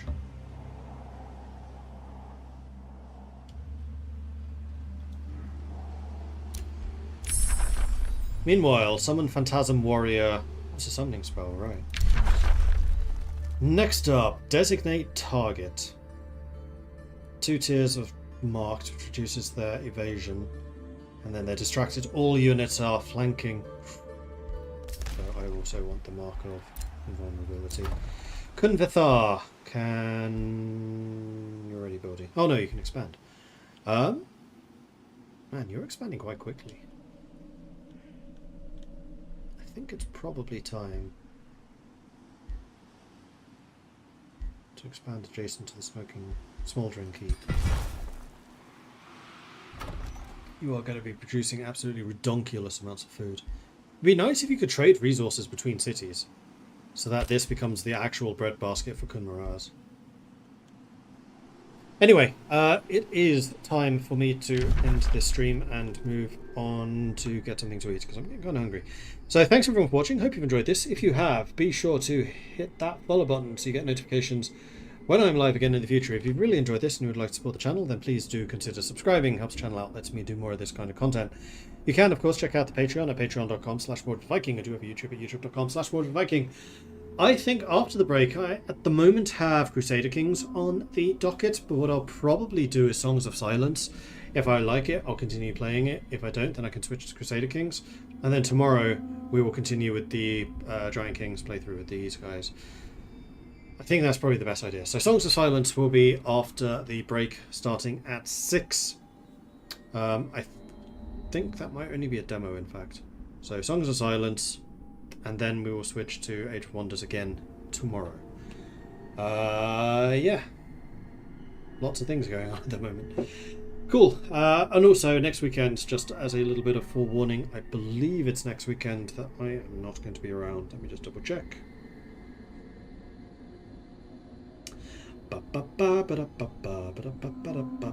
Yeah, next weekend there will not be any streams, so consider yourselves forewarned. In the meantime, thanks everyone for watching. I will see you next time. Until then, thanks everyone. Hit the follow button if you're on Twitch. Hit the subscribe button if you're on the uptubs. Consider actually subscribing if you're on Twitch. Any of that really does help out. Thanks everyone. I'll see you soon. Until then, bye bye.